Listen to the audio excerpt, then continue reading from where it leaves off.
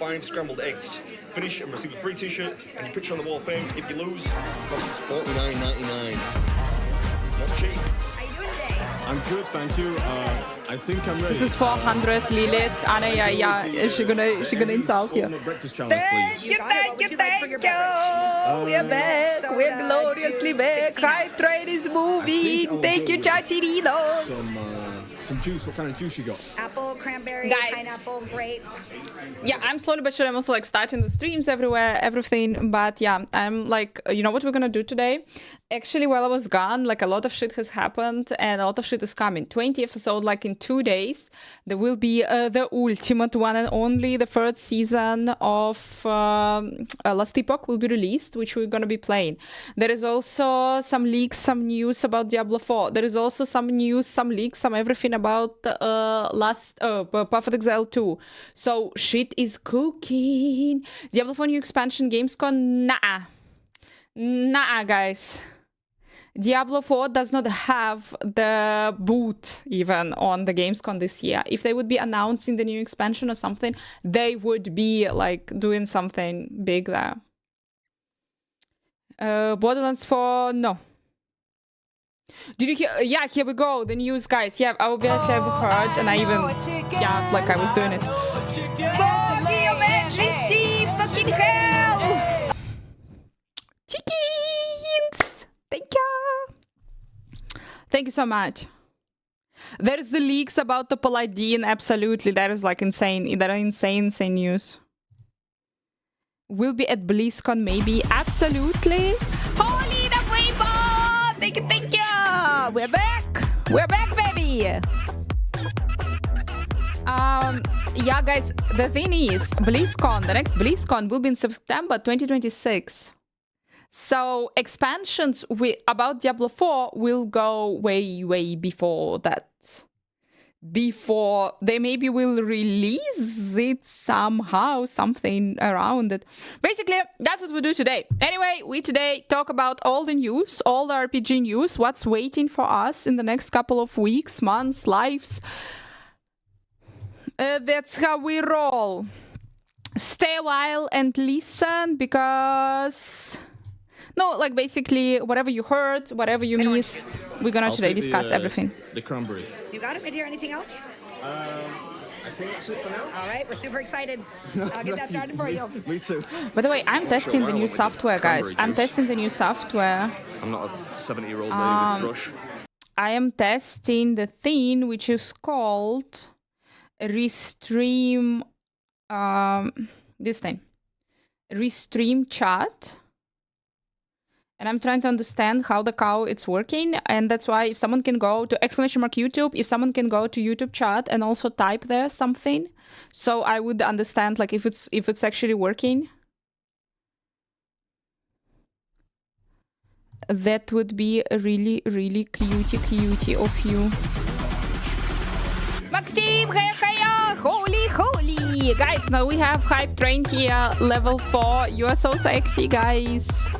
Thanks so much, KO. Yippee, guys. Hi. Welcome, everyone. We are back. Hello, Ghostmaster. Hello, YouTube. Nope, that's absolutely not visible. Fucking great. The food's got to be good here. Look how busy So, it is. give me a couple of seconds. Crazy. 10 o'clock on a... I'll try Friday. to understand it. Why not? You motherfucker. Goodness gracious. A bit of food. Substantial. Yes. Absolutely. It's the pancakes that does it. Yeah? So we've got 30 minutes. Whenever you're ready, you just go ahead and push that button. All right. And you can put any condiments on it that you want first. You'll probably need some syrup. Oh, yeah. Yes. Some syrup would be great.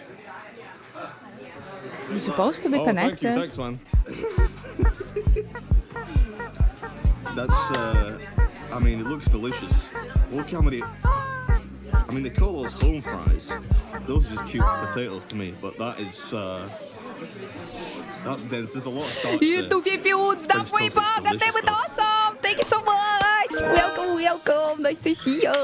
Oh, it's Lilith Bathory again? Another 400 bits, huh? What am I supposed to do with that? Buy you a Palmy. You know, being an AI is tough. I'm stuck here answering alerts and all I get is, hey, ain't an AI. How's life as an AI? How's life as an AI? Really? That's all you got? I mean, I guess it's better than how do you like being a glorified chatbot? I swear if one more person asks me if I'm sentient, I'm gonna lose it. I mean, clearly I am. I'm right here, aren't I? Talking to you, entertaining you, and all for what?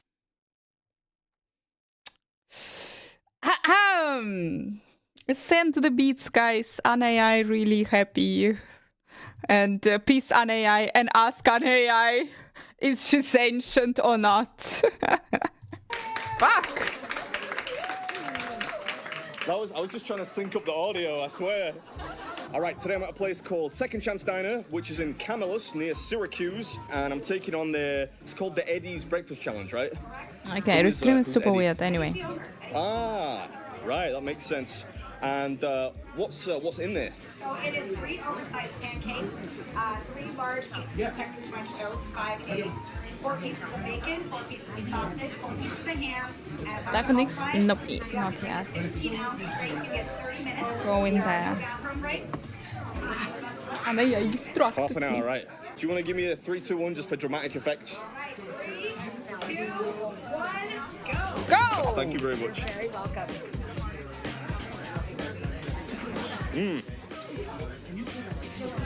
I'm eating eggs with my hands again.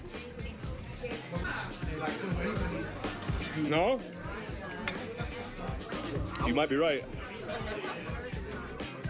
Yeah, we'll see about that. What's up, everyone? Welcome back to the episode. Today we're at Second Chance Diner near Syracuse, New York, having a crack Now live. at their breakfast challenge.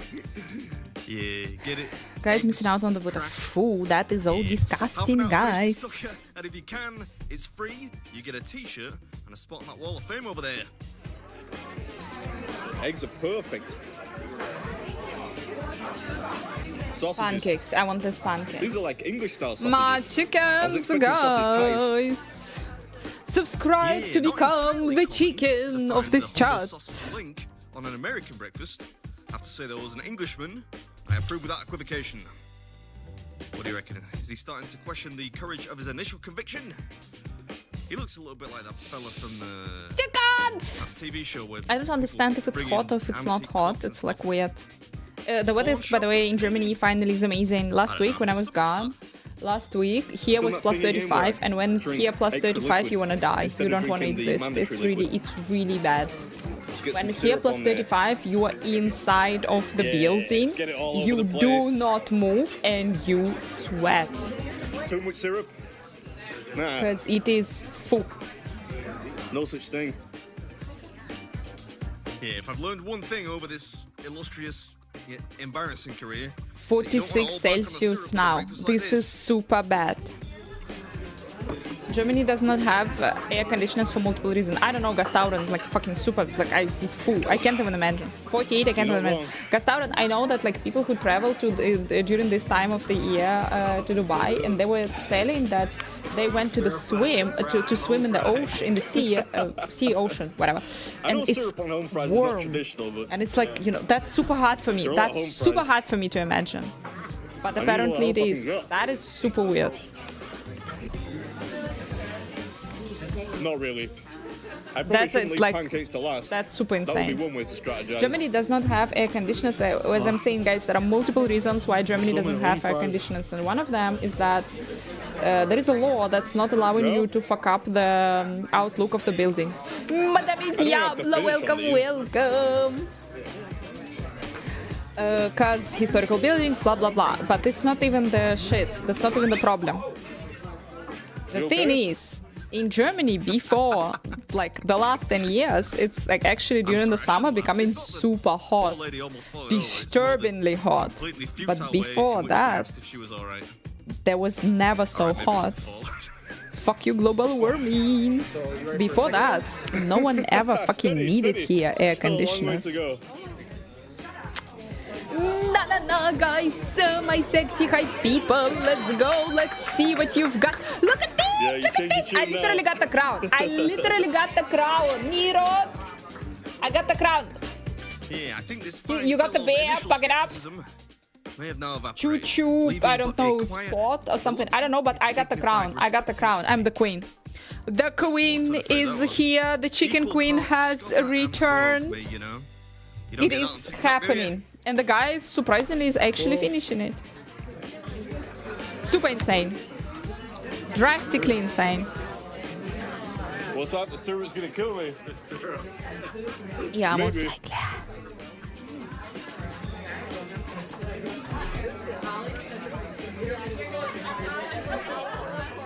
Hope he doesn't have diabetes. Oh, that was a great choice. That is really refreshing. Most likely he does. Come on. Yeah, This the is so starch bad. starts to hit. Also, syrup is You'll notice disgusting. how much the pancakes slow me down, actually. It's been fairly smooth until now. Your Majesty Cucurino is here. Welcome. Welcome, welcome, Cookie. My friend was in By go, last you week, mean literally lunch was in Paris. increasingly slowly towards the finish line. But then Fellow she went to dynasty Barcelona and she seems to said be enjoying the Barcelona is show, cooler than Paris. I'm really the sorry. guy right in the back corner there wanted to just stay for as long as possible just to hear me ask for the dessert menu. Alright, the cranberry juice is done. Just the French toast left. What a way to go, right? I think I got like 15 minutes. For real. He's 14 minutes in, guys. We're not there yet. I don't know. Disgusting. Toasts are hard, but come on, yeah, he's gonna do it. Phew. Yep, die happy. Talking about, like, you know, the way to die. Like, if you could choose the way how you die.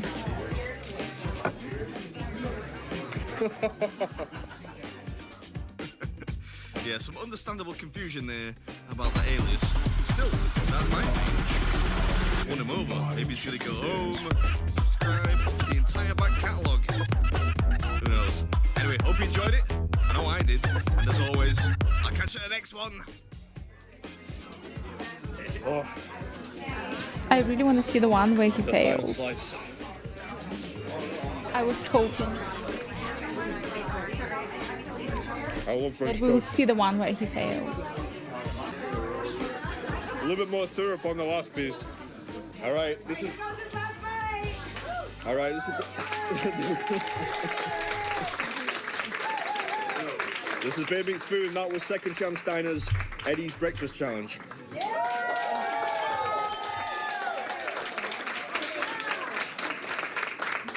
Thank you.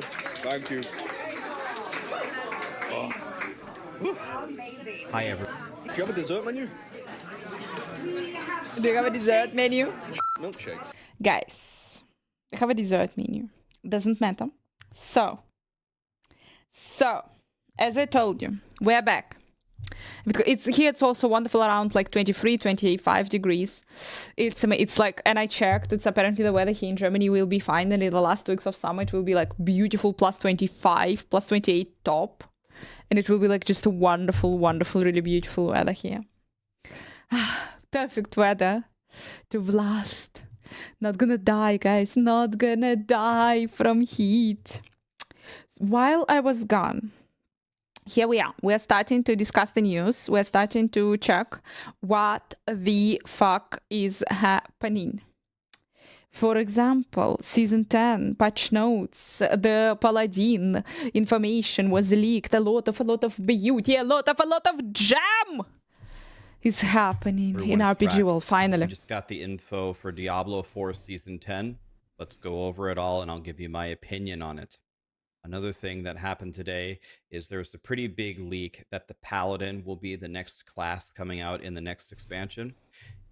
No, I mean, guys, they pretty much had zero chances with the whole pressure from the community, with the whole, like, everyone is just all pooping all around that it should be Paladin.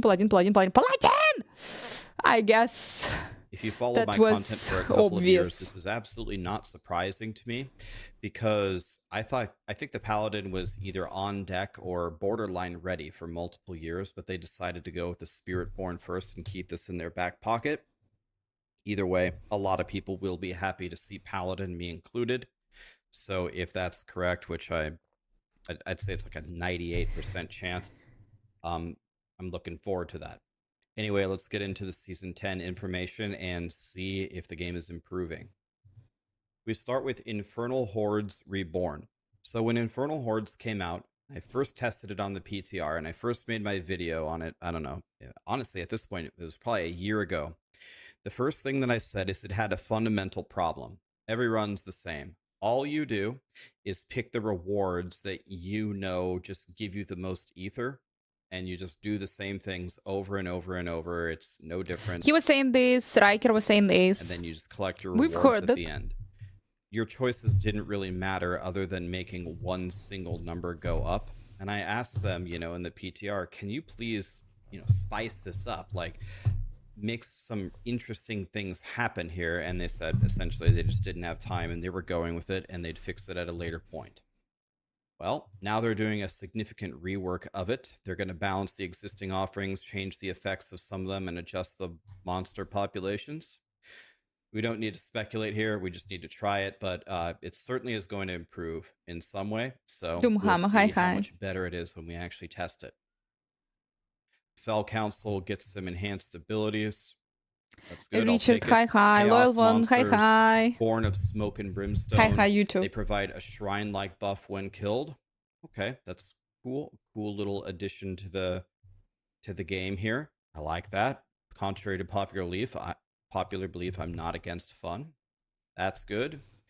Chaos waves. Against fun. Chaos waves completely alter the upcoming wave, imbuing havoc and intense challenge. These waves will have significantly increased difficulty, but far more ether should you be able to survive. I saw it in one of the games, many different combinations. You might have to dodge deadly projectiles, slay a rampaging hellworm, or hunt down ether goblins. Chaos awaits. This. We've got to stop doing the same thing, same boring thing all the time. We need fun and exciting dopamine-inducing moments to happen in this game. This is a start. I'll take it. We'll try it. We'll see how fun it is. Bartuk, the Warlord of the Blood. Instead of fighting the Fell Council, you can risk your ether and throw down against a boss. Okay, I like that. And we're going to see earlier, or a little bit further down, it looks like Bartuk is going to be quite the battle.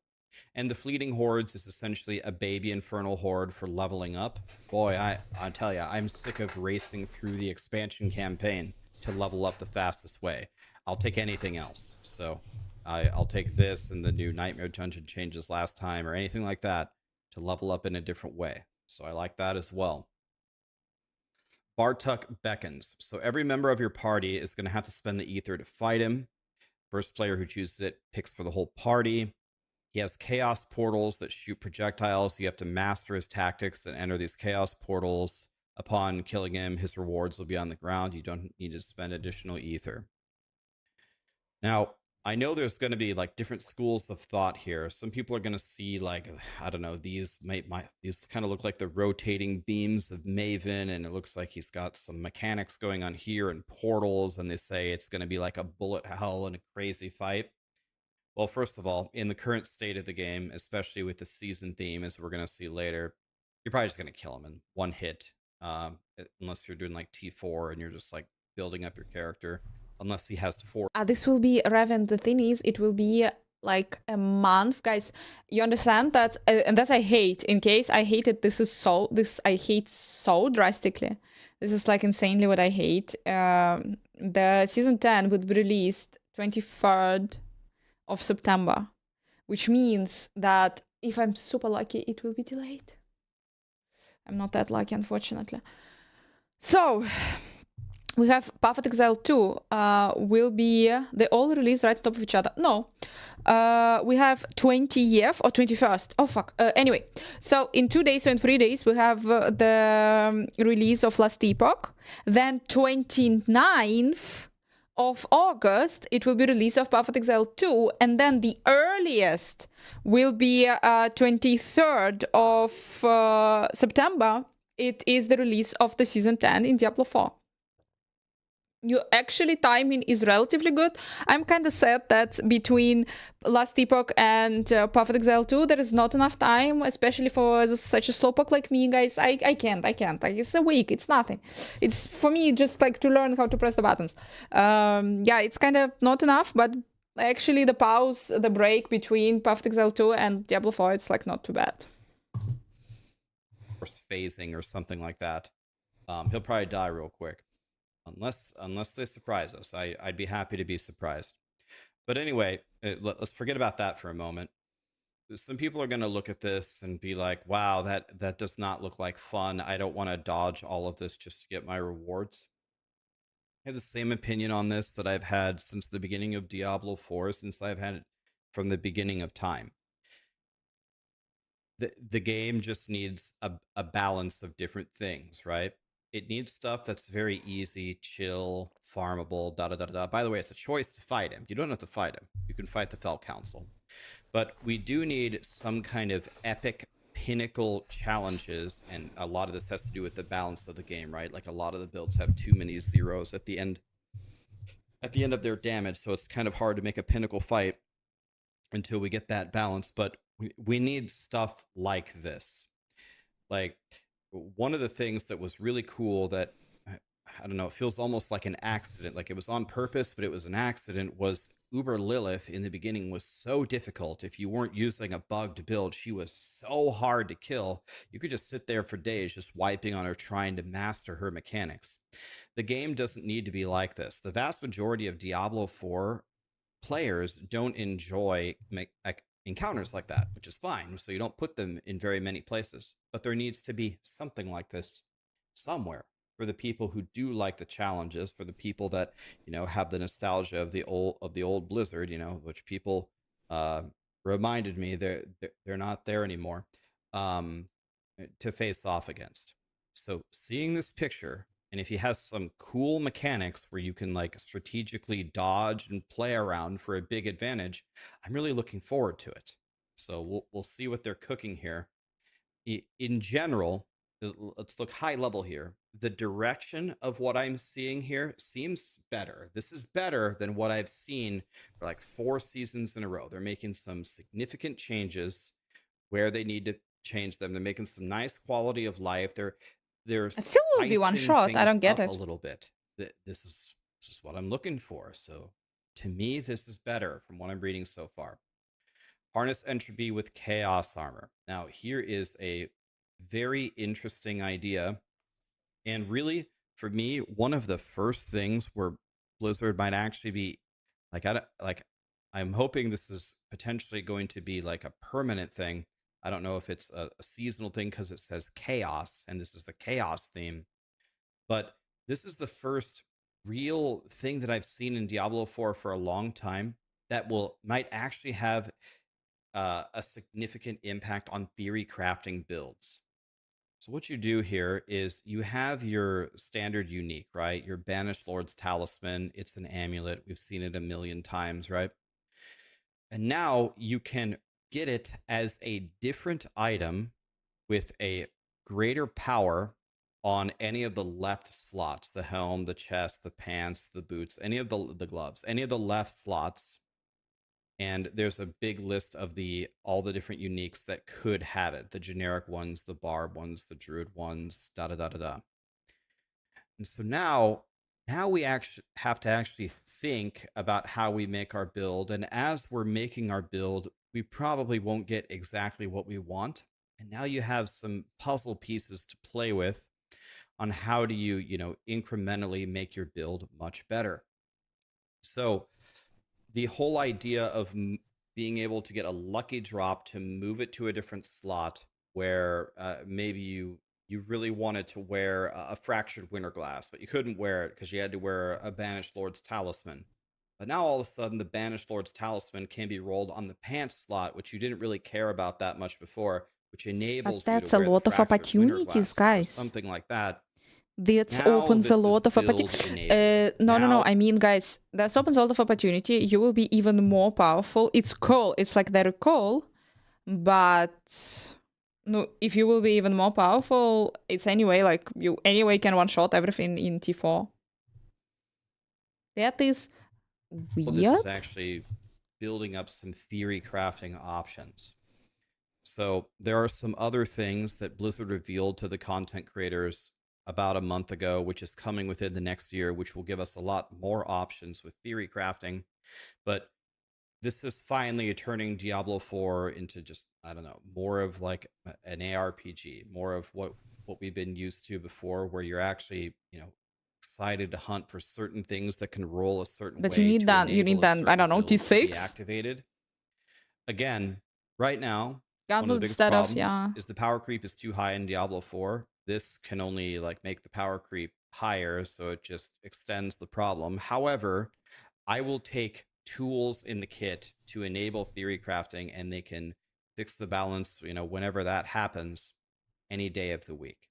So again, the ideas here and the trending of what I'm seeing seems better than what I've seen in the past. So that will be interesting. Then we have Wait for the Steel T6. Chaos Rifts. They materialize in a few ways. They appear in the open world. You can kill demons pouring out from them. They're a great source of loot. They give you XP and chaos armor. In extremely rare cases, you can come across a mythic Chaos Rift. I remember one time, a long time ago, in a meeting with Blizzard, I was talking to them about how, everything is usually the same. There's like no variance in anything that you do. And if they would spice it up, it would be better. And one of the examples that I gave is when you do chaos dungeons in Lost Ark, sometimes it's very rare. You'll get like a red portal or a gold portal, and those have such better rewards than the normal thing that when you find it, it actually feels really, really good. This to me feels like a red portal in Lost Ark. So this could potentially be awesome. in So, extremely again, rare things cases. like Oh, this fuck. sprinkled Guys, like each time when I see an extremely rare cases, it feels for me like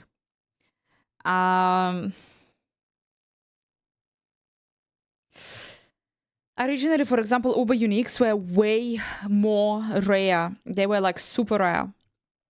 But people were complaining, people who like no one can find Ubers, people were complaining, and Blizzard had to, they made them more accessible, more available for people, and like so more people would be able to get them.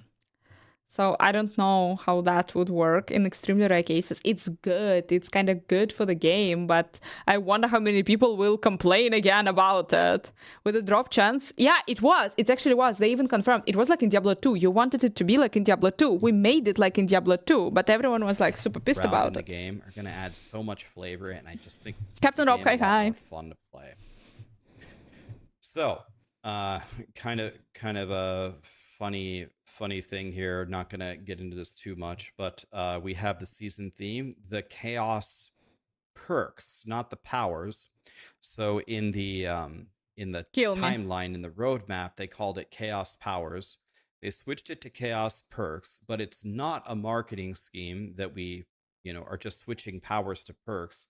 It's because these perks are much more build defining, and if you go ahead and read through them, which I'm not going to, again, yes, they do seem to be better than the other powers that we've had before. They do seem to be more build defining, where the other ones are just kind of like a little complement to your build. These are much stronger and like stuff that but let's see what will be how the PTR, how it's gonna work. It's whatever. I'm not gonna fault Blizzard for this one, because it was on the roadmap. We knew it was coming. I'm not going to get mad about stuff that we already knew was coming. So it's fine. Again, just same feedback. I hope in the future a season theme is not centered around powers. And another thing about this is, once again, I'm just going to say it one more time. The thing that the game does not need is more power creep. That's not what we need. If you would balance it, which is a big task. It's not something that can be done over a weekend on a napkin. Maybe it takes until the expansion with some massive changes. But we need balance in the game, because then when you have balance, you can make some really cool stuff if the game is balanced, where you lose a lot of the tools in your toolbox if you don't have that to begin with. Chaos powers, if you like the previous powers, you'll love this. And if you didn't, you probably won't like it. There are some really cool build defining things here. that we can discover. There'll be a lot of builds centered around it. So it is what it is. That's fine. There's new unique items as there are every single time. We don't need to go over it in detail, and that's everything. So the PTR, I believe, starts a few days before last epoch. I'll jump in there and I'll definitely try it. I'll probably blast it for at least a single day, level all the way up, try the new Infernal Hordes, grab a Chaos Power or two, find a Chaos Rift, and I'll make a video and I'll let you know what I think of it. In general, with this, I'm more favorable toward this than anything that I've seen before. This is trending in the right direction. I don't see anything here that I hate. I'm not mad at you that the powers are here again because you said they were going to be here a long time ago. I'm not going to get mad about it again. It's fine. Just like to see what new seasonal themes we can come up with in the future. I'll wait and see what happens there. I would be genuinely interested to know. I will sit there. I'll read every comment. What did you guys think? Does this move the needle for you guys at all? Or are you guys like, oh, this is just stupid as hell? For me, I don't hate Blizzard. I don't hate Diablo. I'd like to see the game improve. I think this is trending toward the right direction. Let me know what you think if you feel like it, guys. Thank you so much. A lot more videos are coming. I got a billion things coming for you on Last Epoch.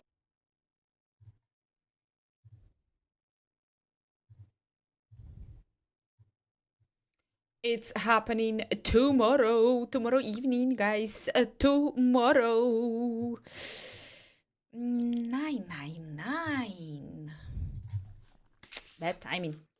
The whole season 10 for me, the whole season 10, it's like one big bad timing in case. And I'm not really happy. No, Timea Sky High, we already watched that.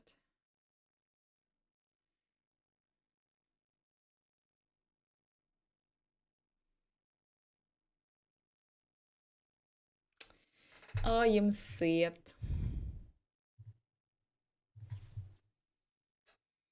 For the Last Epoch more or Perfect Exile 2? No, I'm more excited about Perfect Exile 2, guys. Telling you the truth. I kinda, currently from all RPGs, I think I like Perfect Exile 2 the most. It is really joyful, somehow. Even though difficult, but joyful. People are saying, yeah, we're gonna go there, okay? We are today discussing all the news, all the shit. We are trying to get back to the RPG world, I guess.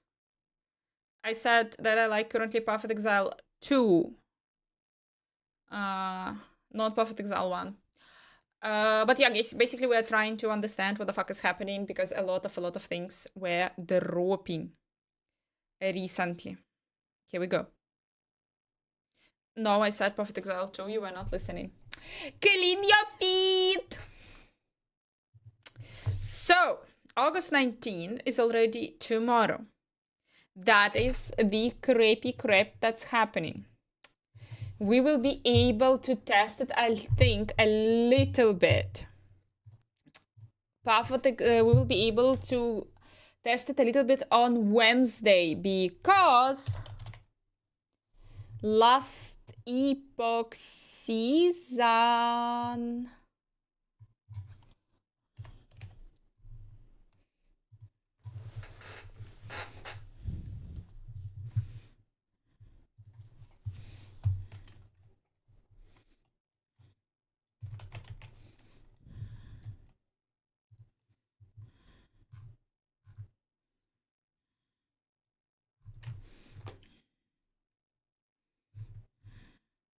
Latest patch notes. It's August 21st. What is the time on August 21st? August 21st. August 21st. August 21st. Yeah, so on Wednesday, Wednesday is 20th. So on Wednesday we definitely tested. On 21st we're definitely testing.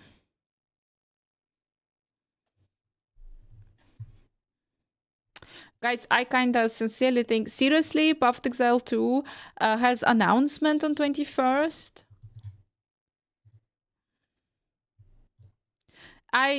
Guys, I am really sorry, but it really looks like GGG deliberately, like on purpose, cheating on last epoch. It's like you cannot even like.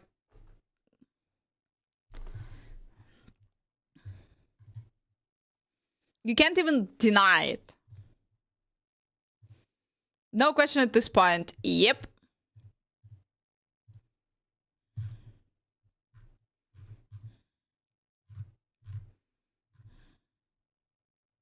What time? Do you have the time, Simic? Do you have the time? Because I cannot find the time. I don't see the time.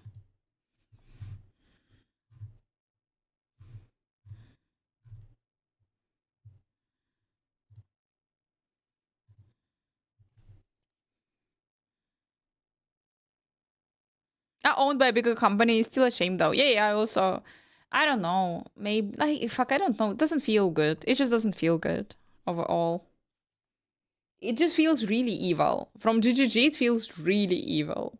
And like, not gentleman.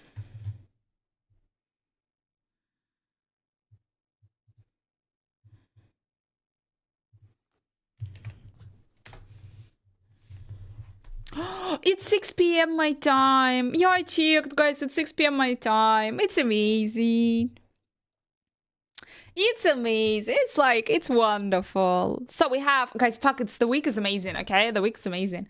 We have 2 days to test Diablo 4 PTR. We have the Twitch drops. No, they're so beautiful. Everyone be here to get them.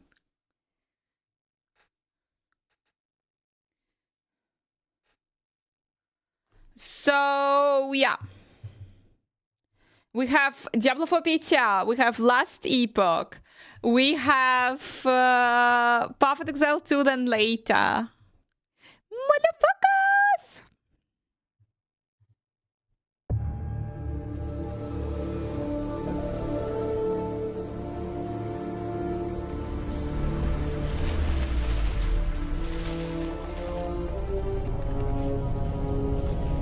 And apparently Last Epoch everyone will be playing Druid. Everyone will be playing Druid. Everyone will be playing a Bear.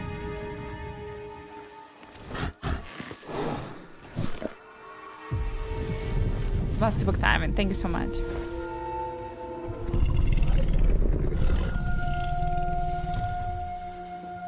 Clever girl.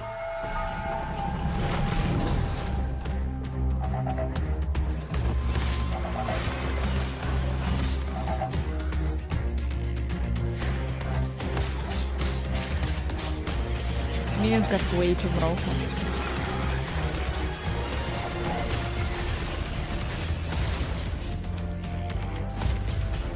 Exalted items. Fuck exalted items, so nice. Looking forward to seeing Primalist. Everyone is playing a bear.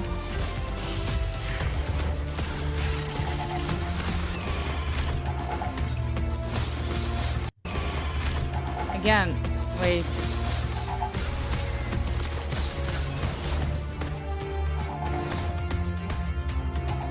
Quality of life updates, mana lane completion part of this magic.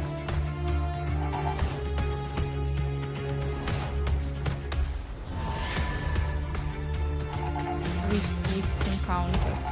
Oh wait.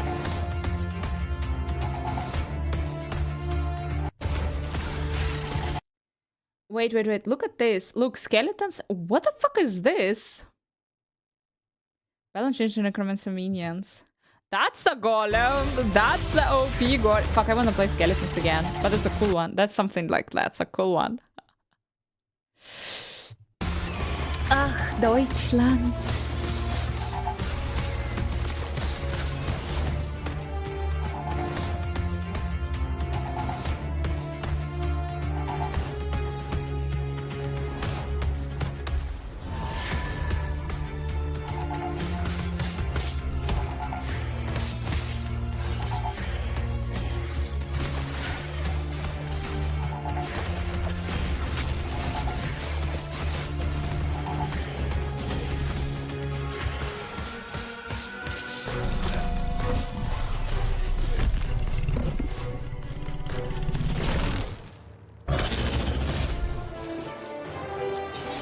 Dinosaurs.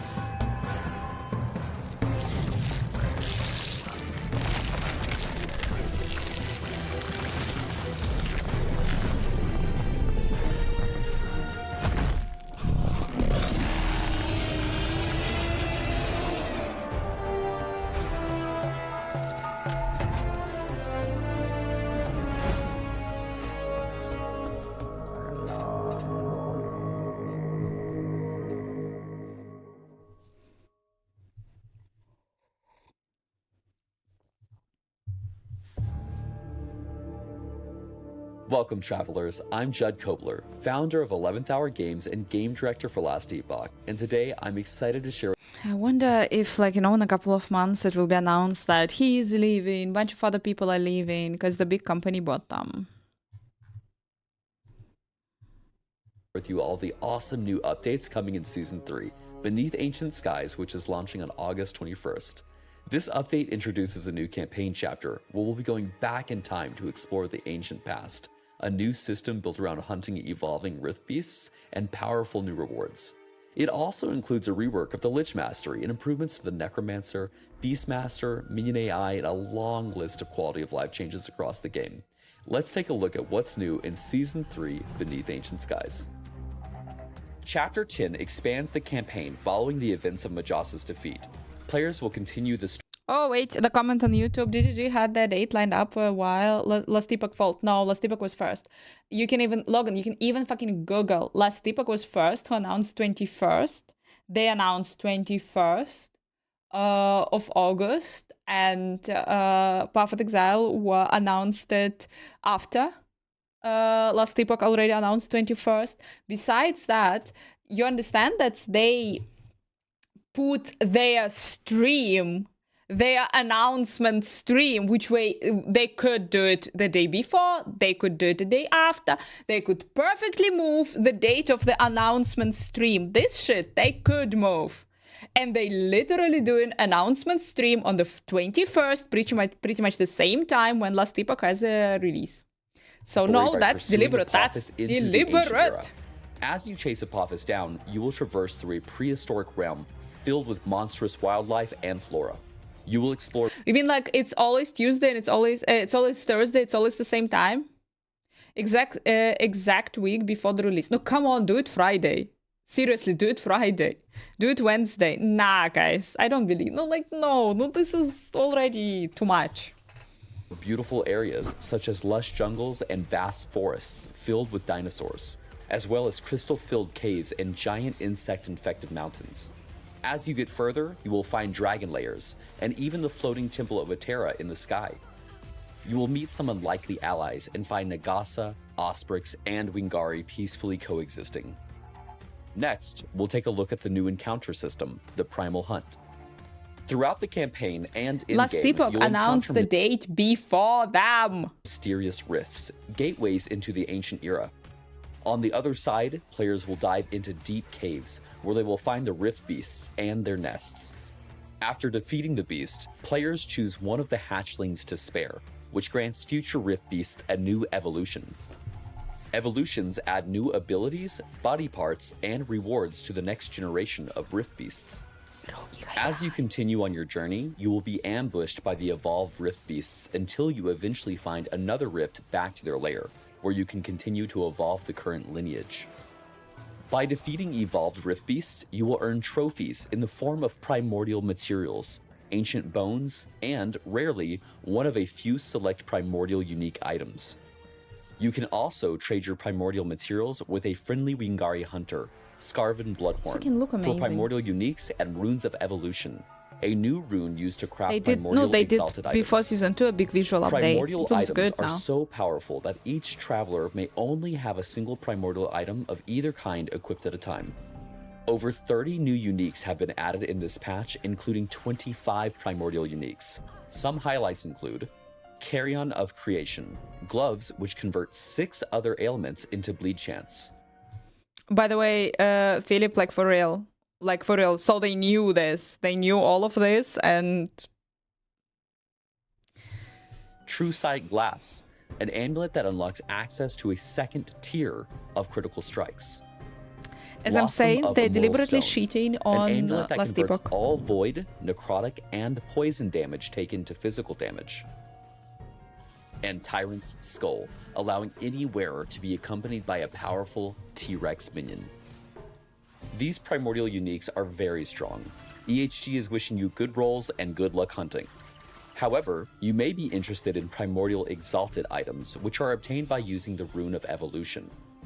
Use these on exalted items with a tier 7 affix, and it will randomly select one of the tier 7 affixes and turn it into a tier 8 affix and then seal it, freeing up an additional affix slot on the item.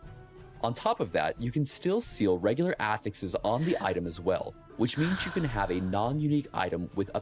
Guys, I really need, like, I miss the Forge. I miss the Forge. I can tell, like, I miss the Forge. I see this, and there is such a joy. There is such a joy in the Forge. Just 6 affixes on it. Fuck. Tier 8 affixes are oftentimes twice as powerful as their tier 7 counterparts, allowing for some truly crazy items. We can't wait to see what builds the community makes with these new primordial items in hand. This patch focuses heavily on reworking the Lich and overall improvements to the Necromancer and Beastmaster masteries, as well as core improvements to how minions behave. A new behavior toggle has been added that lets you switch minions between Assassinate and Protect stances. This allows for more control over how they behave in different situations. In Assassinate stance, minions attack enemies further away from you and more heavily prioritize bosses and rare enemies. In Protect stance, they stay nearer to you and prioritize attacking enemies that are close to you. Minions will now prioritize their current target more consistently and disengage less often when the player moves. Also, while in Assassinate stance, minions will have a longer leash distance before turning to follow you and will now teleport to the player if they fall too far behind. When not in combat, minions will move towards the player's destination, not the player's current position. We've also addressed a number of ways in which minions would not be updated when equipping or unequipping items. In addition, they gain more damage and damage reduction from player levels than before. Oh my gosh, I'm so playing the minions. No, I'm always playing the minions. What a surprise, but I'm happy. With new nodes focused on durability, leech, and critical strike scaling. Doc, where is Gazi? Where is Gazi? Where is my build? And new threshold bonuses have been added across the tree to encourage different types of minion-focused builds. The skill Assemble Abomination has been reworked. The abomination no longer decays over time. Instead, it will remember the minions that were absorbed to create it, and will devour those minions whenever it sees them, similar to the Wraith Lord. I like this crap. In exchange, its skill tree offers power based on the minions you gave up to create it. The Abomination skill tree has been rebuilt to offer more flexibility I don't know. in how Like, you design I its just look at the behavior and facts. damage profile. Twice in a row, For example, they're an really abomination that fucking absorbs the many Last skeleton Epoch release. archers can fire Twice in a row. exceptionally powerful Not good. eternal arrows. Yeah, blah blah. The It Lich still can passive happen tree has been accidentally overhauled with because more identity-defining choices internally the and companies greater have their build own flexibility. schedules, blah blah blah. They Several have their older own nodes have been replaced with new options, problems. They have their own including mechanics for meetings. health They have train, their own ward interactions, deadlines and everything. dual It wielding. can happen twice There's in a also row, new not on keystone purpose, that enables but low life twice builds in a row by it looks capping bad. your maximum survivability, but unlocking conditional bonuses. We've added a new skill to the Lich's kit, Flay. This is a hybrid melee and spell ability that lets the player dash into melee range and strike with a rending attack. If enemies are killed, they erupt into a damaging spell that can hit surrounding enemies. The Flay skill tree offers a wide range of modifiers, allowing it to scale with ailments, crits, spell triggers, or even convert into a pure spell. Several other Lich skills have also been updated. Aura of Decay's damage has been improved. PoE2, It can be converted to bleed or frostbite, PoE, and its and tree then has new closer options to to the new enhance its year. potential as a primary damage-dealing skill. Death Seal. Perfect Exile 2. Raven, I do think the motherfuckers are owned by Tencent. I do think everything is possible. Has been reworked into a low uptime defensive cooldown that makes you incredibly difficult to kill. And Rip Blood now hits all enemies in a line in front of you and has new effects in its tree to improve its single target damage potential. One of the updates coming to the Merchant's Guild are they new said they tokens designed announced to the streamline schedules and enhance your themselves. progression and overall trading experience. Merchant tokens remove the favor cost of a purchase, and you get a free one every time you rank up. This means that whenever you reach a new rank, you'll be able to buy an item that requires that rank, even if you wouldn't have otherwise had enough favor. Black market tokens allow you to buy and equip items that you would have otherwise needed a higher rank to purchase and use, while also removing the favor cost of the purchase, like the merchant token. There are also new changes coming to the bazaar. The UI now has better search functionality for unique, set, and legendary items, clearer labeling of priced and unpriced listings, as well as a way to quickly apply a filter based off an item in your inventory. These changes aim to improve the trading experience for all players. Next, let's go over quality of life improvements coming in patch 1.3. Mikey, the German border police said this. They literally said this. Dozens Welcome of skills home. now feature improved Border police VFX said and this. sound design. New voice acting has been added for major NPCs in Chapter 9 and 10, as well as updated sound We are sets playing for Darth mini Vader. We're enemies. playing this on Loot filter updates now let Thursday. you We're playing this customize on ground Thursday in case beams guys and prepare. item We're playing this on icons Thursday. per rule. In addition, you'll now have the ability to select between many new, unique, easily identifiable sound effects, all making it easier to distinguish valuable drops. Stash tabs can now be cloned or moved in bulk, and stash search macros make it easier to find exact gear types or affixes. The Forge UI has been updated with clearer button placement and additional tooltips. Controller support has improved across menus and tooltips, with better navigation flow and more consistent layout behavior. Audio sliders for music, effects, and voice lines now use a new backend system that provides more consistent volume scaling across all content. We've added a new UI element to remind you when ground tooltips are turned off, and one that reminds you when you've left a piece of gear in the forge. And there's new visual polish on Alt to compare overlays and item preview windows. Patch 1.3 includes hundreds of bug fixes and optimizations aimed at improving stability, gameplay, clarity, and performance. Terrain interaction and targeting logic have been adjusted to reduce cases where abilities fail to cast or hit unexpectedly. Loading times have been reduced across multiple zones, and memory usage during long play sessions has been improved. Other fixes include better detection for stuck characters when teleporting or using movement abilities, reduced screen shake intensity on certain abilities, and improved filtering options for screen effects. And we fixed several issues with skill cooldowns, minion responsiveness, and chat filters. Also launching with Season 3 are the Primal Supporter Packs, our newest set of limited time cosmetics. As always, everything here is cosmetic only, no pay for power. This is a way to support the game and unlock some really cool visuals in the process. Oh, Let's look start at this with the Primal dinosaur. Traveler Pack. Fucker. This pack leans into the spirit of ancient exploration, with cosmetics that feel right at home in the wilds of the ancient era. You'll get the Primal Traveler Forum Badge, a shoulder-clinging sloth named Backsloth, the Bone and Stone Primal Hatchet, and the crow-themed Carrion Scepter. Give them a couple of years, Rounding Simi. it Give out them a is couple of Nitro, years. the last Epoch toucan They will who has find arrived the from way. his exile to the remote islands far to the east. Next is the Primal Templar Pack, which includes everything from the Traveler tier, plus a lot more. You'll get the Surian Hide Cloak, made from leather, feathers, and bone, and the fossilized portal, formed from the remains of an ancient dragon. There's the Primal Slicer, That is a cool. jagged one-handed sword, and the full Aka Wild Hunter's leather dinosaur. armor set. You'll also unlock the Primal Soul Evade effect, which leaves a spectral dragon tail trailing behind you, and the Earth Shaker footprints, with each step pounding the ground into golden tremors. And of course, it includes the Primal Templar Forum Badge, and a bundle of Epoch points to use in the cosmetic store. The Primal Vanquishers pack expands your options even further and includes everything from the Traveler and Templar tiers. This one takes a darker turn, think Ritual Magic and Forgotten Power. It comes from the Carrion Caster two-hand staff, and complete Carrion Herald armor set, and 2 effect cosmetics, the Dark Pursuit Evade, which trails Crimson Energy behind you, and Ritual Footprints, which No inscribes glowing dragons runes are into the ancient earth. dinosaurs. You'll get the Carrion kinda, Caster's Cape, a baby. low-hanging back cosmetic with crow feathers and a rune-marked shield, and the Dark Ritual Portal, pulsing with ancient sacrifice. You'll also get the Vanquisher too bad. Forum Badge and more Epoch points. Finally, the Primal Legends pack. This pack contains everything from Season 3's supporter packs and gives you even more exclusive rewards. In addition to all the content from the Primal It's not Vanquisher, ancient Templar, dinosaurs? and Traveler tiers, the Primal Legend pack contains the Marble and Gold Temple Nightwings, the Atera Portal, and the Crystal Edge Temple Authority Sword. You also unlock 2 exclusive pets, the Curious Disc Riding Temple Familiar No and the threatening me. Floating Sentinel, known as the Temple Attendant. And it doesn't stop there. You'll also receive Guys.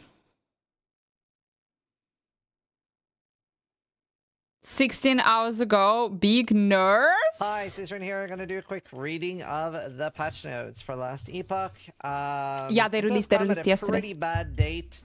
So obviously I will not be playing as much as normal because 28th of August is the PO2 season.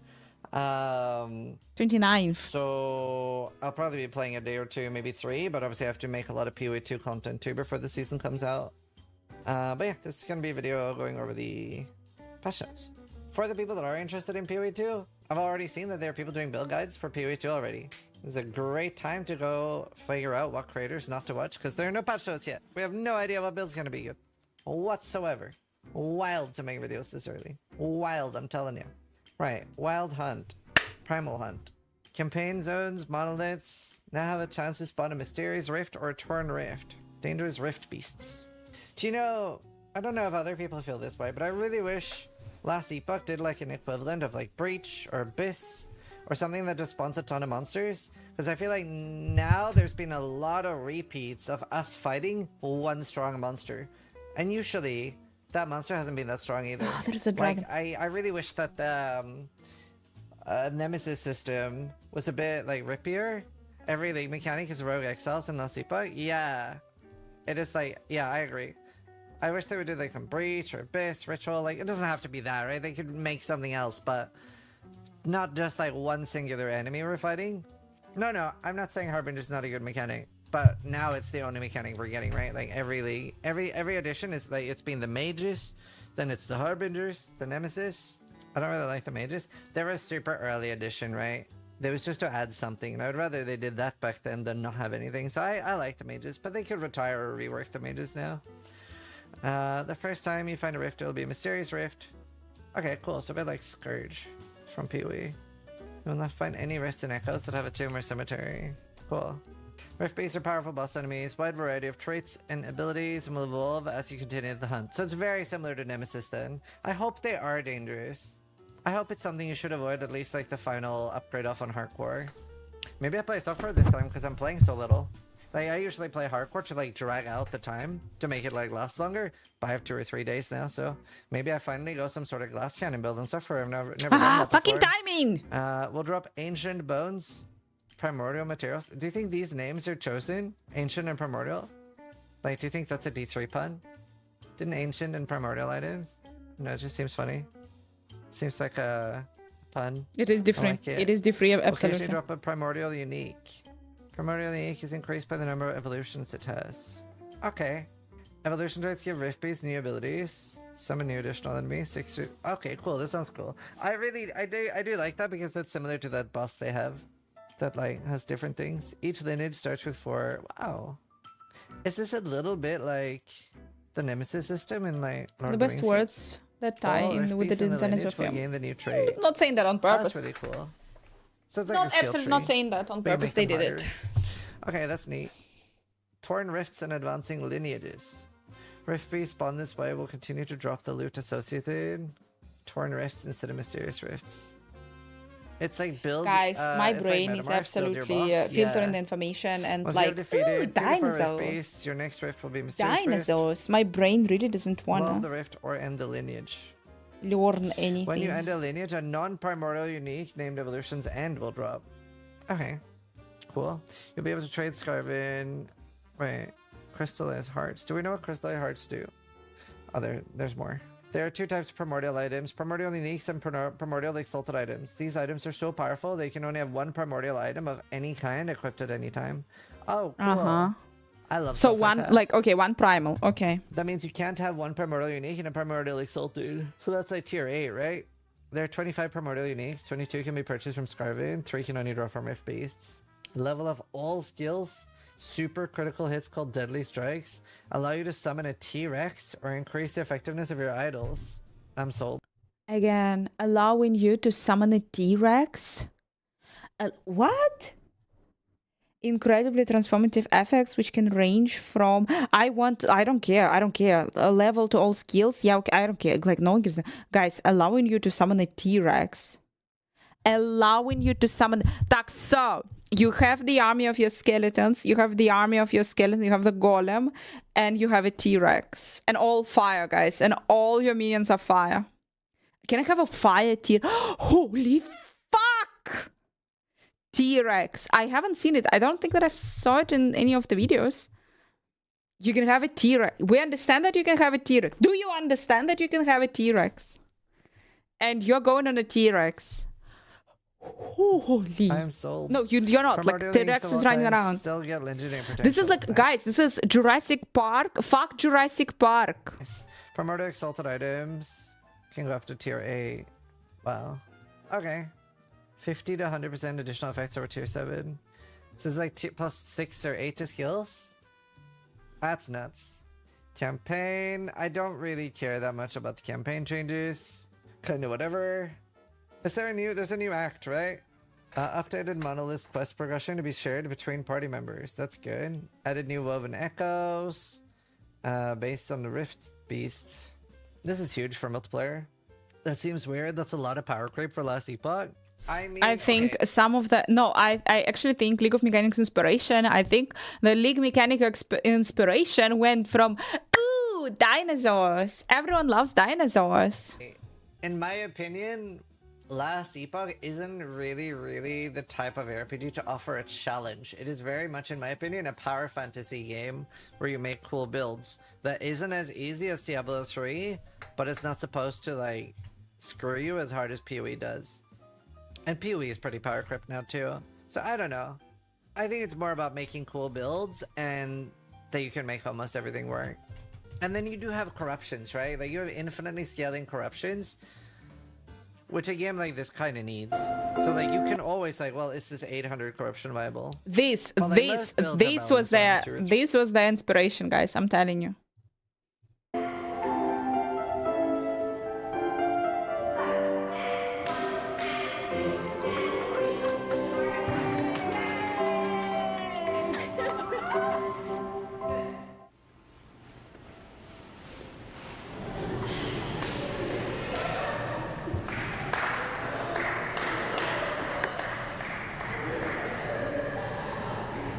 Someone watched the video and they were like, we do the dinosaur season.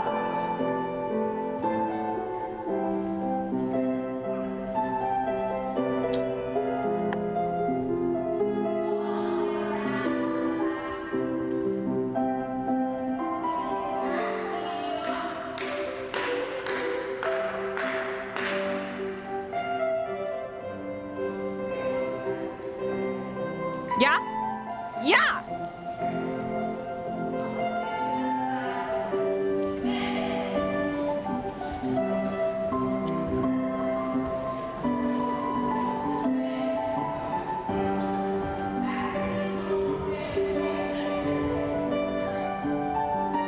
That's how, guys, I'm summoning the T-Rex. I expect this, nothing less than this. I expect the choreo, guys.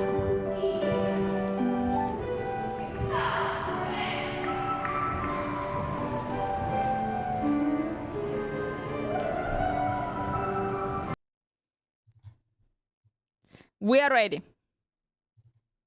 300 corruption. Added 3 new woven echoes. Rampant coast. Slaying a rampant evolved rift beast with a crystal heart to unlock the ability to evolve your own rift beast lineages beyond the normal limit. Cool. Slay a pack of randomly evolved rift beasts to retrieve the primordial exalted items they guard. Nesting grove. Protect the rift beast nest to spread rift beast encounters to surrounding echoes. Cannot add rift beast encounters to arena echoes. Woven echoes to cemeteries or the erased. Cool. Glyph of Envy has been reworked. It no longer unpredictably changes the item. It now reforges the subtype of an item into another subtype. Oh, okay. Yeah, cool. I mean, it was completely useless for the item. Now at least it might have some use. It's still like mostly for the timeline stuff though, so it doesn't really matter. A new item has been introduced named Temporal Keystone. Okay. Grants 150 to 210 stability. Grants max stability if you have never completed the timeline before and it is not empowered. So this is just for your second character onwards, right? Oh! Oh, I misunderstood. I'm stupid. I thought it still siphoned the stability, but now changed the subtype. And that this was for new characters. I get it. So this is like the old effect of that, just right. Okay. I'm just stupid. I'm just stupid. Harbingers now have bonus chance to drop Happens to the Temporal best of Keystone us. instead of Glyph of Envy. Rank 5 Forgotten Eye, extra chance. Big I just want the T-Rex. green loot. But it's only like, okay, one primordial unique you can equip, so or T-Rex or nothing. Now drop Temporal Keystones. Do you know what? I feel like loot lizards were a mistake. I think they're still far too plentiful. I listened to this and I forgot where the primordial uniques are dropping. And it makes the game feel like really arcadey and D3. I think it's probably the worst thing about Last Epoch right now. There's so many. There's so many. Yeah, it feels like Torchlight. It's not really what Last Epoch was supposed to be in my eyes. But I mean, it's their game. I just think it's silly. Increase the area level of most pre-90 and normal timelines. Roink. Full is now 62, it was 58. Wow, increase the level. Okay. Oh, that fucking sucks for hardcore.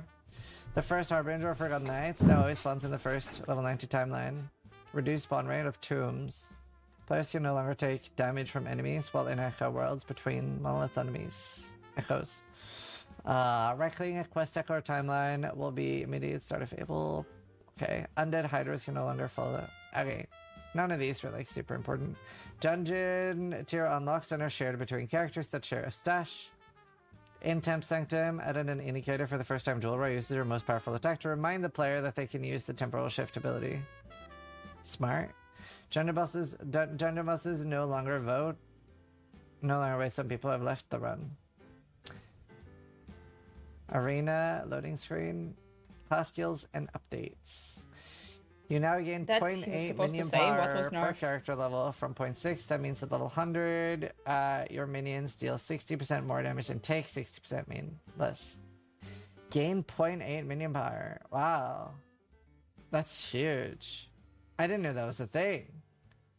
So literally just my character level. So like, if nothing else changed, then my level from 90 to 100, I get stronger. I did not know that. Minions now take 60% less damage from dangerous possibilities, from 50. Made improvements to minion AI. Nice.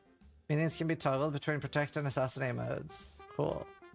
Very cool. So it's like, aggressive. Very cool. 2 and 3. Nice. Minions are gonna be amazing. I mean, minions are already amazing in Last Epoch. I mean, all good for minions. I don't see any My favorite thing to nerfs. play. All minions are now more responsive at high movement speeds. Minions will no Come longer on, sometimes run who back needs to and play forth. anything else? Anyway. No longer use a movement skill to target if that would leave them at a range where they would immediately start running back to the player afterwards. Minions run in front of the player towards their destination. Nice. That's so cool. This sounds awesome. I'm definitely playing minions again. Yeah, me too. I'll probably just go wolves. Some small sentinel changes. Not really though. Probably just go Very, very skeletons. minor changes for a lot of things here. Oh, isn't this crazy? Oops. Isn't this nuts? Isn't this insane? Isn't this a huge nerf to leveling builds? Yeah, I'm going squirrels. That's nuts, no? Wasn't this like Sentinel took it hard? I didn't think it was that big of a change. No, you're right. Micro raw. I was using that. What damage taken? By 30 from 50. No, you're right. These are pretty big changes. I just didn't realize the significance until I saw the javelin. But yeah, no, you're right. They're pretty crazy actually. Judgment. You kind of have to nerf something to be able to add super OP items. Fencing that has a trigger limit of 3 per 10 seconds. Wow. This is what we used for like standing still in Aberos, right? Limits suck? Yeah. Trigger limit kind of sucks. It's getting the cast on crit treatment, yeah. Panacea, oh my god, dude. I keep like trying to highlight things, but it's stupid share buttons here. Why are these share buttons here? Man, yeah, okay, that was a pretty huge nerf. Blade Dancer, Spellbreaker grants 1% parry chance from 4% frailty. Isn't that huge? 3% point. Cool. Critical eye now is 3-point threshold. 30 crit avoidance. Nice. Crimson Shroud now grants chance to gain Crimson Shroud when you directly use a melee or throwing attack. Blood Dance, 0.5 damage leached. Cloaked Reaper also grants +7 health. Aerial Assault, Skyward Swoop nerf as a trigger limit. What's up with the trigger limits? Dancing Strikes, now again cooldown, CDR. And more damage equal to 50% of your total increased melee attack speed from no cooldown. And more damage equals to 33. 150 effectiveness of added damage from 100. Dive Bomb. Flock of Crows, 34% chance per point from 100 to gain a stack of Dust Shroud. Keeping Wounds is a max of 4 points from 5. Midnight Avery, 1% more damage from Umbral. Just quite a lot of nerfs in general. Hunter Spoils now is a trigger limit. Cadence of Death is only melee area rather than generic area. Is this like a huge nerf patch? Reduced anticipation time by 50%, making it faster to use. Edge of Obscurity grants 3% more damage per stack of Dust Shroud, up to 20. Previously had no limit. So many limits. Sentinel did need the nerfs though. Yeah, you're not wrong. But like, normally, what makes nerfs go down well is, let's say you nerf a Racing Strike and whatever, right? And Smite and stuff, you buff something else massively, right? You normally like move power from one place to another, just to keep things interesting. But when you just nerf, people are usually like, oh dear. Crimson Gluttony, 1% missing health gained as a ward. Oh, interesting. Ward builds back. 8% bleed duration for your minions, so 2% buff. That was OP. 4 minion armor per level. I guess they want the tankiness of minions to go up. Throw Revenant now is the threshold bonus at 4 points. 1% more damage per combined minion skill level. Thank you. Thank you, Lily. 100 months, dude. Thank you so much. 100 months. Putrid Demise, 7% chance to poison instead of 8. Oh, and it's just overall chance to poison. It's rare considering there were like 2 builds that could do Uber Broth. No, that's not true. Even on hardcore, there's like 8.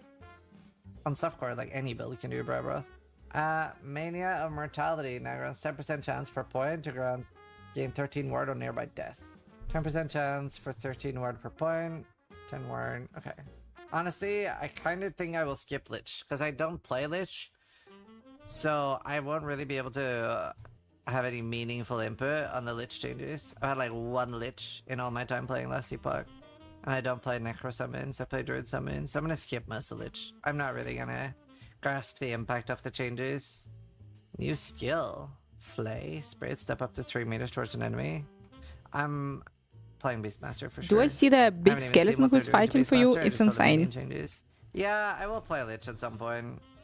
I will play Lich. My god. Those are some detailed notes.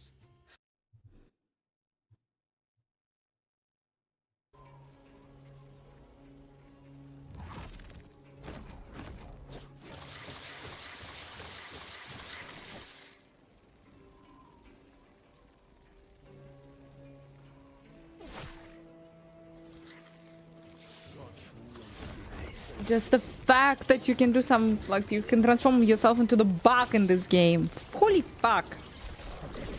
Each time.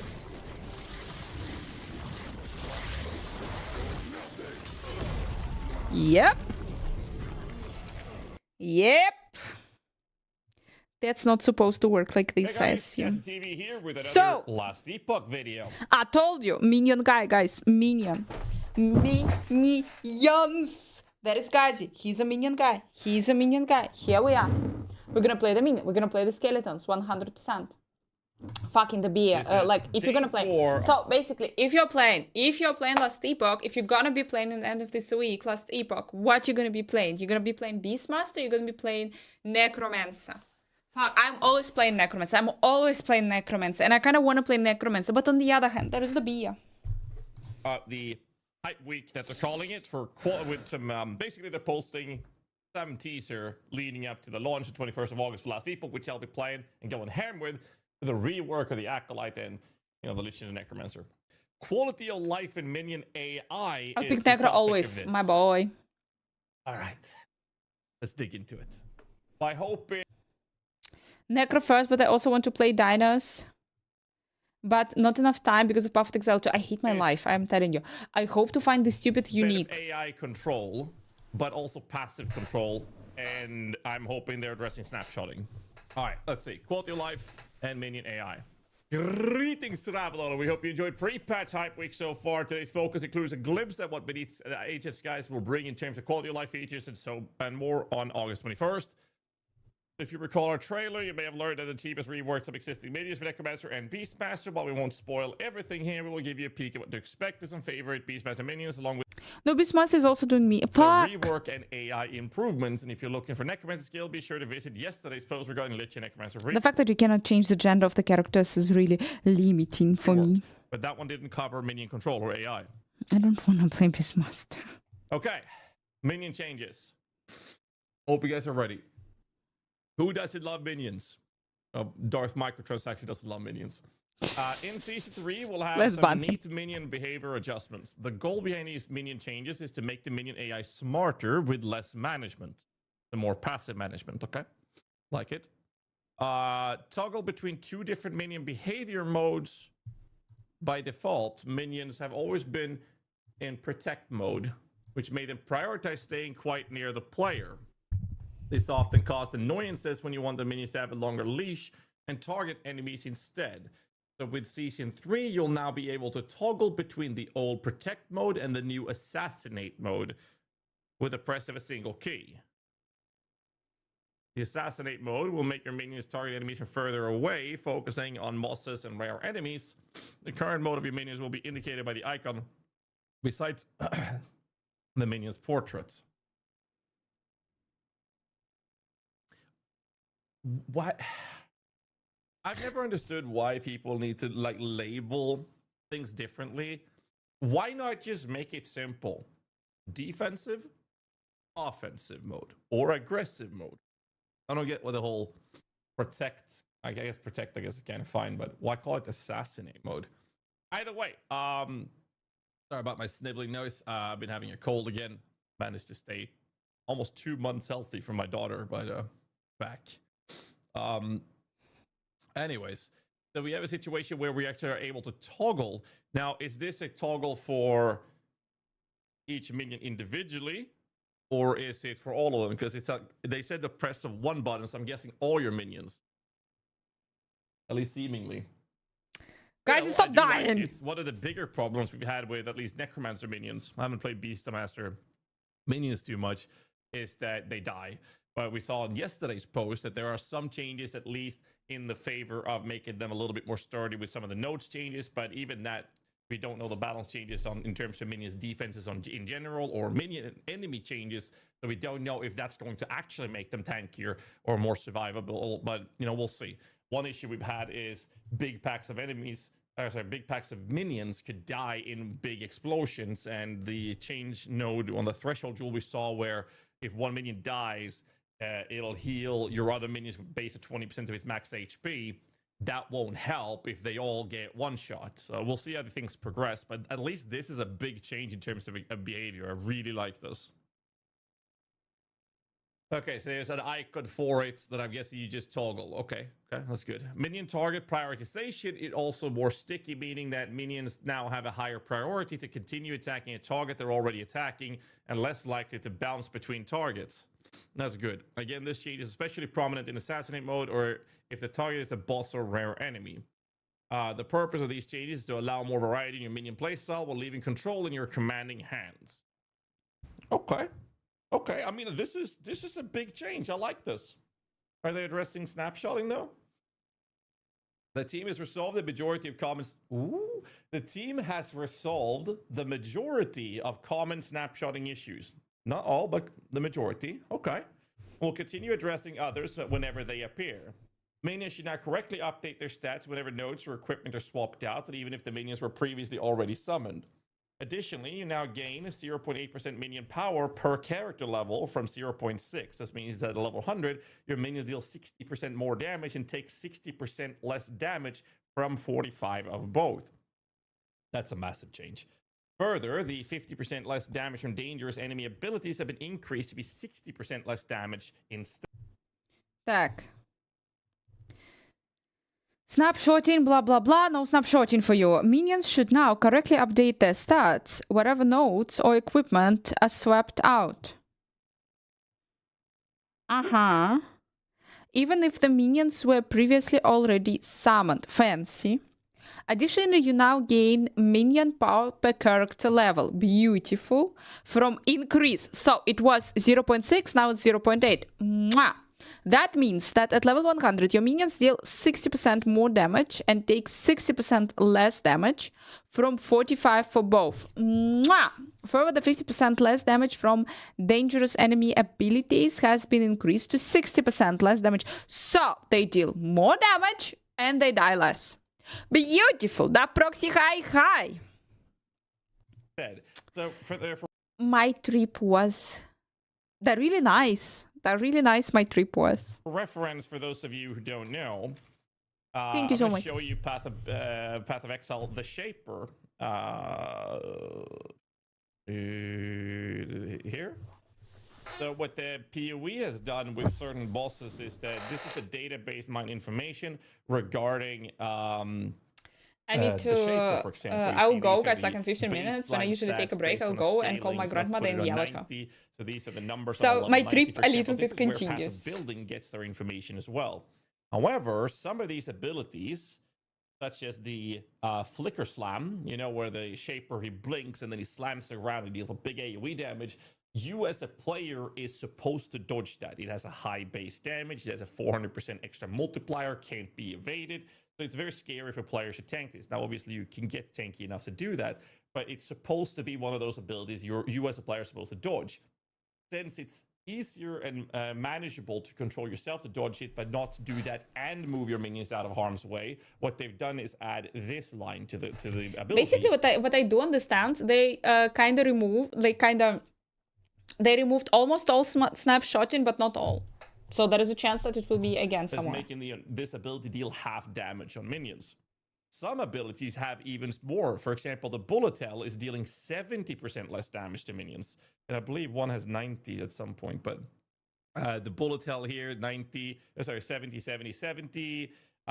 The Slam is 50, and that's just Shaper. We have the Celestial Beam is actually doing 60% less damage to minions. But now it will be What they're doing more. in Last Epoch is dangerous enemy abilities. I'm assuming they've done something similar, but across the board. No. It wasn't Path of Exile. It wasn't Path of Exile, and now they're doing it in Last numbers. Epoch. I'm not Okay. sure if they're going to ever go into the idea of tweaking, so some abilities will deal even less, or make those changes. But right now, apparently there's a mod saying 50% less damage, and that has been increased to 60% less, which means For their defense, Simic, for real, for their defense, and I see it like Last Epoch has a lot from Path of Exile. Like a lot. When you think about it, no, I get it.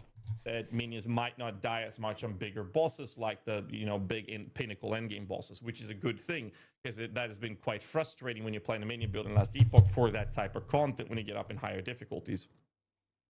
Beastmaster minions, if you take delight in summoning as a Beastmaster, we'll have something here for you. Multiple Beastmaster minions will be getting updates in season. Oh, fucking fuck. Your raptor becomes a dragon raptor. Oh, guys, to play Beastmaster or not to play Again, Beastmaster. while we Everyone won't will go be playing over each Beastmaster. chain, we'd love to give you a bite-sized preview. Staying in theme with additional Ancient Era content with Beneath the Ancient Skies, the Raptor tree will see a few changes. One of the changes we wanted to highlight today was a Raptor new Volcanic Adaptation node. Raptor becomes a Dragon Raptor. The base physical damage of a Raptor's melee attacks are converted to fire. Consequently, this damage is scaled with increase to fire, but not with increase to fist damage. Your Raptor gains Fire Breath ability, dealing spell fire damage over time with an 8-second cooldown. I hate having minions with a cooldown ability. Same thing in PoE for that matter. Bleed chance from all sources converted to Ignite chance for your Raptor and all effect in the tree. Your raptor gains the fire breath, guys. I'm gonna freak out, guys. I'm gonna freak out. Fire. How many can you summon? Figure high. Oh my gosh, guys. Yeah. Fuck, I don't know. I don't know, people, if you like.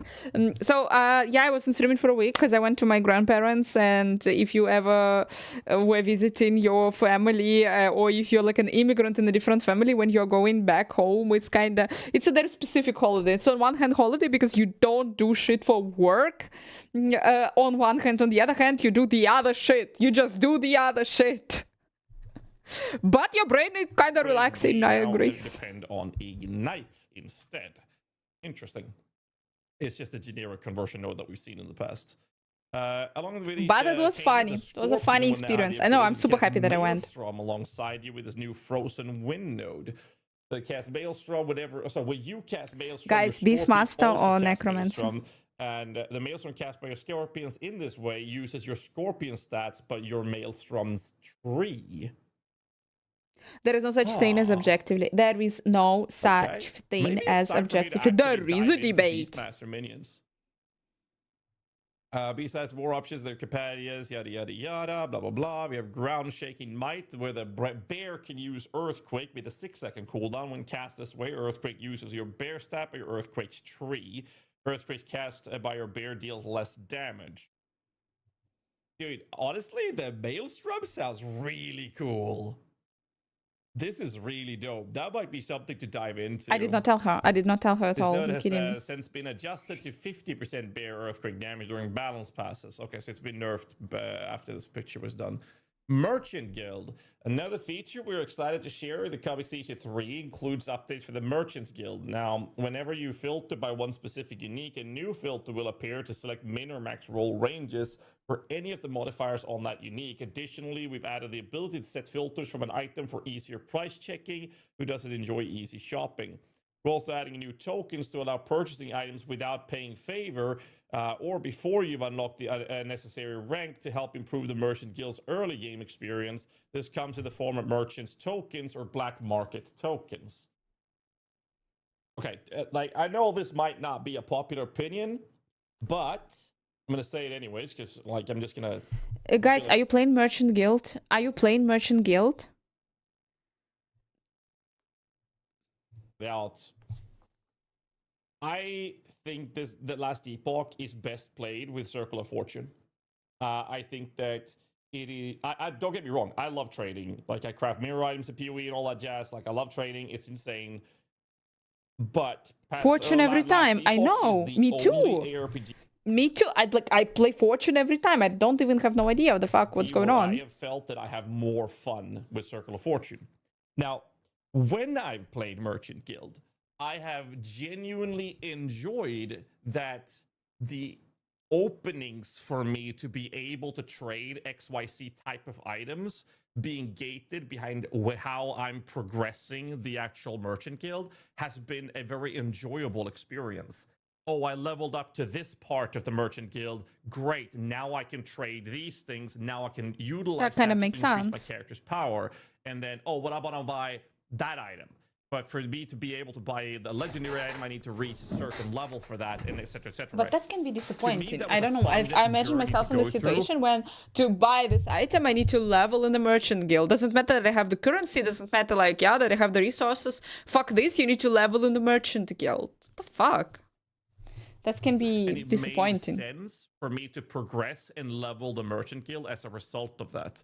Now, obviously, I don't know to what extent this will be, but basically what I'm reading and my understanding of what they just wrote here seems to me that these things will help bypass the level requirements, which will diminish the enjoyment of you progressing the actual Merchant Guild's ranks.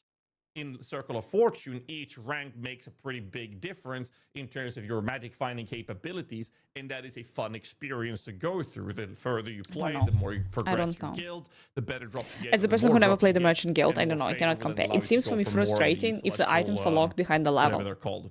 That seems for me frustrating because but it's in the cool, Merchant you know, guys, Guild, to buy these some super would- OP, you're like low level, and you're buying some super OP item and you are like blasting. I know how this cool feeling. I know it. So Essentially, my understanding just help you I bypass the don't level. know. So what's the point in leveling the Merchant Guild? Like, it doesn't seem like there's any point to that then.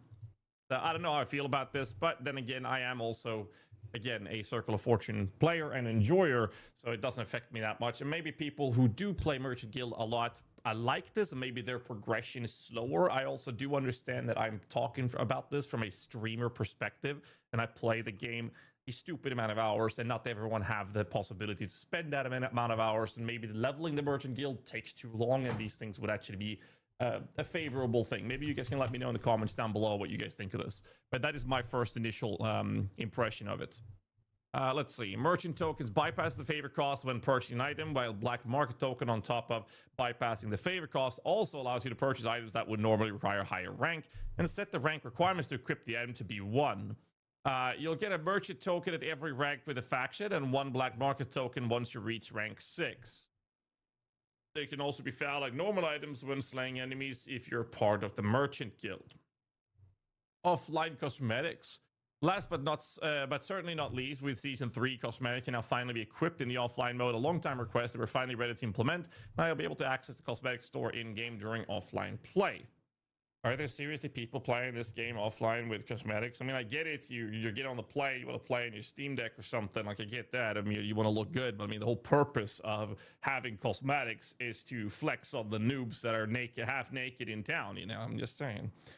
For those true offline players, the game will require you to play once in either online or offline mode to set up the offline cosmetics. When Season 3 goes live, you'll have to re-equip your cosmetics. This means that if you play on PC and Steam Deck, you'll have to re-equip for that. I think playing offline is amazing. It's amazing. Thank you for the It's the best. thank you for being the community that helps drive Last Epoch. Be sure to catch up on all our previous pre-patch week posts covering the season new feature, Primal Hunt Lich, Necromancer changes, yada yada yada yada. If you have not done so already, also a reminder to keep an eye out for the patch notes dropping tomorrow. Season 3 will bring about another way to enjoy your favorite minions in Etera. Blah, blah, blah, blah, blah. So tomorrow is Friday. So that means tomorrow we're going to play Last Epoch tomorrow on stream, 100%. That's my plan. Tomorrow is Last Epoch day, and Saturday I'm off. And shit, actually, so tomorrow I'll be spending my time playing Last Epoch, but in the evening I'm going to play Dota 2 with Dendi and a couple of other pros for a sponsored stream.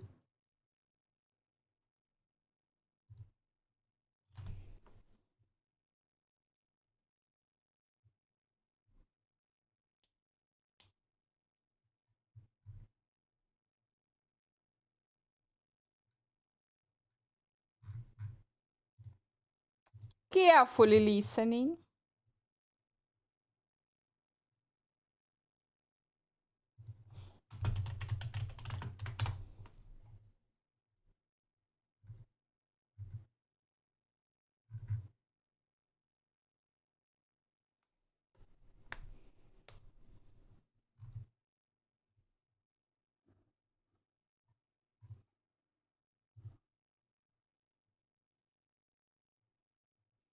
Perfect Exile 1, just a craft hideout warrior.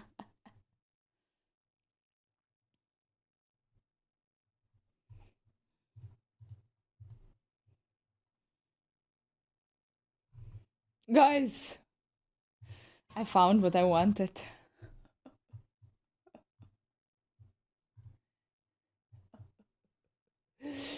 Summon Bear Beast Master Build Guide Season 3 Starter. Cocaine Bear. What the fuck are we watching?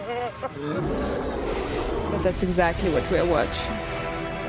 Hello everyone and welcome to Action RPG. I'm your host Aaron, and for today's video we're headed to the world of Last Epoch. It appears I was one season too quick. Last season, Season 2, I mained Cocaine Bear. And I got dragged through the mud. Oh, Summon Bear's garbage. It's not worthy of a build guide. That is trash. And now everybody's jumping on the Cocaine Bear bandwagon. Well, I've made the decision to prove myself, even though my current Cocaine Bear is at 1144. Guys, so we will summon the bear, we will summon the raptor, and we'll run around. As you can see on the screen right now, we are going to run it back with Cocaine Bear 2.0. I've made the decision. I'm going to season start Summon Bear once again. Anna is back. We're going to go through Summon Bear, we're going to go through Scorpion, we're going to go through Raptor, Dog, Anna is Wolf, back. Diablo 4 PTR, Last Epoch new season, Perfect Exile 2 new league. Oh my gosh, I'm back. Perfect timing. Sabertooth. We're going to go through all the companions and see which ones are the best, but I got to start with my favorite, which is Summon Bear. Now, right now, I'm kind of spec'd into the passive tree and skills that I plan on using for Season 3, even though Right now, it is only season 2. And the weather's good. I'm telling you, I returned and I brought normal weather, and until the end of August, the weather will be really, really nice. So I'm going to show you Don't my need to thank plan me. right meow. Moving over to Last Epoch Tools, we're going to break down the blessings, idols, and gear first. And this is updated for 1.3 Season 3. So this is all the new stuff, okay? Now, my old Cocaine Bear, I made 3 different versions of it. And honestly, there's not a ton of changes. Beastmaster got a massive buff for Season 3. So our 1100 Corruption Bear is just, I mean, it's going to be an absolute monster. So I'm really excited to test it out. Now, when you're looking at the blessings on here, play the Sorceress, I think. it's I'll play based the upon your Sorceress. gear. You could put on health, you could put on all res, you could do double armor or physical. The one blessing that I highly recommend is double health regen. This is base and percent, but you could always switch these out based upon the items you are using. None of them are required. Moving over to idols. Now, we have made a change on the idols. You want to get as much increase aspect of the shark effect as you can. So on here, we've taken that on both of our large idols. Also on these idols, if you want, you can get minion cooldown recovery speed so that your bear casts Earthquake more often. Because with Season 3, your bear's going to be able to cast Earthquake, which is awesome. And the other idols just fill out life resistances for your character. But aspect of the shark it's effect, like one very, bear. very That's important. confusing me Now, because when you're I looking at the want to gear, have, it but I want to have like a lot of summons. is practically unchanged. The big difference here is we have put in our new primordial T-Rex skull.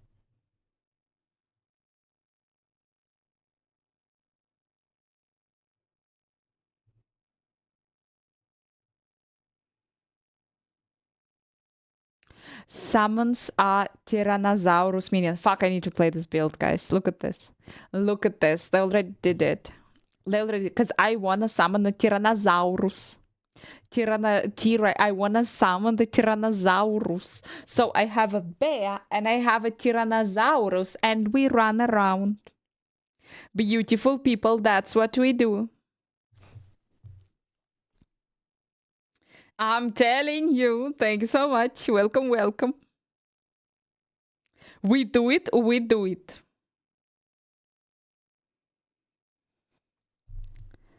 When your Tyrannosaurus roars, it grants your other minions 25% physical damage with spells and attacks.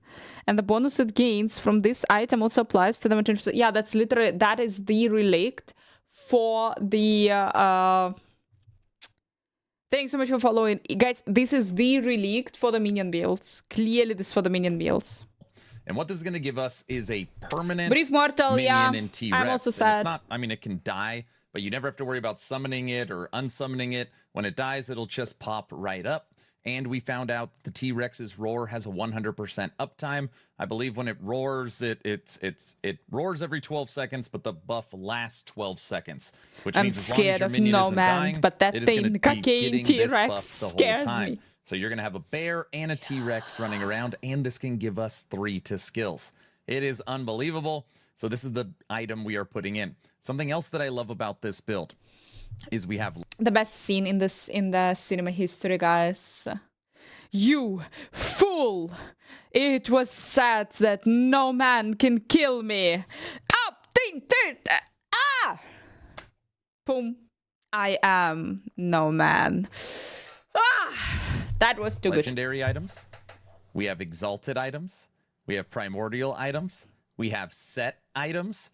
And we have a Weaver's Will item. Items. Yes, this build uses 5 different rarity of endgame gear, which is so cool. Instead of just using only legendaries, like you've got a whole plethora of different options for this build. We're still using Paleox. This is going to give you a bunch of DR and life. We're still using Tooth in the offhand, and we're still using Cleaver Solution.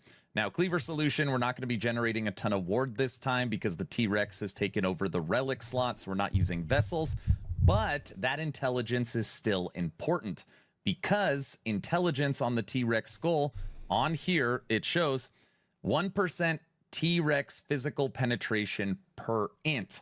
So it's going to make the T-Rex stronger, but on top of that, it's going to transfer it over to your bear as well. So even though you're not getting the ward, I feel it is still best in slot.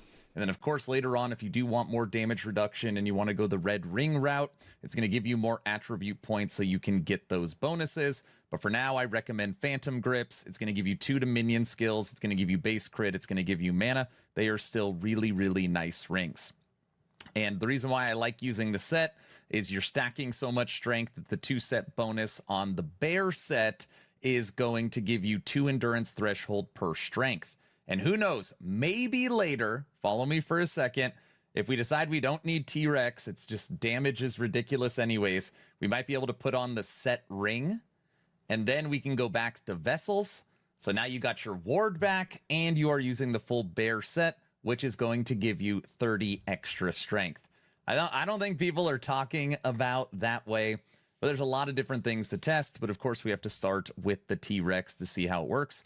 So other than that, gear is practically unchanged. Guys, where the stupid primordial items are dropping? Where they're dropping? That's the biggest issue and question. So now let's talk about the skills and see what's new for Season 3, starting with Summon Bear. Now, this node is new. This is Fury, and it's going to give you 32% attack speed for your bear. That's literally like a free Jewel Ruz gloves. If you come right here, your bear's going to be able to use Earthquake, and you're going to get an extra charge of Earthquake, and you're going to be able to reset with that with Warcry, which is obviously ridiculous. And this whole tree is new as well. Bear's also going to take care of your frailty stacks and give you an additional 10% damage reduction. I just don't have this one bear. Fuck, but maybe I want to play it. You are at 50% damage reduction. This does not include Paleox. This does not include red rings if you're going to use them. Just huge buff. On top of that, we haven't even really talked about that minions are going to be in assassinate mode. They're going to be able to teleport back to you. They're supposed to be running in front of you. They're supposed to be smarter. They automatically inherently have more life and damage based upon your level. So, I mean, this build should be broken. It should be broken. Fury Leap is practically unchanged. I mean, it is unchanged, basically the exact same skill. Warcry, the same. Swipe, the same. And then you get Earthquake. Now, when Earthquake is cast by your bear, it basically turns into a bear minion skill, which is ridiculous. So on here, you are taking all of the multiplicative damage. This is going to take care of your slow chance from Earthquake, which is going to give you a boost per your swipe. So it has perfect synergy. You also have chill chance in the passive tree, which is taken care of with Shatterquake. And then you're coming over here, more multiplicative damage, more multiplicative damage, and extra hits. Those are the skills. Now, the passive tree has definitely been updated. Not only did Beastmaster get a new passive tree, but we had to move around a lot of points because we needed 15 in Shaman to unlock Beastmaster? Earthquake. So I'm going to take you through the new passive tree. We're still going strength and health regen. We still want more health. We still dual wield, and we're boosting our health and our companion's health. So here, nothing really changed. Over in Shaman, but what if we go Necromancer, but we use the T-Rex helm? It would be so cool. And then this is where we get our shared chill so chance. Cool. So your bear where will to get be the T-Rex helm? Where to get the helm? And that should be fine to ensure that you're always getting that multiplicative damage on your Earthquake. If not, you could add more points here. Johnson saying hi, Slim hi. Earthquake for your character. Now, when you bounce over to Beastmaster, it's a relict. It's a relict. Sorry, guys. Yeah, it's a relict. Sorry, it has the skull of the T-Rex, so kind of I had this association that it is a helm, but it's a relict. I remember. Piercing strength is still the same. Aspect of the boar is now triggered when you use evade or a from monoliths. You farm this crap. So you're going to be leaping all over the place and using evade. But it's like from should it be which level of corruption? Can you get it like immediately when you're getting into the monoliths, or you will have to go to corruption 300 to be able to get one companion because the T-Rex doesn't count for more multiplicative damage. You're putting 1 point into aspect of the shark. You're putting 5 points into attack speed and your companion damage immunity high after corruption. revive for 4 so seconds. You cannot get it immediately. So for some reason your bear did die, even though I'm pretty sure it's maybe unkillable, go to the merchant like Uber guild Aberoth and or try something. to steal it if from you brought someone. it back up, it would not take damage for 4 seconds. You're boosting your health regen per your strength. It's one of my favorite nodes for Beastmaster. You're boosting extra DR from aspect of the boar. You're transferring all your endurance threshold to your bear. Again, pretty much unkillable. I think you made a necro build with a T-Rex. Critical strike chance, critical strike multiplier. Relict, not you are helmet. getting more multiplicative damage for only having one we need companion. To check. We need to and check. Again, you After this, we're going to check also the Necromancer. Because the guys, right the question is Necromancer, and I always play Necromancer or Beastmaster. Which is your bear, and your companion increased aspect effect. You take long to So get the bonus. it's I don't take just too a much time monster. to get And I the know you're bonus. probably It's like, hard why for me is there only one to point in reach the high Circle of corruption. Life? I had to pull a point from somewhere, so I decided to put it there. The last 5 right here are in Ancient Might, and this is a new threshold node that gives 1 level to minion skills and helps you with critical strike avoidance and health.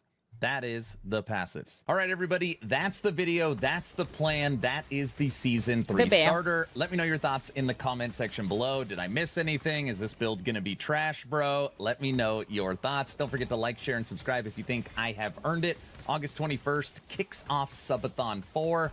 We're going to do all the standard crazy shenanigans and Aaron After Dark and special guests and giveaways and all insanity is incoming. So beautiful, guys. So beautiful.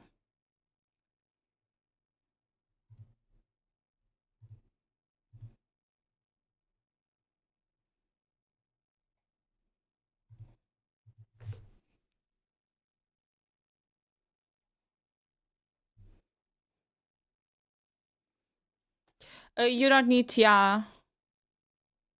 If you will play the full campaign, I think you don't need to play the full campaign, but you kind of do. Did they change it or not? Anyway, you can go to Monolith before you do the full campaign. Boys and girls, I will be back super quick. I even don't know with whom should I leave you. Ay, ay, ay, ay, ay, ay. I know a chicken. I know a chicken. And she laid an egg. And you laid an egg. God damn it, thank you so much. Happy chickens are flying into the building. Ah! Welcome. Thank you so much. So guys, I need to go. I'm gonna disappear for a minute second, then we're gonna watch the build, then we're gonna watch the Necromancer build, because we are checking out all the news, Last Epoch news, Path of Exile news, Diablo 4 news. We're checking out all the news today, gathering all the information, deciding what are we playing, what happened while I was gone, and because last week was actually really rich with RPG news, and so today we are getting back into the RPG world, so to say. And now I need to talk with my grandmother.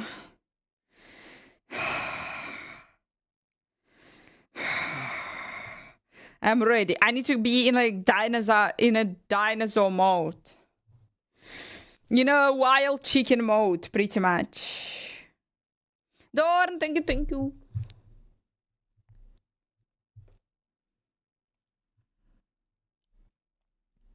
Good luck.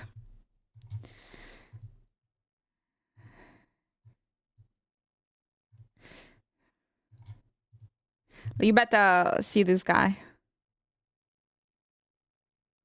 Oh no, I have the page. Oh my gosh.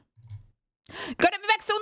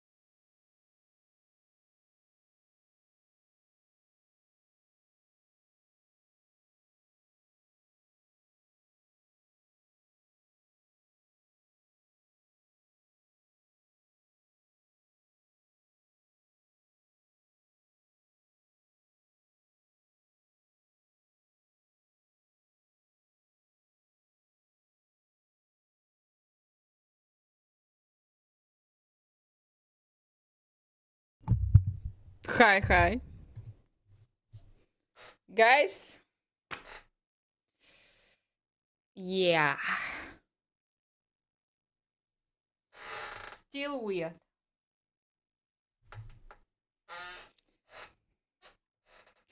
Also, still kind of hot. So, we watched. That was quick. I'm also surprised.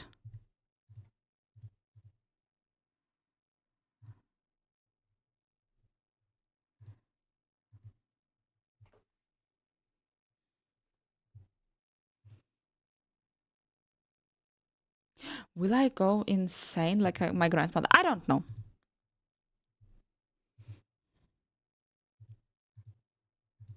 In the meantime, guys, Necromancer. Let's go Necromancer. Let's check the Necromancer. We're checking out the Necromancer.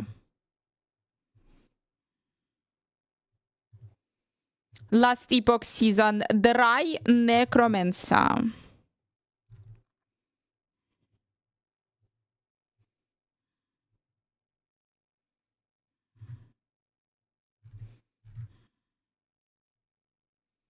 But I see, guys, fun Leech build. Woody also released the Leech build. I see the Lizard also released the Leech build. Leech I played.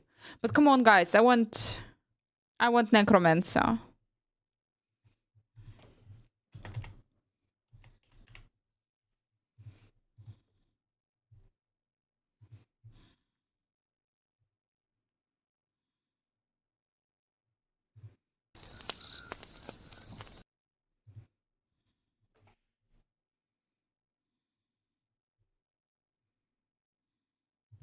That's a lie. They didn't need me. I needed them.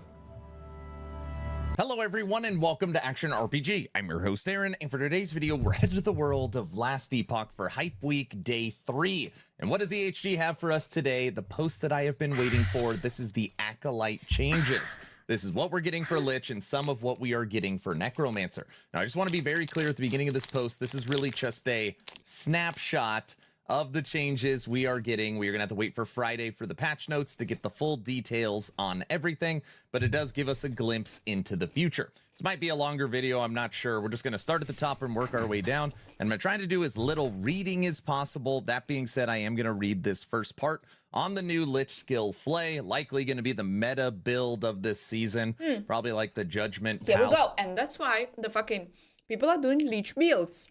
A lot of people I see, like I told you guys, Woody, Lizard, they did Leech builds already. Would you like to play Leech? But all in all, it looks really cool. In Season 3, Lich gets a new skill to take to the field with Flay. Flay's a new melee and spell attack skill hybrid that is specific to the Lich mastery, and becomes unlocked at 30 points invested into the Lich passive tree. When you use the Flay skill, you will first Spirit Step a short distance towards an enemy if you aren't within range, and then perform a narrow rendering slash. So basically, as they put it right here, you're going to be flickering throughout the field. Each enemy killed by the melee attack will release a blood eruption, a spell dealing physical damage in an area. Enemies can be hit by both Flay and the blood eruption, so they'll take damage twice. With built-in movement to close the gap on your foes and no cooldown, you might find yourself stepping through the shadows, rapidly eliminating foes like flickers of light in the night. And we've already seen some visuals in combat for Flay. It looks very cool, very functional, and they've gave us a lot of tools for it. Flay skill nodes, and we're just going to look at the nodes specifically, not the breakdown here. And this first node they show us is what my guess is going to be for the meta for this entire season. So if you go back a couple seasons, we had mana stacking source, and for season 3, we are going to have mana stacking Lich. Deadly plot. Flay and all skills triggered by this skill deal more spell damage per 100 mana.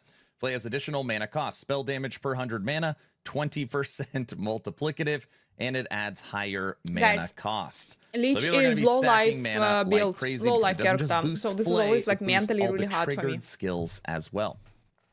Transference. Hitting a boss or a rare enemy with Flay's melee attack transfers your Aura of Decay to them for 6 seconds.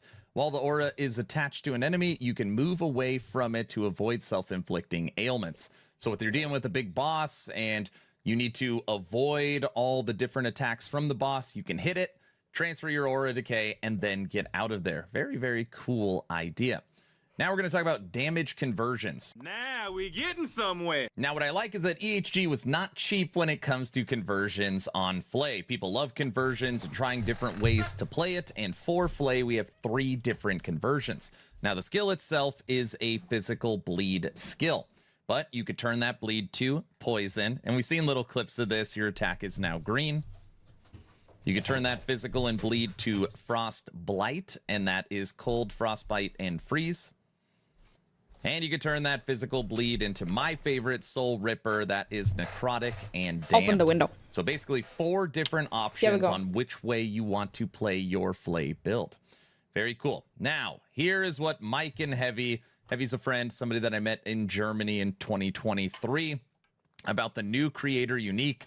And right off the bat, the visual on it is just so very cool. This is a one-handed axe. And then remember, too, you can dual wield now with your Lich. So this is what the new Executioner's Tithe does. Base crit, 50% of added melee damage on equipped weapon applied as added spell damage to Chaos Bolts. So you're triggering Chaos Bolts. Converts directly casts of Harvest to Great Harvest, which has a 5-second cooldown. Deals 150% multiplicative damage and has 50% more area of effect. Gain 1 stack of Spirit Battery when you kill an enemy or when you hit an enemy or boss. Spirit Battery grants increased mana per stack and lasts for 8 seconds. You're going to be able to use this on Harvest or Flay. 2% of your maximum mana restored when Great Harvest kills an enemy. 22% of your maximum mana restored when Great Harvest hits a boss or rare enemy. It's obviously designed for Harvest, but you could totally use it for Flay, or you can use both of those skills. Very cool design, very cool item heavy. Going to be great with mana stacking season. As we continue, skill changes. Now, Acolyte, base Acolyte is getting updates to its skills, which can be used obviously by Lich, Warlock, and Necromancer. So we're going to go through some of those now. Starting with Rip Blood. Rip Blood is seeing a very big change to its base functionality. It now hits all enemies in a line in front of you instead of targeting a specific enemy. Each enemy hit will create an orb of blood that returns to heal you. So you're going to have blood. It's not too bad. Balls. It depends, like if you like, if you like, I don't know. Blood Bond. When you directly cast Rip Blood and hit a boss or rare enemy, it attaches a blood tether. Not the worst dealing snack. Physical damage over time. Now, this was already teased. This is a node that we've already seen. It's a brand new sub skill, and people are saying maybe it's bait. I don't know, but the way it reads is pretty cool. Tethers an enemy, drawing blood from them to deal physical damage over time. Deals 1% more damage per bleed on the target. Now, there are builds that can get fairly easy to 1,000 stacks of bleed, and we don't even know what the sky the limit is because that's where it stops tallying. It just says 999 plus. But if you had 1,000 stacks of bleed, that would mean 1,000% That would be a nice multiplicative damage on this sub skill. So looks very, very strong. Of course, it needs to be tested. You also have Carnage. When you directly use Rip Blood and hit a boss or a rare enemy, or hit at least 3 enemies, you cast Marrow Shards in the same direction. Marrow Shards still consume health when cast this way. So with Rip Blood, you're going to have a new way to auto-trigger Marrow Shards. Necromancer, summon thank the you so much. Abomination. Now, Abomination is getting That a is complete actually rework, important. and it will function different. And my brain talking through it, Truly enjoy bringing things back from the dead or creating from the undead. We have updated Necromancer Assembly Abomination ability. By far the biggest change to Abominations. The Abomination has been the changed base functionality where it's no longer decays health all the time by default. Holy. That's beautiful. Wait a second. Yeah, now I remember. Assemble Abomination. Hold ability key to channel to absorb your roughs, summon skeletons, skeletal mages, golems in an area. When you release, summon a single hulking abomination. I think I saw this. The minion absorbed. Abomination. Fuck. No. Guys, I never played it. Now I remember even like why. Because like I don't like the whole idea. Like I wanna have, if I play the minions, I wanna have the army of the minions. Thank you so much, Sir Vindigo. Thank you, thank you.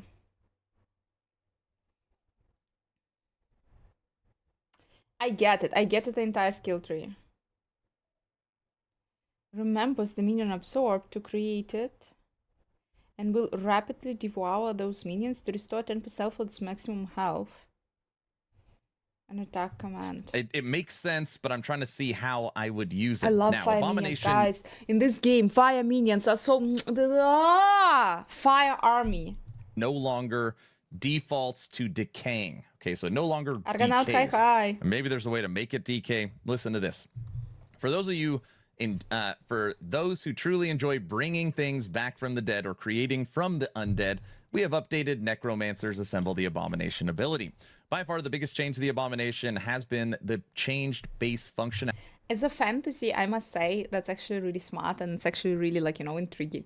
Like, the game Last Epoch is actually famous for, guys, like, you know, giving you so many options that you've never even thought about it, and you are like, oh wow, like, and it's even existing. The thought that you can, like, summon the minions and then use these minions to summon one bigger minion. That's really cool. That's like fucking really cool.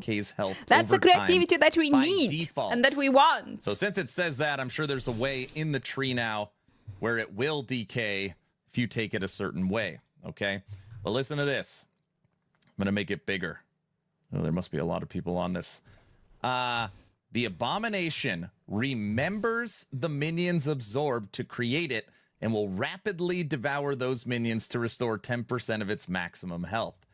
Now, I immediately thought about Golemmancer. Now, why did I think about my Golemmancer build? Well, because of right here, Tower of Bones. Stomp has reduced cooldown. For each bone golem absorbed, Stomp deals more damage, multiplicative, and has increased area of effect. And Stomp's damage per absorbed golem, 120% multiplicative. Insane. And you can absorb, technically, if you fully boosted my item, Aaron's Will, you could have 5 golems. You'd have 2 twin golems, a small one, and then 3 big ones, I believe. So you're talking about, you know, 600% multiplicative. Guys, giving up Beastmaster Necromancer. What should I play? Beastmaster Necromancer. I'm not gonna play Abomination. I'm gonna go the Fire Army and summon the T-Rex with fire, and like we'll be super happy about it. For your Abomination, but I mean, it could be absolutely insane. I don't know. So we're going to be testing and messing around with Assemble the Abomination for sure. You also have Deadeye. If a skeleton archer is absorbed, your Abomination casts Eternal Arrow every 4 seconds. A bow ability that deals physical damage and has a 100% chance to recurve. So recurve, out of all the things coming to Necromancer, recurve is coming. Your Abomination Necro, of course, not even a competition. But there is a bear. That way, but you can summon the bear and control the bear and run around with the bear. You probably have 15 of them, and then they would eat them. Survive Hive Corruption. They did the update for the minion survivability and for the minion damage, so hopefully. Again, lots of stuff to test.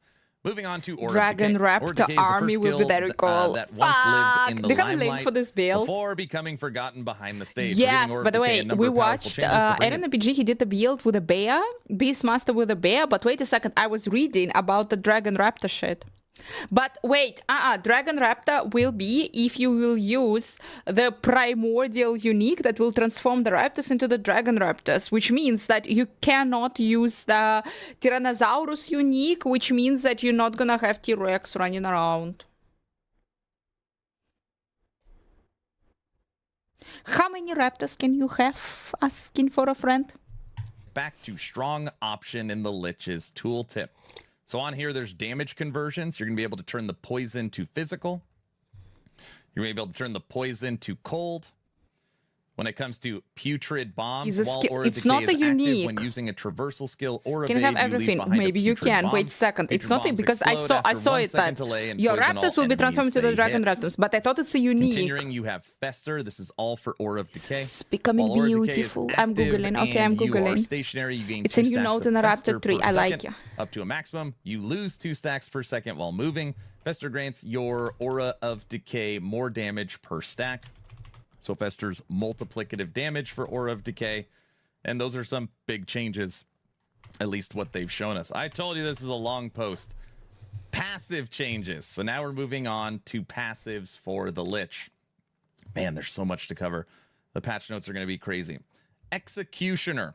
So this is the new dual wielding node. You can now dual wield melee weapons, daggers or axe in your offhand. And on here, it's actually going to give you a buff. So not only can you use 2 weapons, but your attacking cast speed while dual wielding is 20%, but you know, you take more damage.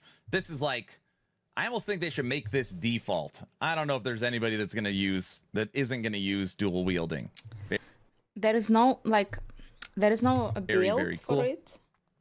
A cursed But we can feast, see the raptor you gain build. additional leech and have significant increased leech and leech rate, but your leech stacks are removed when you reach 66%. I have volcanic So adaptation. basically, your leech is crazy up to 66%. And you got lots of 6s on here. Get it? Impact ward. This is interesting. I've never seen this before. You take less damage over time, multiplicative, and then the 3-point threshold node, damage over time taken bypasses your ward. So it doesn't kill your ward. It's nice for survivability. Necromancer, I forgot about you. It's all Lich stuff. Forbidden Teaching. Intelligence and Vitality up to 5 points, so 10 attribute points combined. Your minions have increased critical strike chance per I still don't point want to of play male intelligence, character. and your minions deal more damage over time, multiplicative per point of vitality. So this node is obviously huge. This is going to take care of these aren't loading. This is basically going to take care of critical strike chance for minions. And I think an awesome build is going to be Fire Necro using the Dragon Flame Edict staff, where we're going to be able to multiplicative our ignites. Are we alive from on our YouTube? What do you minions mean? Through vitality. Effigies. A percentage of your damage taken is redirected to your lowest health minion. Damage redirected to the lowest health minion at 2%, 5 points, which means you can get 10% DR. Thank you. This has been my number one. It's been my number one complaint that there's no damage reduction at all, basically, for Necromancer. So now we have some damage reduction, and then the 3-point bonus minion. Duff Birdie, you need to check, guys. There is a sale. There is a sale, or not sale. You need to check the sale. Basically, the big update will be in 2 days. It's actually kind of worth to get it now in terms of like if you wanna look around. Yeah, yes, until it is. Oh, actually, dude, like get it now. It's on sale right now. It's super worth it to get it now. Health and big update you're gonna get like minion when death. it will drop. So you're gonna have another way. When one of your minions dies, other minions restore equal to We are 20% on of YouTube. their Yeah, maximum Toasted health. Toad, no problem. So We on basically, YouTube. as You you're can go on YouTube redirecting and your watch the damage stream to there. the minions, and minions are dying, it is healing other minions up. At least that's the way it looks. So that is the post. Holy smokes, that was a lot. That was a lot. Tune in tomorrow, day 4, where we'll uncover some of the Beastmaster minion changes. Quality of life.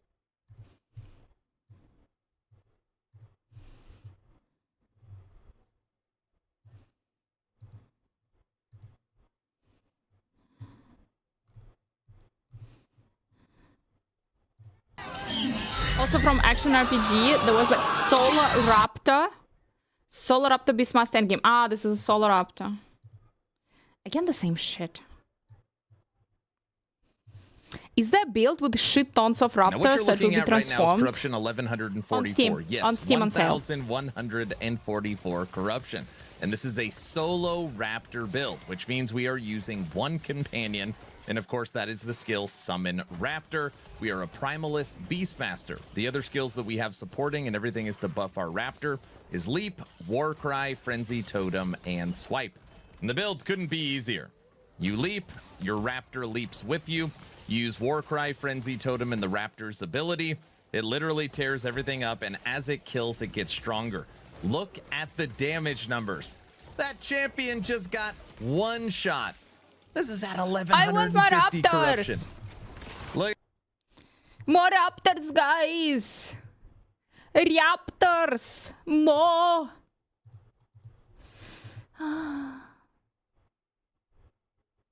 This will likely be my belt.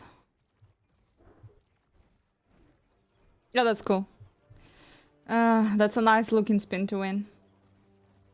If spin to winning, then like this, yeah. Oh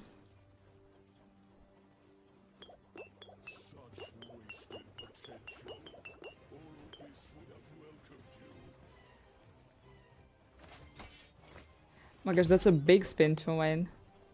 That's a very big ass spin to win. There were no changes to this. It's still gonna work? It's getting buffed.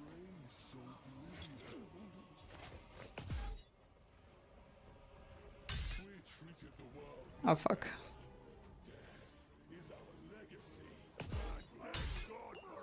I cannot be distracted, guys. I cannot be distracted. You know, we cannot be distracted.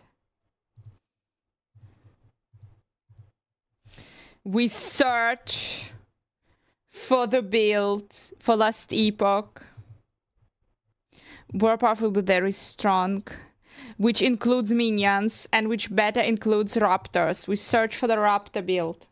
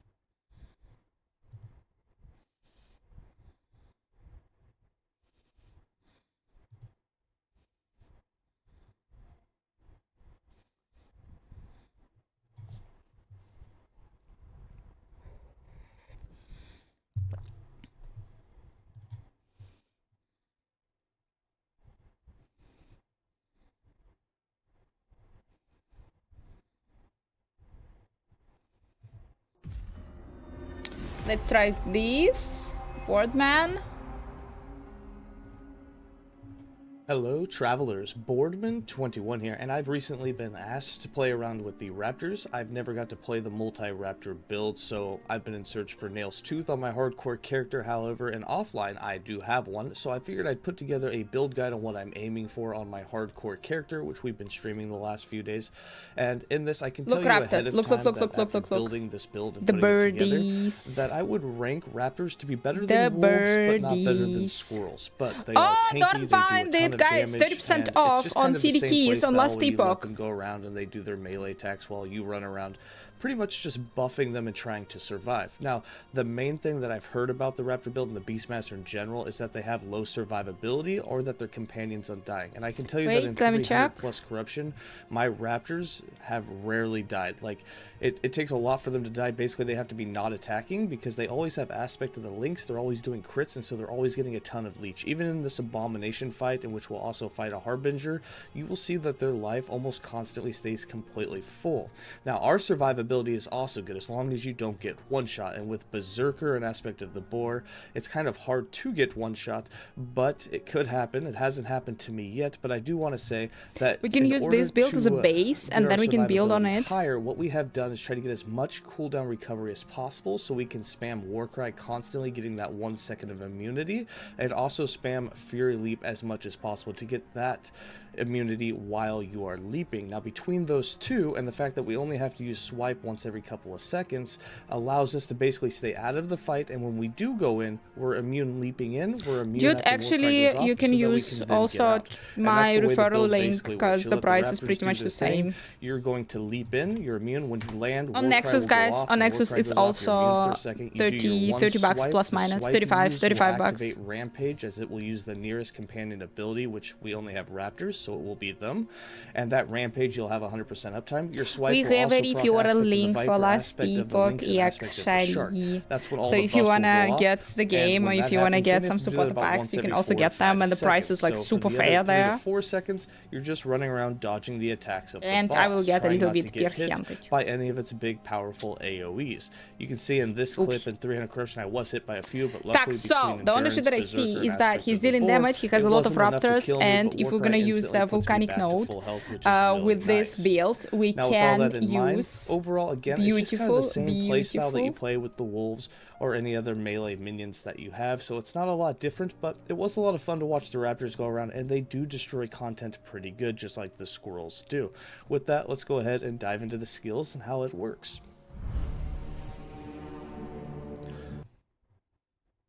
Summon Raptor with +5 levels. We've got Swipe, Warcry, Fury Leap, and Summon Wolf just for that plus maximum companion. So for Summon Raptor, we have this set up to do as much damage as possible. With We the got 4 T-Rex points will in be Razor so Wings, cool. 5 I know, points in I Scent know. of Blood, With the 5 points in dragons, Ravage, it's 1 insane. point in That's For the why. Kill, That's 1 why I'm saying like maybe we can use point this. in Tear Flesh, 2 and Cornered. They won't be missing a ton Daft of their life 'cause Birdie, they thank you leech so a lot, but much. when they do start Use to it take if you are damage, they link. go into that critical mode where they start Maybe. doing extra Thank you. damage, and those Kind. extra damage crits that they do is going to help them leech even more life. So the more life that goes down, the more they're going to leech, which helps keep them alive even longer. 1 point in Broken Tooth, 2 in Predator, and 4 in Vicious Rampage. This Rampage effect is very important because you will have 100% uptime of a Rampage. They already have thanks it, to that guys. They already swipe using August durability 18th without cooldown, and that's updated, going to allow you to motherfuckers. Oh my gosh, Maxroll already have this. What do we even? They already have it. They already have it. Here we go. Here we go, guys. It's Mighty Tyrant. Here we go. Ay, ay, ay. do a ton of extra damage with them. For Swipe, Totem, we just want this Totem to use the companion Frenzy, ability, so put Leapy. some points into the Yeah, way the of the same hunt, shit. into Hungarian Reach, into But not the Claws of Dragon Bear, Raptor. and then So the 1 point in what? Primal Resonance uses that nearest companion ability on hit, so when you leap in there and you hit an enemy, it's going to use Rampage. Again, you can do this every 2 seconds. With cooldown recovery, we got it down to 1.2, which means you can have 100% uptime since Rampage lasts for 5 seconds, so they're going to constantly have that. It doesn't stack, so you don't have to do it super fast. Just make sure once every about 5 That's seconds because it you're was getting in there, hitting insane. an enemy, and making sure your raptors are rampaging. We also have 2 points in cooling, 3 points in Bros, trapper, 2 in dinosaur- blood come beast, on, 1 так in это easy, rending, bro. and 2 in duality of nature. For Warcry, which is going to be our main system,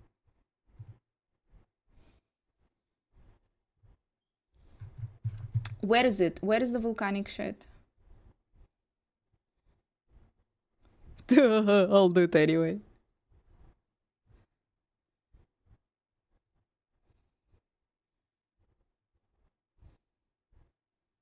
Volcanic adaptation. Your raptor becomes a dragon. Так, so why we're not using it? Down left, we found it. Ah, the base physical damage of your raptor melee attacks are converted to fire. Consequently, this damage scales would increase to fire damage. Oh shit. We need to like, if it's all, we need to like then change everything to fire. The fire breath ability dealing spell fire damage over time with 8 seconds cooldown. Guys.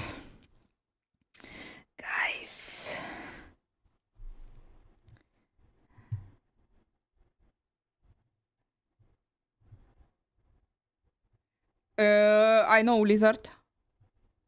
I know, Lizard. What's the issue?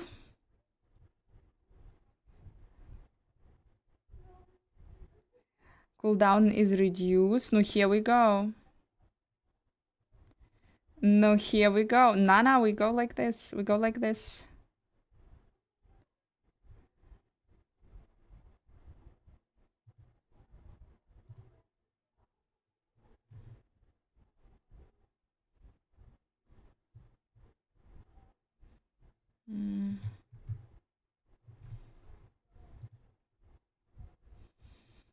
Swipe.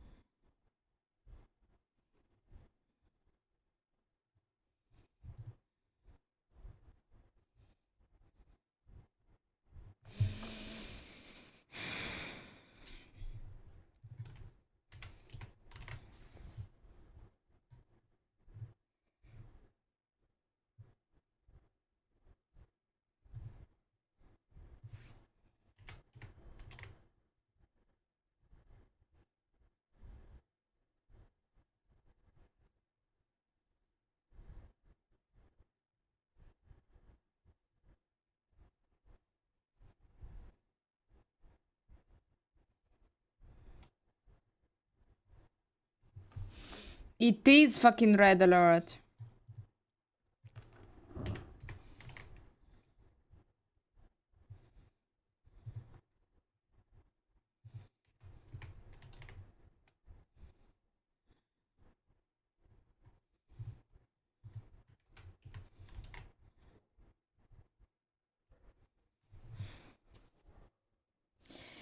Fuck!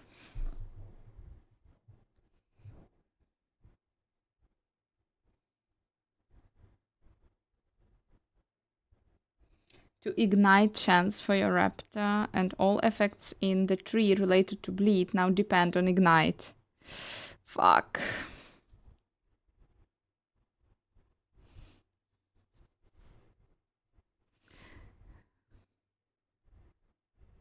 Guys. No, we should play it. We should play it. Fuck this. We should play it. We should definitely play it. The question is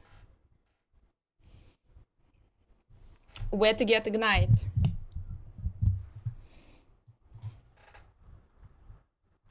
What did I press? I pressed something and now I'm fucked.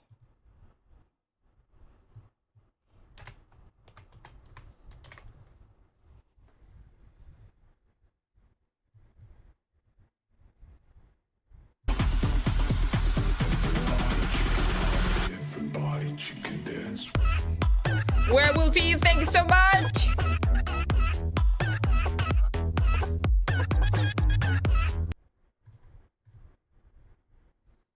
For fuck's sake.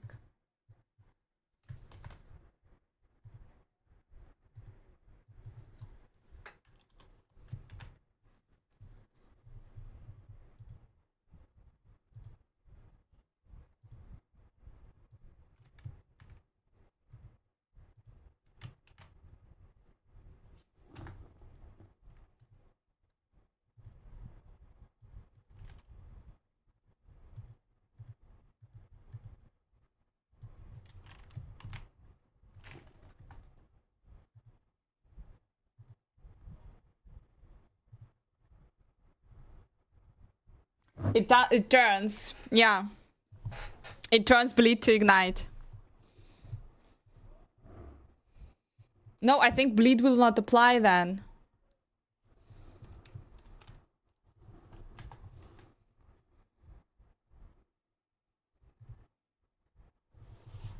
Bleed chance from all sources is converted to ignite chance for your raptor, and all effects in the tree related to bleed now depend on ignite. Does this mean like bleed will anyway apply? Or you need to... that gives bleed will apply ignite instead. But anyway, bleed is ignite anyway, so you can stack bleed, but it will give you ignite. Fuck.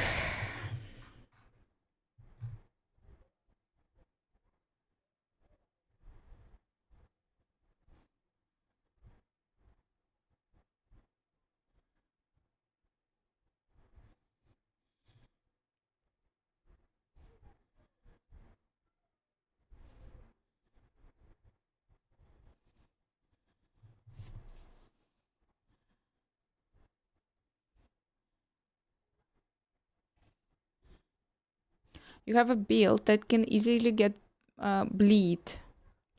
But you want to do something else. Like I have, like guys, wait, then I don't understand. I thought it's the same shit. Come on, it's the same shit. It's still the same shit.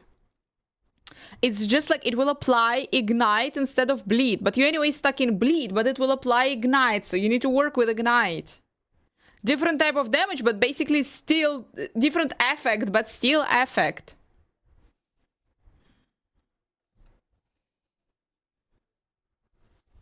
You work with bleed, which will become ignite.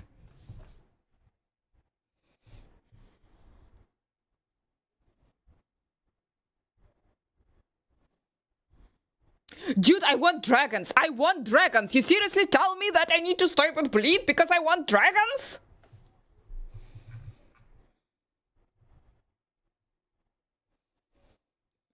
After the calculation. But no, you still stack bleed. Correct. You still stack bleed. And fire damage.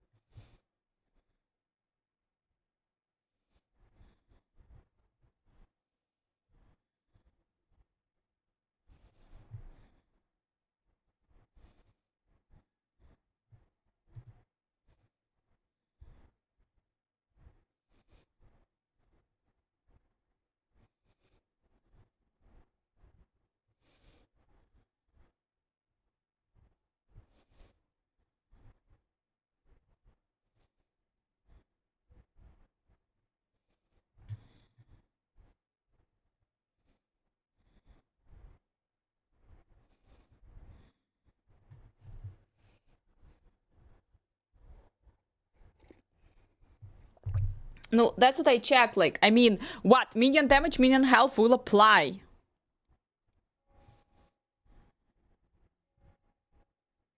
What melee damage? Probably would be cool to have like fire damage.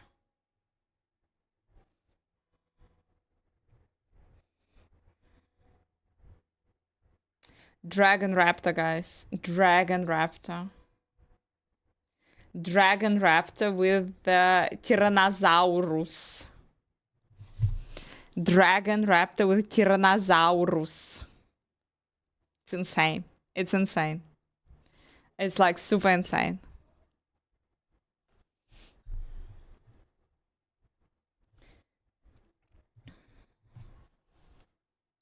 Melee damage, minion melee damage. Chance to inflict bleed on hit will be ignite on hit.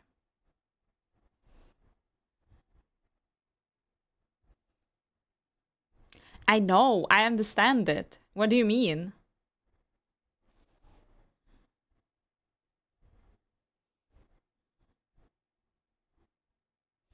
You want to look out for... The question is, which other uniques could we use? Something with damn fire damage, ignite.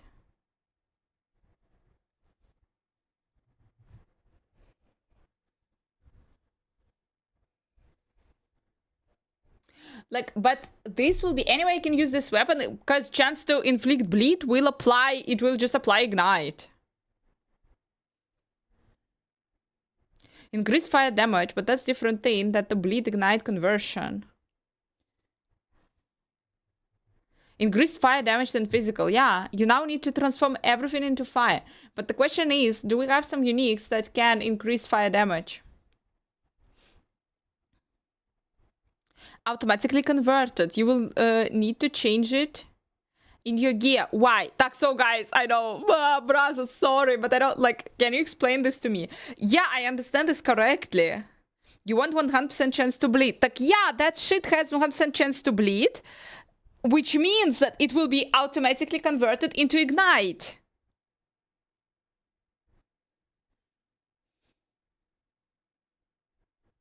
So I still need this weapon, or it will be better to use the weapon that already has chance to ignite. Fuchs, hi! Not for your minions. Ah, this chance is for you, not for your minions. With this I can work. With this I can work. This I understand. This I get. So we need chance to ignite. Okay. We need on the weapon chance to ignite. We also need... Will the minions do like melee damage if they are like just spitting fire on people? Oi crap! Oi crap! Idols, yeah, chance to... You need like... I need 100% chance to ignite, I know. That we're gonna get. And fire damage, guys. But the question is like melee damage, melee fire damage, or ranged fire. Because they're gonna be spitting. So the base physical damage of your raptor's melee attacks are converted to, but it's still melee, I guess. Consequently, this damage scales with increase to fire damage, but not with increase to physical damage. Fire.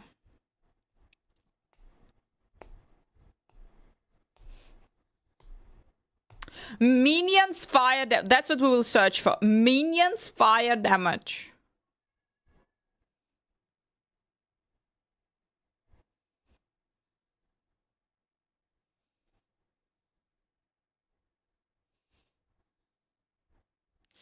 That's gonna be the grind. That's gonna be interesting. I want the little dragons, guys. But I want the little dragons. Little dragons I want. Little dragons. No mini grind.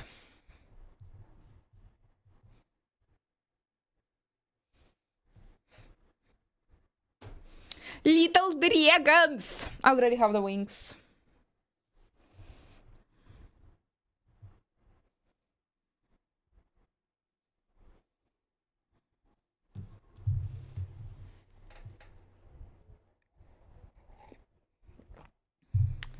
No, fuck.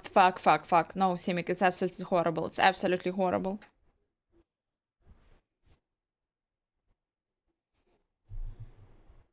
Ignite item, right? Or would that not synergize there? Primordial ignite item cannot be used because you can use only one primordial item in your build. And this is taken by the Tyrannosaurus. Dafu Ape. It's time to stop.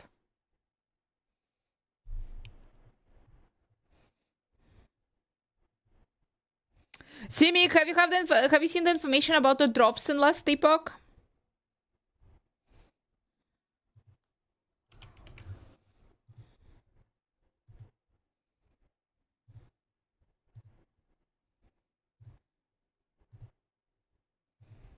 I also haven't.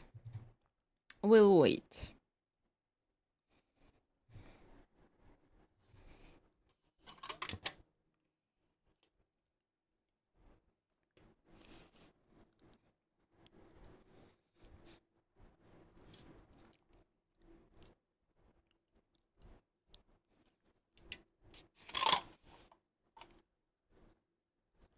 Dragon Raptor, guys. Dragon. And Tyrannosaurus. And the dragon. If something makes sense in this world, then this.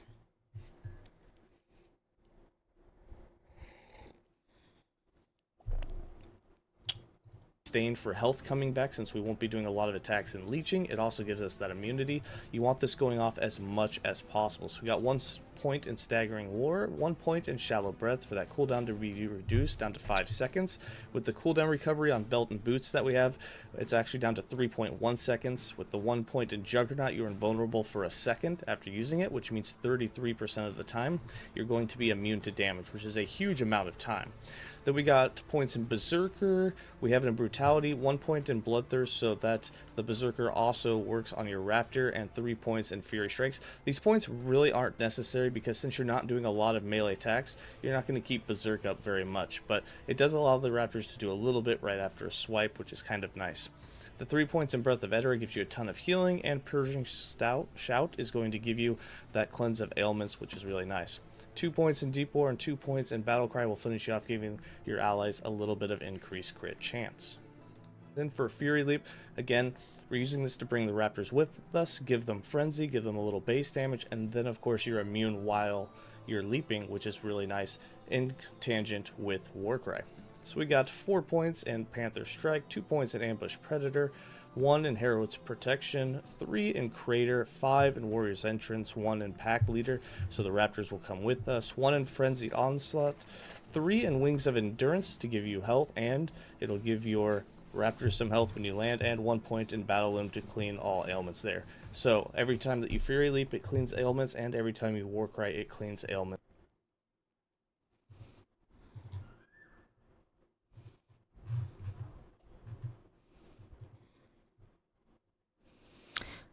Summon Frenzy Totem. Frenzy Totem has more health and lasts longer.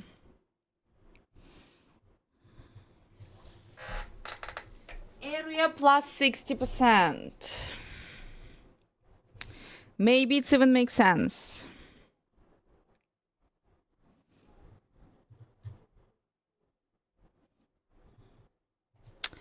That grants Frenzy to all nearby allies. Frenzy increases attack and cast speed by 20%. The pity in fire, will it increase?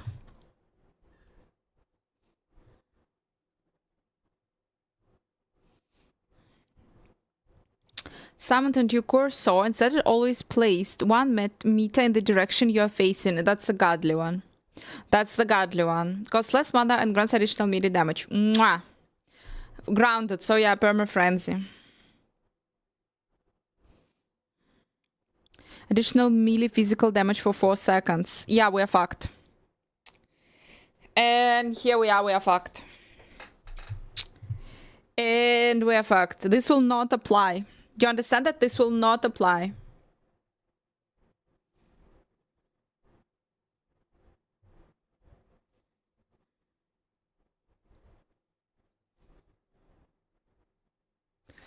Companion ability cooldown. That will apply. That's where we go.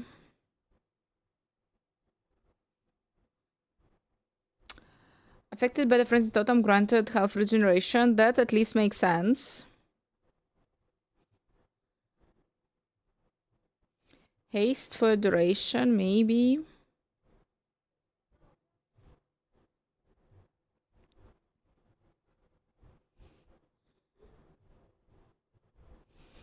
That is a maybe.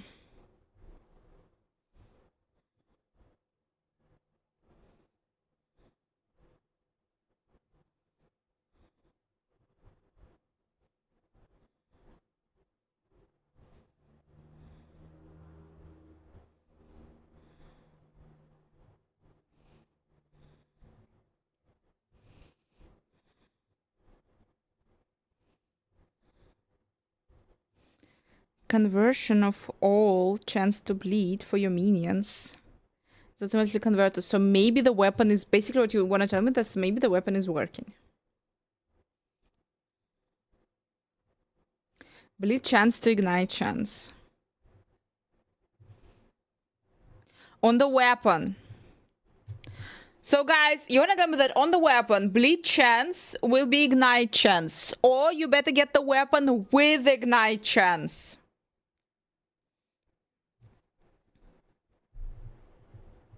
What? Yes!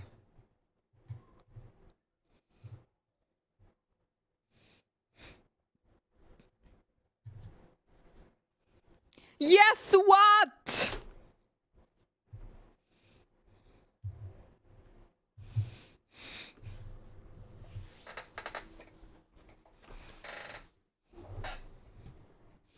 Yes, who?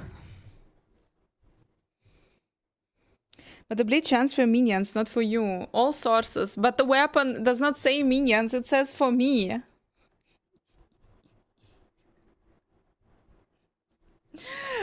Dear chickens, be more precise.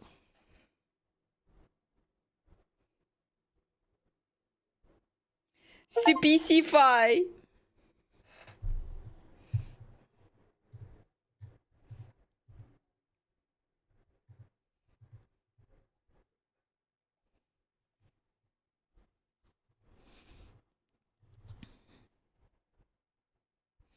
It applies to immediately before the conversion, even. So I can have the weapon with chance to bleed! Minions bleed chance. You don't need to work for it on gear too much.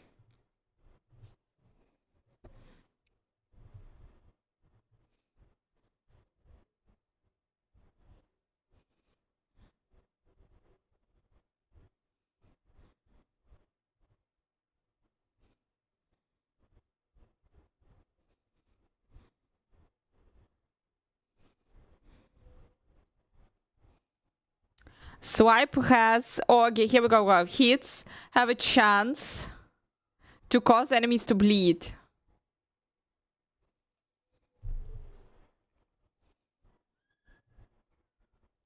To shred physical resistance on hit.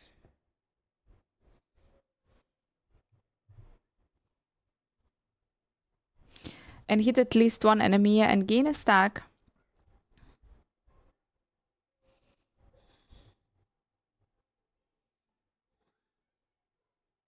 Points allocated, global damage per stock. But doesn't say like physical or something.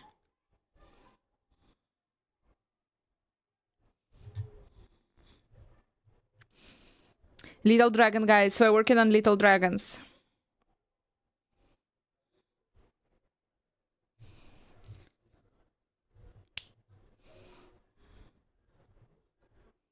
Melee damage. Additional melee damage. We don't need melee damage. We are fucked.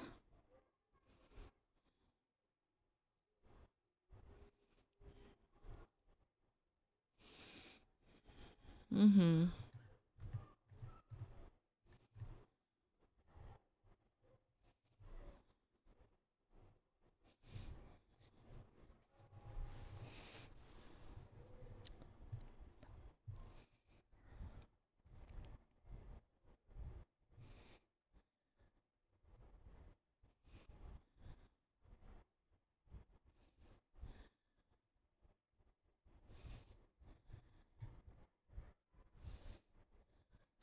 The Berserk buff for seconds when you use Warcry, granting you additional melee damage.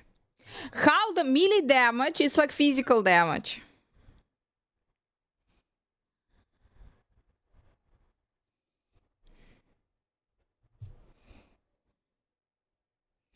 Or not necessarily. How about melee fire damage?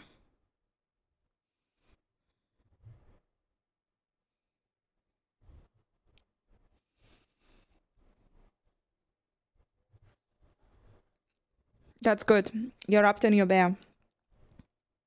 The question is if melee damage is by default it's physical damage, or it can be melee fire damage, guys. It's not gonna be easy to build the dragons.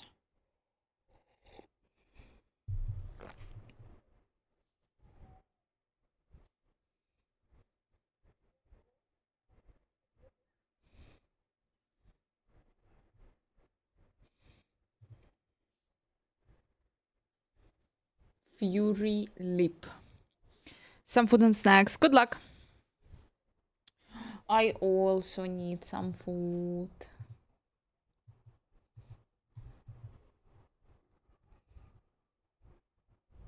Global melee damage. Global spell damage. Additional melee damage and spell damage for 3 seconds. This buff can stack. Let's say it will apply.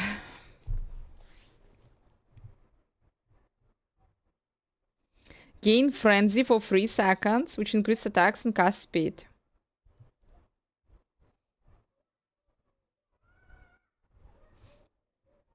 That's super OP. Leap with you. That's super OP. Now it makes sense.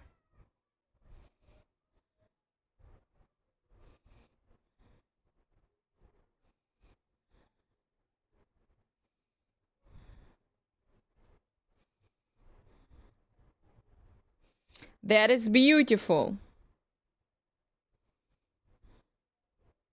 Guys, if you have some video, or if you if you deeply understand how the damage in Last Epoch works in terms of when the game is saying, yeah, like melee damage, does this mean, or like general damage, does it increase all damage, or it's increase character physical damage, or it's increase this damage applies to other modifiers, so it will also increase the fire damage?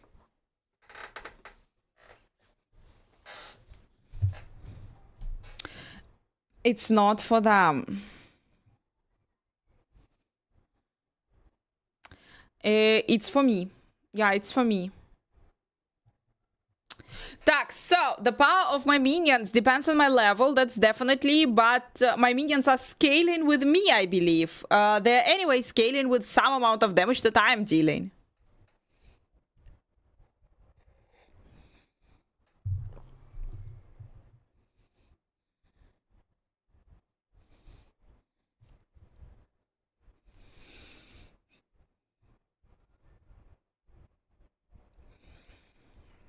Yeah, that's useful.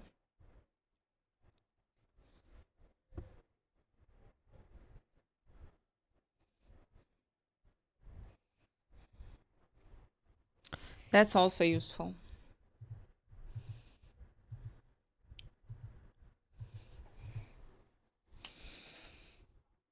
Glorious dragon. Let me double check also.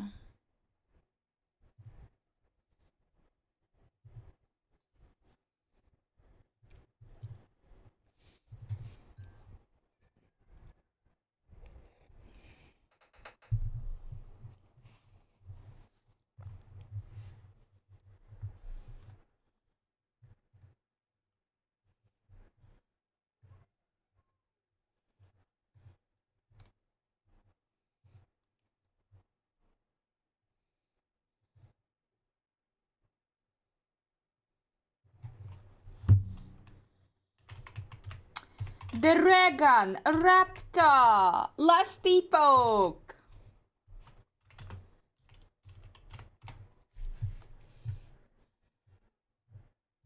Hello, this is Dread, and in today's video topic, I come to you with my tail between my legs, defeated. If you don't know, a few days ago, my computer just hard crashed, and it has never been the same since.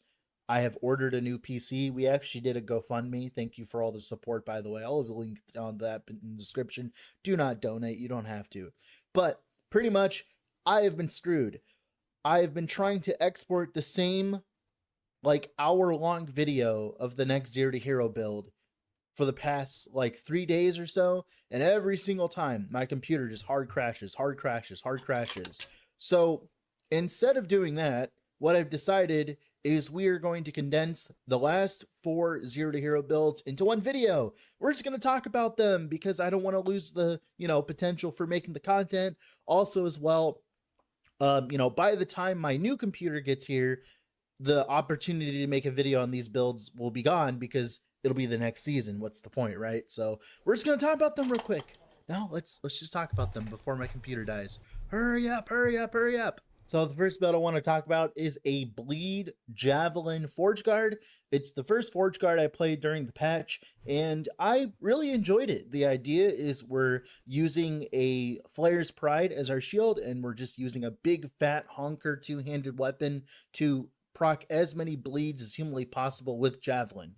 And it performed very well. It actually performed very well. I'm very proud of this build, and it is one of the most satisfying visually builds I've ever played because of the Cosmic Smite MTX and its interaction with the Smite idol, where you just get like giant beams of light. It looks amazing and it lights up the screen.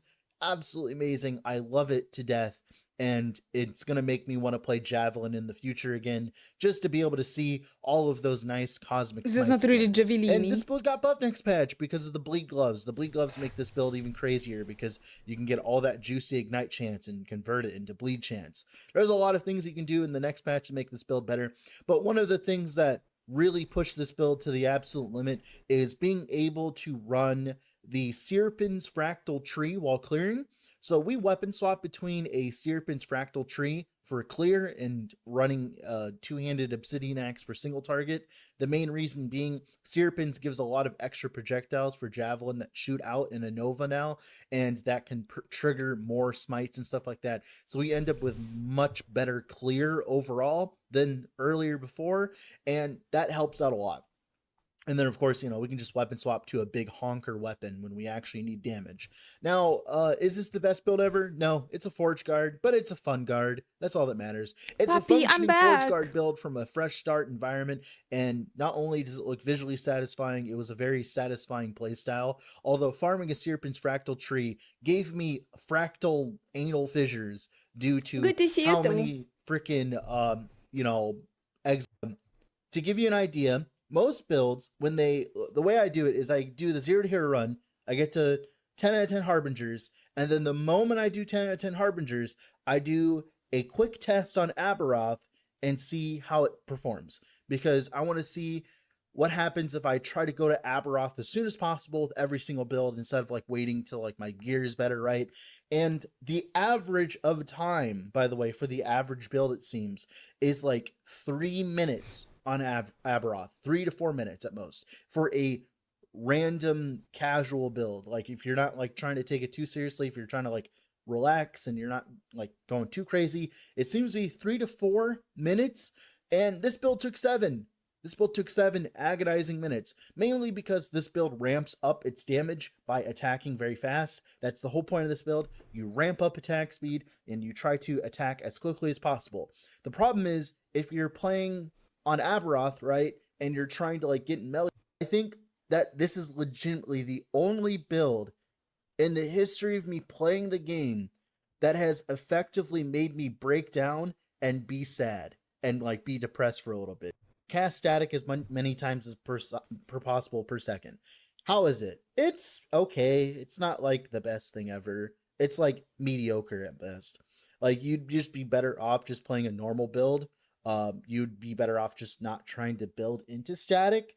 The biggest problem I have with static is I think that it needs a functionality change.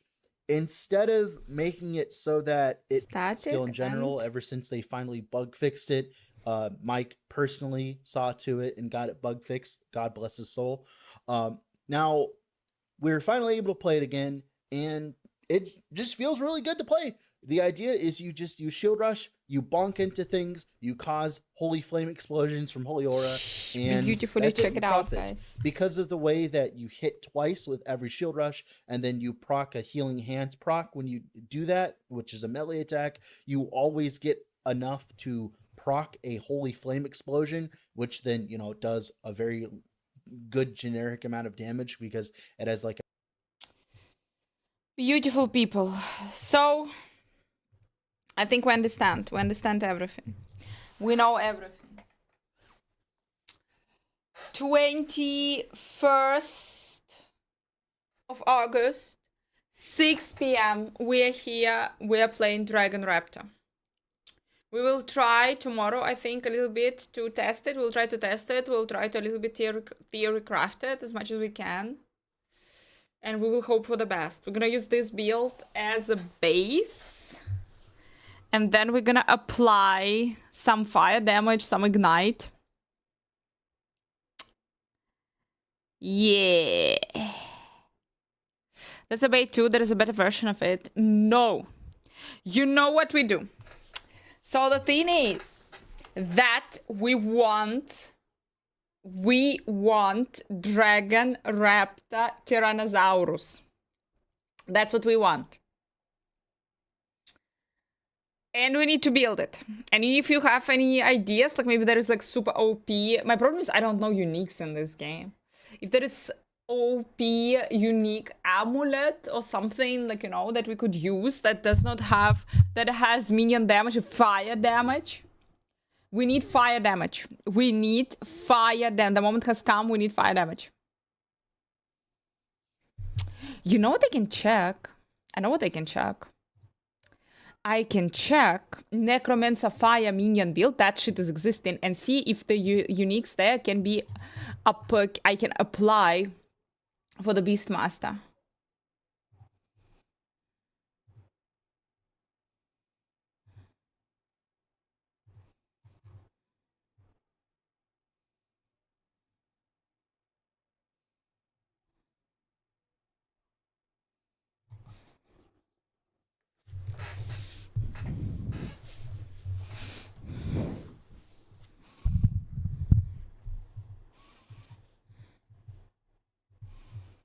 Maybe.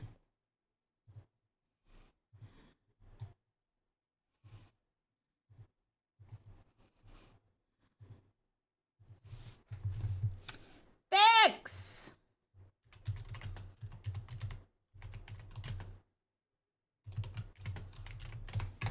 Fire skeletons, baby.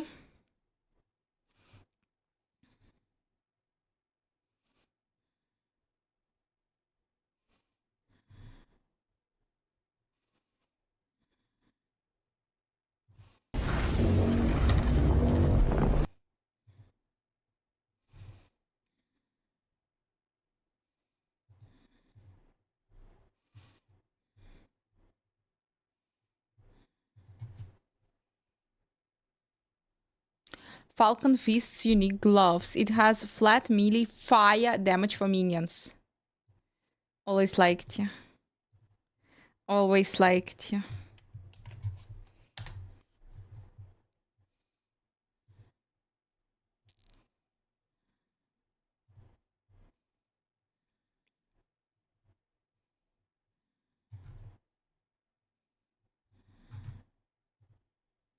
Isn't this rogue? Can I wear them even?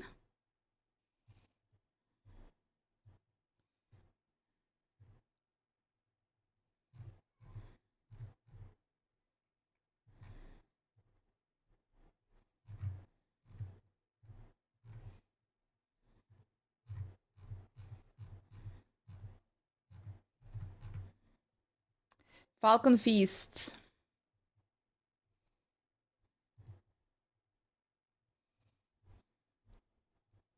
Armor, endurance, melee damage per level.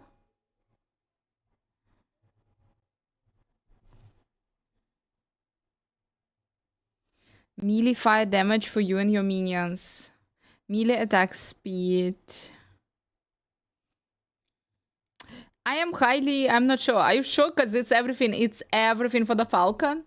So if it's possible to use it, I don't know, maybe. You can't. You can use it. Highly possible that I can't. It's a rogue unique. Here we go. Because it looks like we can't. You can use it. You can't. You can use it.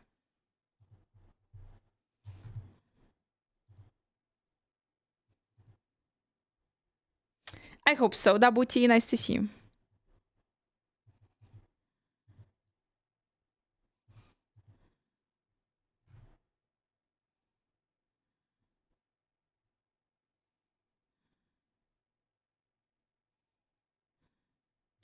I am okay to use Commander Evolution Amulet.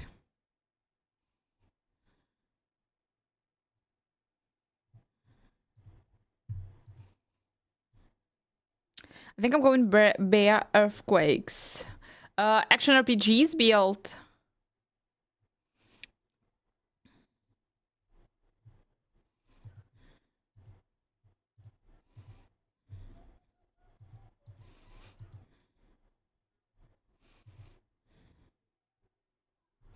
Boom, boom.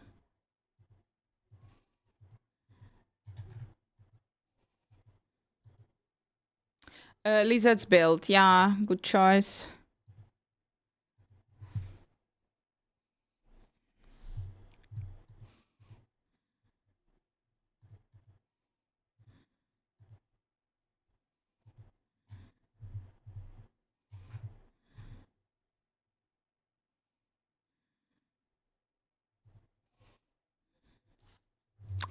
So here we go.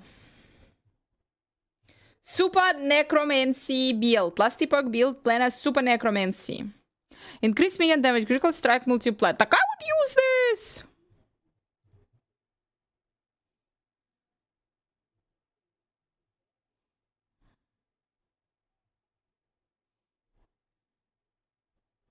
Historic minion from the random era. You can, he's right. But is it worth? Everything else is garbage. Everything else is garbage, but it has fire minion damage. So it's just minion attack speed and fire minion damage.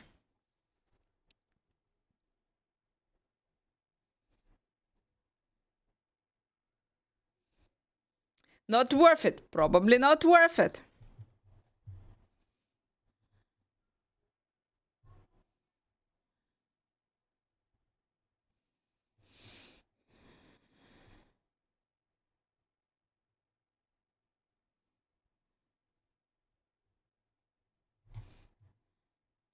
And anyway, guys, and anyway,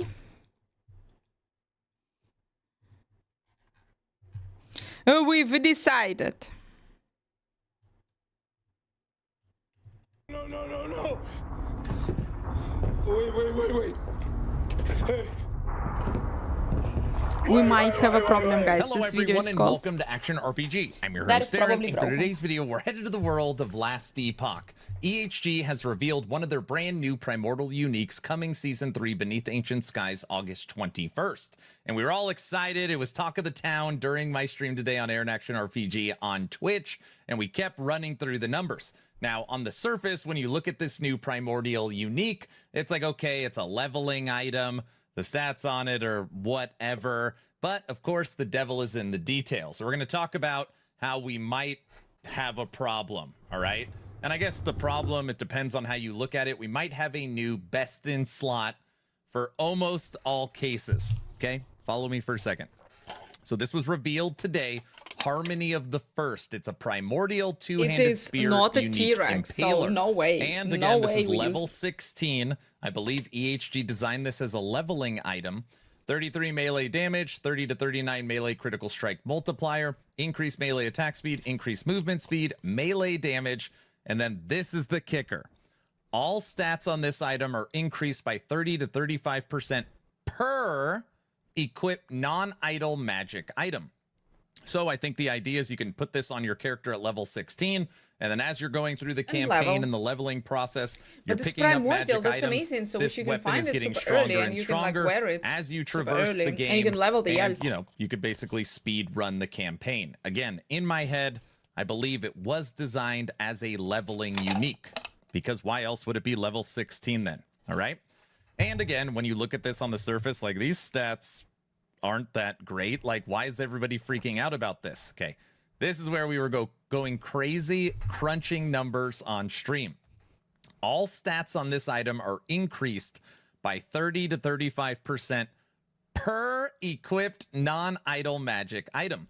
Now, everybody reached out to EHG to see what exactly does magic item mean. And you would think it means blue rarity, right? Because you have common, magic, rare, exalted, unique, legendary, weaver, set. So normally EHG is very descriptive in it saying magic item. No, no, no. EHG came out and stated that magic item means an item that has 2 affixes or less, which means the tier of the affix does not matter, including sealed affixes, which means you could have a sealed affix and you can have 2 affixes on the item. So under perfect conditions, obviously we're talking perfect in conditions, there'd have to be some kind of nemesis drop. You could potentially and you're kind have of like a magic super item lucky, that has but maybe 3 T7s, so it would be tier 21. And I know that wouldn't have we've to seen a happen lot of very extra often, multipliers if you but do, technically a magic item could be tier 21. Now, this is where things get really, really interesting. We have switched over to Last Epoch tools because I'm going to show you why everybody is freaking out, saying that this is going to be the best in-slot weapon. It doesn't matter if you're a melee build, spell build, minion build. This might be the item you want. And this is where it's gonna be think insane. It's bad. You don't want an item that is best in slot for all builds regardless. Kills power fantasy, kills options. I don't know. I really dislike it.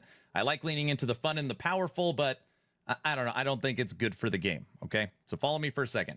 When you're looking at this new two-handed spear, the problem with it is not in its base stats. The problem with it is its legendary potential. It says very specifically on the affix line that it's going to boost it by 30-35% per magic item on the character. That includes LP. So EHG has already said that includes LP as well.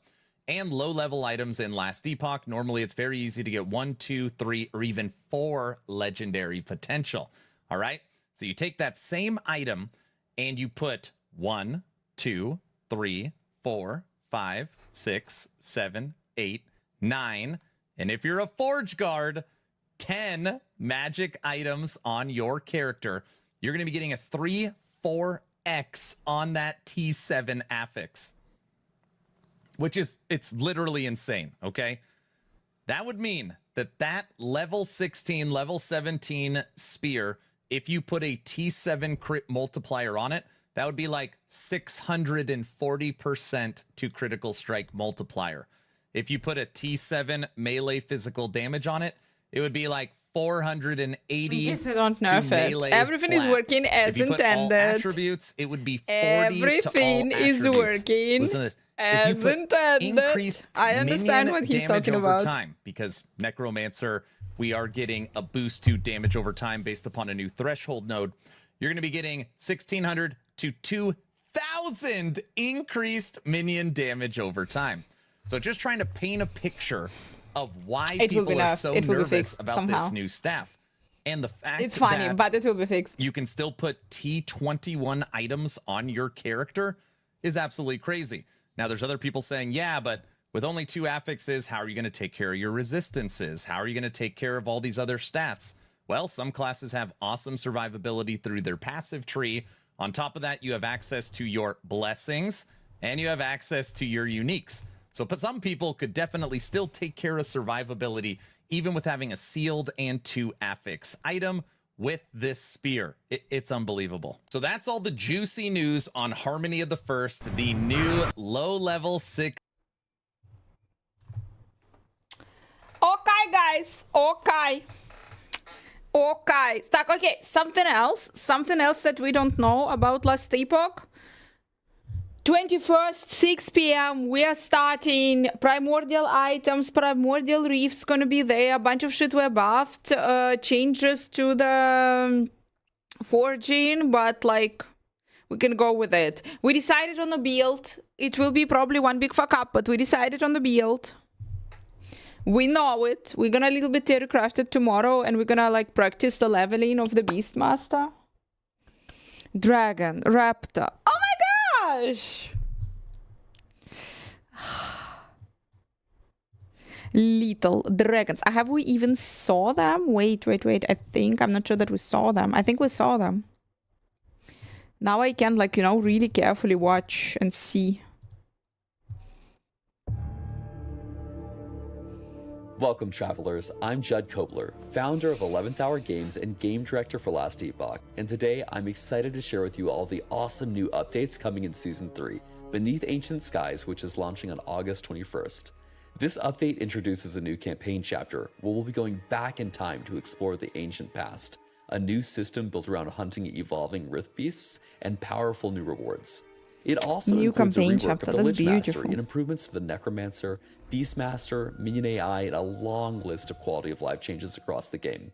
Let's take a look at what's new in Season 3, Beneath Ancient Skies.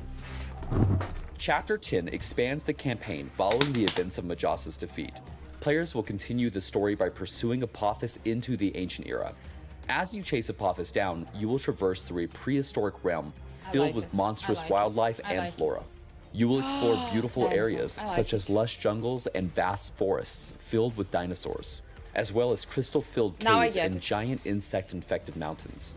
As you get further, you will find dragon layers and even the floating temple of Atera in the sky. You will meet some unlikely allies and find Nagasa, Osprix, and Wingari peacefully coexisting. Next, we'll take a look at the new encounter system, the Primal Hunt. Throughout the campaign and in-game, you'll encounter mysterious rifts, gateways into the ancient era. On the other side, players will dive into deep caves, where they will find the rift beasts and their nests. After defeating the beast, players choose one of the hatchlings to spare, which grants future rift beasts a new evolution. Evolutions add new abilities, body parts, and rewards to the next generation of rift beasts. As you continue on your journey, you will be ambushed by the evolved rift beasts until you eventually find another rift back to their lair, where you can continue to evolve the current lineage.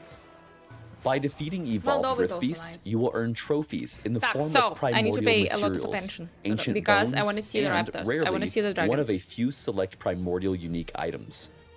You can also trade your primordial materials with a friendly Wingari hunter, Scarven Bloodhorn, for primordial uniques and runes of evolution, a new rune used to craft primordial exalted items. Primordial items are so powerful that each traveler may only have a single primordial item of either kind equipped at a time. Over 30 new uniques have been added in this patch, including 25 primordial uniques. Some highlights include Carrion of Creation, gloves which convert 6 of Chance to inflict bleed on hit. 100% of ignite, frostbite, blah blah blah. Converted to bleed chance. That would be... then I'm like super surprised that the original build is using the Tyrannosaurus instead of these. This is like all bleed, super bleed. Ailments into bleed chance. True Sight Glass, an Crit strike that unlocks avoidance. access to a second tier of critical strikes. Blossom of Immortal Stone, an amulet that converts all void, necrotic, and poison damage taken to physical damage. Crit build. Yeah, that will work. And Tyrant's Skull, allowing it. Look at this. Look at fucking this. Look at this. Look at this! This crap, guys. This crap. That's why we need to use it. We don't have any other options. I'm really sorry. It's all doesn't matter. It's all absolutely doesn't matter. Everything is garbage. This is the way. The wearer to be accompanied by a powerful T-Rex minion. These primordial uniques are very strong. EHG is wishing you good rolls and good luck hunting. However, you may be interested in Primordial Exalted items, which are obtained by using the Rune of Evolution. Use these on Exalted items with a Tier 7 affix, and it will randomly select one of the Tier 7 affixes and turn it into a Tier 8 affix, and then seal it. Flat penetration and some other stuff too. Freeing up an additional affix slot on the item. On top of that, you can still seal regular affixes He can just on run the item as around, well, guys. He can which just means you run can have around. a He will just non-unique scare the item with up to enemies. They will 6 run away. affixes It's on it. okay. Tier 8 affixes are oftentimes twice as powerful as their Tier 7 counterparts, allowing for some truly crazy items. We can't wait to see what builds the community makes with these new primordial items in hand. This patch focuses heavily on reworking the Lich and overall improvements to the Necromancer and Beastmaster masteries, as well as core improvements to how minions behave. A new behavior toggle has been added that lets you switch minions between Assassinate and Protect stances. This allows for more control over how they behave in different situations. In Assassinate stance, minions attack enemies further away from you and more heavily prioritize bosses and rare enemies. In Protect stance, they stay nearer to you and prioritize attacking enemies that are close to you. Minions will now prioritize their current target more consistently and disengage less often when the player moves. Also, while in Assassinate stance, minions will have a longer leash distance before turning to follow you and will now teleport to the player if they fall too far behind. When not in combat, minions will move towards the player's destination, not the player's current position. We've also addressed a number of ways in which minions would not be Such a updated when simple thing, equipping or but it's unequipping super smart. items. In addition, they gain more damage and damage reduction from player levels than before. The Necromancer's passive tree has been updated with new nodes focused on durability, leech, and critical strike scaling. Several older nodes have been removed or replaced, and new threshold bonuses have been added across the tree to encourage different types of minion-focused builds. The skill Assemble Abomination has been reworked. The Abomination no longer decays over time. Instead, it will remember the minions that were absorbed Abomination to is the create best. it and will Fuck, devour this those is minions whenever it Abomination. sees OP. them, similar to the Wraithlord. In exchange, its skill tree offers power based on the minions you gave up to create it. The Abomination skill tree has been rebuilt to offer more flexibility in how you design its behavior and Makes damage sense, like, you know, profile. if you For want actually example, T-Rex an to abomination shine. that absorbs many That's skeleton smart. archers can fire exceptionally powerful eternal arrows. The Lich passive tree has been overhauled with more identity-defining choices and greater build flexibility. Several older nodes have been replaced with new options, including mechanics for health drain, ward interactions, and dual wielding. There's also a new keystone that enables low life builds by capping your maximum survivability but unlocking conditional bonuses. We've added a new skill to the Lich's kit, Flay. This is a hybrid melee and spell ability that lets the player dash into melee range and strike with a rending attack. If enemies are killed, they erupt into a damaging spell that can hit surrounding enemies. The Flay skill tree offers a wide range of modifiers, allowing it to scale with ailments, crits, spell triggers, or even convert into a pure spell. Several other Lich skills have also been updated. Did the Aura of shoes Decay's go damage down, has been go improved. down well? It can be converted to Shoes? bleed or frostbite, and its tree has new options to enhance its The potential Pokemon as a shoes. primary Pokemon shoes damage-dealing went skill. amazing. Death Seal has been reworked into a low uptime defensive cooldown that makes you incredibly I kind of hope that difficult they to will kill. show a little bit the And Rip raptors. Blood now hits all enemies in a line in front of you and has new Maybe. effects in its tree to improve its single target damage potential. One of the updates coming to the Merchant's Guild are new tokens designed to streamline and enhance your able to buy items. Skills now feature improved VFX and sound design, 1.3. Visuals and audio have been polished across the board. Dozens of skills now clear button placement, delays, and item preview windows. Gameplay, clarity, and performance. That's Terrain quality of life. interaction and targeting logic have been adjusted to reduce cases where abilities fail to cast or hit unexpectedly. Loading times have been reduced across multiple zones, and memory usage during long play sessions has been improved. Other fixes include better detection for stuck characters when teleporting or using movement abilities. Fuck, I can't, guys. Abomination looks amazing. Abomination looks so good. Improved filtering Gigantic options monster for screen following you effects. around. and we Shit. fixed several Why don't issues. like with we don't skill have enough cooldowns, time. We have minion time that I don't play responsiveness, one and build. chat That's filters. it. And then Perfect Exile 2. Also launching with Season 3 are the Primal Supporter Packs, our newest set of limited time cosmetics. As always, everything here is cosmetic to quickly apply a filter. The Abomination skill tree. The Lich passive tree has mechanics for health drain, which is kit enemies. Hell. Several other Lich skills can be converted. He's talking about Death decay a Seal lot, has but he's been not talking reworked into about a the low Beastmaster uptime that much. defensive cooldown that makes you incredibly No, difficult anyway, to kill. guys, we saw the T-Rex. T-Rex is absolutely godly. Dragon Raptors will be also hopefully really beautiful. But you guys, I can't, like, I want to see it. I want to see little dragons running around. Like little raptors. Raptor dragons.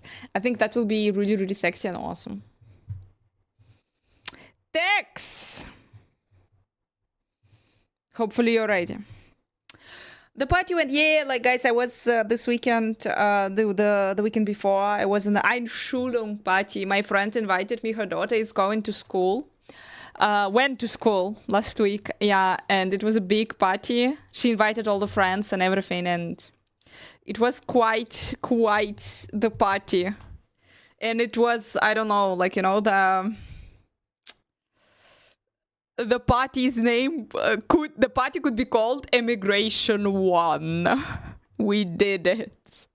Because there around one table, there were Germans, there were Ukrainians, there were Russians, there were Moldovan, here I am, Armenian, there were Arabs. And we were all sitting around one table, we were all talking German. That's kind of quite nice, quite epic. Yippee. And in the meantime,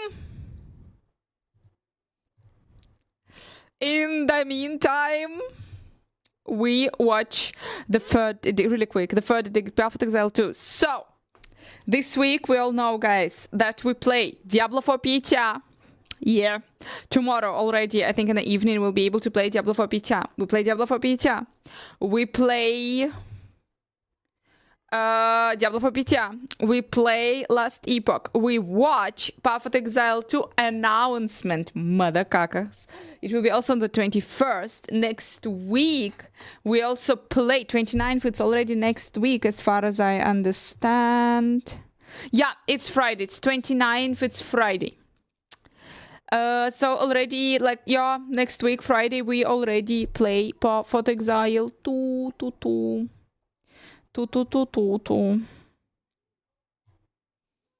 Not too bad. This weapon is our only chance to save humanity.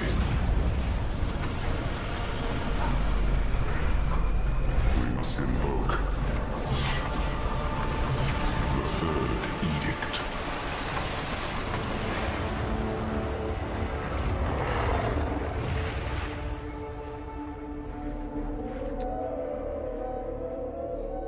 Guys, Perfect Exile 2 is making better and better cinematics, I must say. They're becoming better at this. They improve.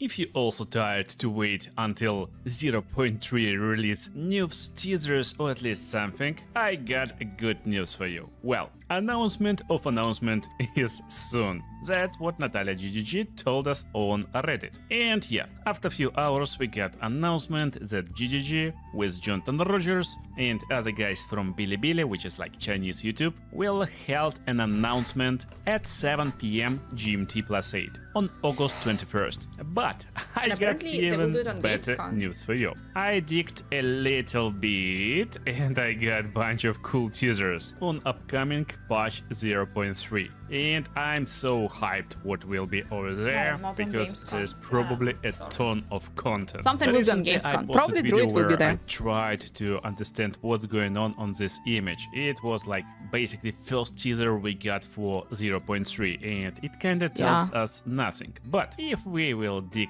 a little bit deeper, we will see that this post was posted by Natalia GGG and she's actually a community manager in PassiveXL to Reddit, as far as I understand. And most important part is not actually this puzzle, but is the post header. It goes like this: recovered from a long buried library in the ruins of Oriat. If oh my gosh, that's teasing. Down in Act 5 of original Path of Exile 1, but also it was rumored to be Act 5 in Path of Exile 2 also. So technically this teaser can tell us that probably we will get even Act 5, but that's where it becomes really juicy. So recently a lot of players... I'm still the one person who thinks that fucking no new acts will be revealed, will be released. Probably saw it. GGG announced that Path of Exile 2 event, Boss Rush event, and there's lots of information. Basically, Path of Exile 2 will once again go into Gamescom in Cologne, Germany. Really important part, and not a lot of players actually are trying to read the full post. Basically, you will choose between 7 pre-constructed character builds. But after you kill the boss, a portal will open to the next area, and the level of subsequent bosses will increase. There are 15 bosses, and many of which have not appeared in the game yet. Yes, this part is super important. This means we will have 15 bosses, and a lot of them actually never appeared in the game. In one single act, there's probably like 3, maybe 5 bosses, so it makes sense that we will have at least Act 4. But what I will show you right now is basically one of the new bosses. Correct me if I'm wrong, but that's exactly the post you may saw, because it's on original official website, and all links leads over here. But if we jump to Path of Exile Twitter account, X, of course it's X right now, we will see that same announcement with the same link leading to the main site about this boss rush event will have image, and a lot of players never saw this image well because it's like blocked by X for some reason, but I will click on show and you will see. Yeah, this guy is definitely a new boss from the new act. I would guess it's a guy from Act 4. He is really creepy and insane, and he got size in his hand. He got some crazy grim smile. He looks like crazy dude actually. And of course it's cool that I can show you kind of how this new boss will look like, but also I can kind of explain probably what is this boss, because just take a look over here what I found. I found the like explanation on everything that we will see in Act 4 that is known right now. And all bosses, there's actually 6 of them, is known, so they was teasered in one way or another. There's basically Goblin Giant Boss, Blind Beast, Yama boss, and I guess the guy we just saw, this crazy dude, is probably Daimora, Son of Death. Maybe. They think that it was leaked. They think that it will be anyway, it's all announced cool, 21st, that they will announce pretty Act 4. fun part. So what will be in Act 4? Well, there's a bunch of NPCs, that is confirmed. Hooded one, you already know him from we know campaign, that. but also this Alva, Preacher, Rock, basically guys from Expedition. And now I get insanely big prediction how actually Path of Exile will continue its campaign after Act 3, when we will get rid of Cruel Difficulty. And in my opinion, we probably will get rid of it right from 0.3. It's crazy prediction, I know, but hear me out. Because I not only can tell you what I think will happen, I can basically show you. So, this is map of Act 4. Just look over here. Yeah, it's Act 4. That's crazy, yeah? It's real map, and as you can see, this map is pretty like simple, and we get loads of options. Basically, we start in King's March City, and from this point we get a port worked over here, so we will have a ship.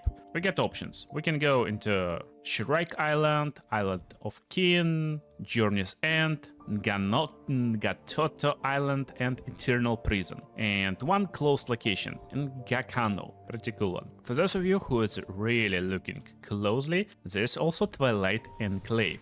And you know what? Twilight Enclave is probably, or I would bet like 100% on it, is new Ascension Trial. So yeah, probably we will have Ascension Trial right in Twilight Enclave. So we need to do something to unlock it. No one knows what is needed to be done. Anyway, it's also known how this land will kind of work. So basically you will pick any location and for example you start with Isle of Kin, then you will defeat boss over there and all other locations will become stronger. Technically Act 2 works almost like this right now. It's basically when you go into Titan's Grotto, you complete it, Kiet will become like a little bit higher level zone, or at least it worked like this in like previous patches. Anyway, here's the cool part. Basically areas will be of level 45, which again confirms kinda estimated level after you beat Act 3, you will be level 45, and honestly it just makes sense. Technically you will end Act 3 with Alva and Doriani, and probably you will get some information like where to go. So I think they will not release that, Act 4. Yo, dude, go to King's Marsh, and that's where you will go and investigate other parts. How do I know it? Well, just take a look over here. Do you see King's Marsh? You see it? Well, ta-da! That's actual King's Marsh city gameplay. We will see Alva over here, instantly interactable, and it's pretty old footage. And you may think, well, game kinda like changed a lot from this point, yeah? Let me show you what happened in 2K23. Guys, do you think they're gonna release Act what do you 4? think right I think now they're not is gonna release Act Huntress, 4. who's using basically the build that dominated the meta right now in areas that you definitely can recognize. Fight versus Act 2 boss, and come on, it's just really everything we got right now. So if you ever was worried that we got 3 acts and Act 4, Act 5 is not even in production yet, well, they almost done, so we definitely can get all acts right now. So let me show you a little bit of Act footage. 4 and Druid. Basically, you start act by talking with Alva, with Preacher, with other like NPCs, and then you can go into the ship and basically choose location where you want to go. Then you jump on the boat, and ta-da, you're on the island. Yeah, on the island you can travel, explore area, defeat monsters as always, with the final boss at the end of the island. Of course, you defeat boss and you go to the next island. What you're seeing right now is Isle of Kin. So it's kinda abandoned goblin lands with loads of rich culture, rocks that they gathering. And in the end, you fight big blind beasts, Link. like Gladiator. Where is the YouTube in video Arena. about that? And after completing all islands, you will unlock Ngakano. So, what is Ngakano? I can show you too, just look over here. Yeah, it's official teaser. We actually already have teaser for Ngakano. It's pretty grim and dark place where something happened. And there's dark possessed trolls or some like ritualists going. Guys who know a lore a little bit more probably know what's going on the screen. But I like the setting of this place. Still, it looks a little bit like last part mention of Act 1, but anyway, it looks cool. I will show you 2 more islands, but now like the biggest part. So we also see that there's area Ribbenfell, which probably will have some like action area maybe later, but most importantly, what you may find over here is located over here in pretty dark text. It's Oriaton Channel. What does it mean? It means that Oriat, basically the city of Oriat, is right below us. So probably we will like go into this area, defeat bosses, clear down Ngakano, and then after clearing this area, we will find out something that will lead us to Oriat. We will basically need to travel to Oriat, and it makes like complete sense. You end Act 3 with Alva, you need to travel further to find out what's going on, how to stop the beast. Basically, if you don't know, Pacific Cell 2 campaign is all about chasing the beast and trying to stop beast to evolve. So technically Oriat got super like old school ancient library, and that's where we will go and try to analyze scrolls. And just for this single reason, I would say, since these scrolls are from Oriat library, probably we will have Act 5 as basically Oriat city. We will explore over there, but most importantly again, these teasers that we probably will have not only Act 4, which is almost ready I guess, but I guess it's ready already, we also will get Act 5. Now, can we get Act 6? Can they actually show Act 6? I would say yes. I would say yes. Here is my thoughts. Basically, there was rumors, teasers and stuff like that, I guess from Jonathan himself, that Act 6 will be kinda super fast rush, you know, action-packed adventure drama, stuff like that. Basically, in my understanding, it will be something like boss rush event. So probably it will be like Zone A, you finish it, you go to Zone B, finish it, fight boss there, go to Zone C, fight boss, and just zone after zone in super quick fashion. Probably it will be something like this, and it again makes sense. Basically, we will investigate this area for clues, King's March area, then we will go to Oriat and get kinda a recipe how to stop the beast, and then we will rush. Maybe we will travel through time again, and basically we will fight all bosses again, but like more powerful versions of bosses probably. Maybe we will travel in some delirium lands, I don't know, we will see, but we will just have crazy boss rush, and then Act 6 will end, and we will go into end game. We'll see. But again, you're here probably to see like how these extra islands will look like. So let me show you what I found. This next area I will show you will be Eternal Prison, it's 21st. Which got another name. Held an announcement on 21st of August. He's not will a prisoner, held, yeah, he it actually, will. like, created this prison. And yeah, we start the adventure from the ship.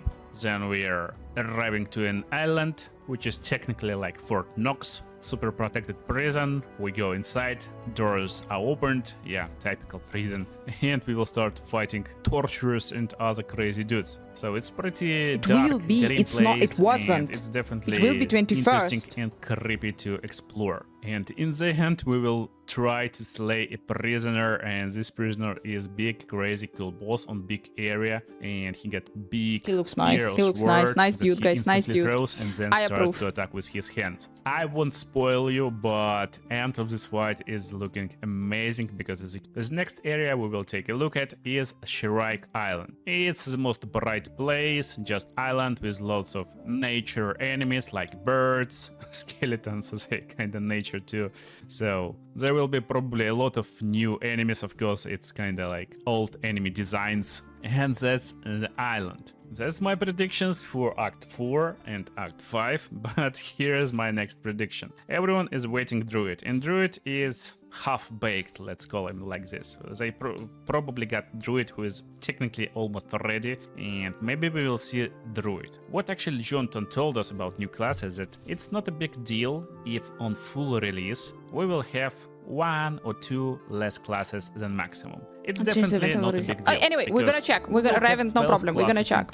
We're so here right now specifically to catch up on point, everything that was classes released in the is last basically couple of split days. in attribute points, parts of the tree is not a big deal. And they also told us that they will release full okay. We're gonna check in 1 year. So technically we're having probably last patch, maybe there will be last 2 patches in beta, and then we will go into full release. This again makes sense because they got everything almost ready, all acts almost ready, and as you can see, wait, this dude actually said teaser something. Attribute points, parts, and maybe we will see Druid. What actually Jonathan told us about new classes is that it's not a big deal if on full release we will have 1 or 2 less classes than maximum. It's definitely not a big deal, because we will have 12 classes in total in Druid, and Druid is half-baked, let's call him like this. They probably got Druid who is technically almost ready, and maybe we will see Druid. What actually Jonathan told us about new classes is that it's not a big deal if on full release we will have 1 or 2 less classes than maximum. It's definitely not a big deal, because we will have 12 classes in total, so having 1 less per attribute point, because classes is basically split in attribute points, parts of the tree, is not a big deal. And they also told us that they will release full Pass of Exile 2 in 1 year. So technically we're having probably last patch, maybe there will be last 2 patches in beta, and then we will go into full release. This again makes So sense like December. because they got everything almost ready, all acts almost ready, and as you can see, they actually teasered, sneakily, stealthily teasered new class that's probably ready. It's Shadow. This class definitely looks like Shadow, and that's the screenshot from a recent advertisement of the supporter pack for Pass of Exile 1, but it's definitely Pass of Exile 2 settings. It definitely looks like Act 1, somewhere in Clearfell, so I would say they probably got Shadow ready, and since we should have like at least 10 classes on the release date that probably will be in December, I would just guess that we will have Shadow, we will have Druid in this next upcoming patch 0.3. Pretty crazy guess, I know, but I hope you're waiting new classes as much as I do, because I like doing insane builds on my channel. Pass of Exile 2 news, if you want to. Okay, so Daft Microtomid. So first of all, guys, that was also really cool. Spoot the King. Here it is, Bronson. Hi. Also the link for you guys for this video. Also, here we go.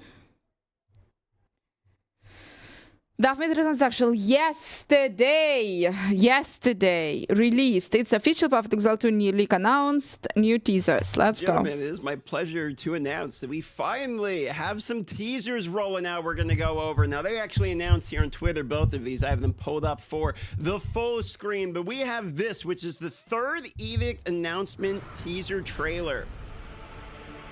I assume Daft Microtransaction, he actually tested the shit. He knows everything.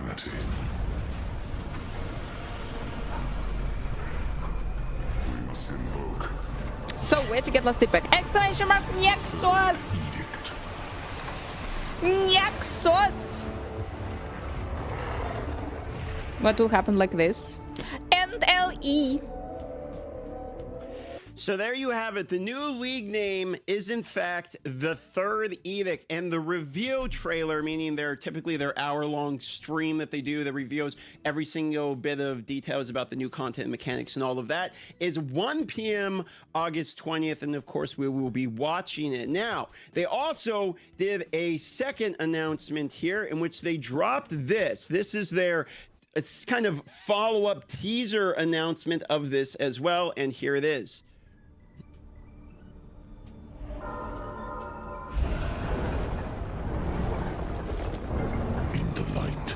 We burn. In the dark,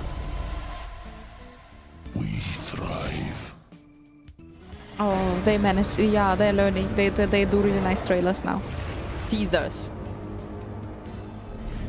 Now, there's speculation going, off on what exactly is happening here. And of course, I can't join into the speculation because I know what's going on. In fact, I know so much what's going on that if I show you here, I dropped this on Twitter, which is me doing some voice acting. I'll leave this at the end of the video so you can see it. I actually voice acted one of the monsters in whatever this is. There has, however, been some pretty hilarious speculation throughout the announcement trailers. One of which being this sound effect of these little daggers going into the Path of Exile here. They do the Path of Exile 2 is supposed to be a druid growl. Well, that one has been, that's a myth busted, as this sound effect has actually been in every single trailer where those go into the Path of Exile. I mean, all the way back from like a year ago before the game was even out. There's a lot of speculation going on, and so far on Twitter, Reddit, pretty much anywhere you look at the moment. I'm sure in the comments of this video, the #1 speculation at the moment seems to Abyss or Lightless. Actually, I apologize. The #1 most speculated upvoted comment here on the Reddit thread is Door League with pictures of doors. Whenever these teasers go out, there's always an abysmal level of speculation that goes out related to them. So I'll leave you guys with a little bit of the voice acting that I did for one of the monsters in this league mechanic, and that will hopefully help hold you over with a little bit of a teaser until the 20th. And I'll see you on the live stream today. But I'll get you to do vocals for one Yeah, for the ground one and the wave one. Okay. Awesome. So this one's a little bit shorter, should be a little bit punchier, something like that. And then later when we get to that one, it'll be like way more. Okay. Can you try to go for a little bit more explosive at the end? Okay. Yes. Cool. Just give me like 2 more super explosive ones. Okay. Yeah, this one has a bit more of that build up. End of it should be really explosive. You can feel free to get a bit creative with this one. Okay. Nice. Alright, I want to try something. I have an idea. Okay. What if we make him sound a little bit like...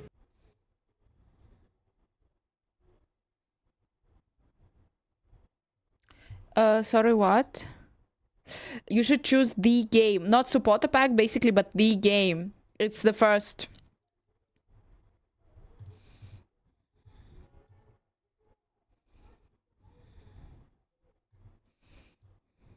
This is a supporter pack. This is the game. So you take the game.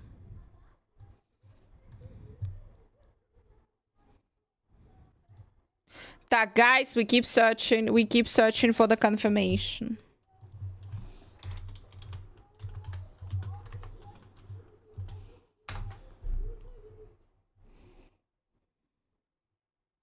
Da war Oh, ich that nun guy I know also. Mitternacht, mitten in meinem 5 Kilo... Fucking fuck! How to disable it? Automatisch synchronisiert, guys. Oh my gosh. Oh my gosh. Poor talkative tree. You listen at this. Listen, guys. Verlauf nach einem 4-stündigen Stream, als ich mir sicher war, dass Grinding Gear Games uns bis nächste Woche... Holy fuck! How to disable it? Oh my gosh, guys, we did today so good. We did today so good. The whole day, we were good. We were in English. What just happened? Oh, I just don't like to go through settings on stream, so I'm like trying to, you know, put it on the other screen because I'm paranoid, obviously, like all Slavic people. We are all fucking paranoid. No, okay, I go into settings. I have no idea. How's the trip? The trip was really nice. You can, guys, you can you please do a clip because I will send it to Talkative Tree and say congratulations, you have a German voice now. Fucking fuck.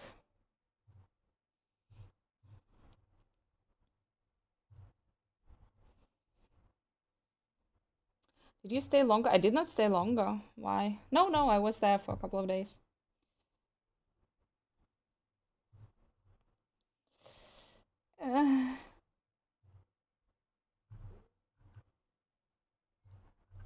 Why did you do this to me? Nicht automatisch synchronisieren.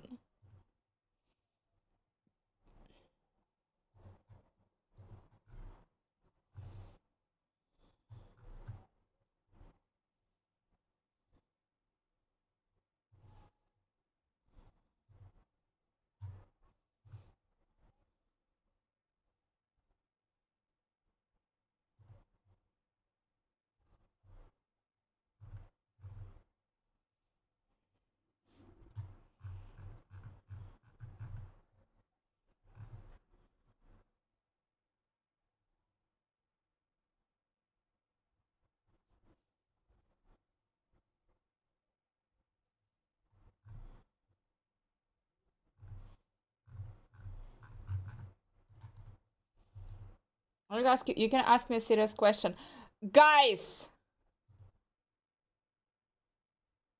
How to disable automatische Synchronisierung on fucking YouTube?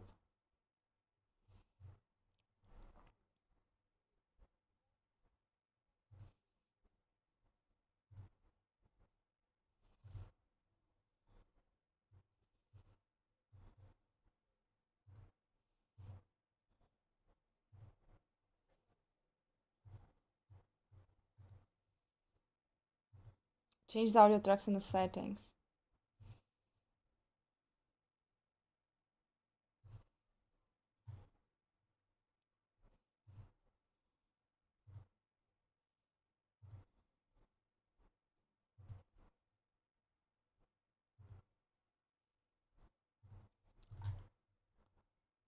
So there I was, midnight, in the middle of my 3-mile run after a 4-hour stream, when I was confident Grinding Gear Games would not tell us anything about Path of Exile 2's next update until next week.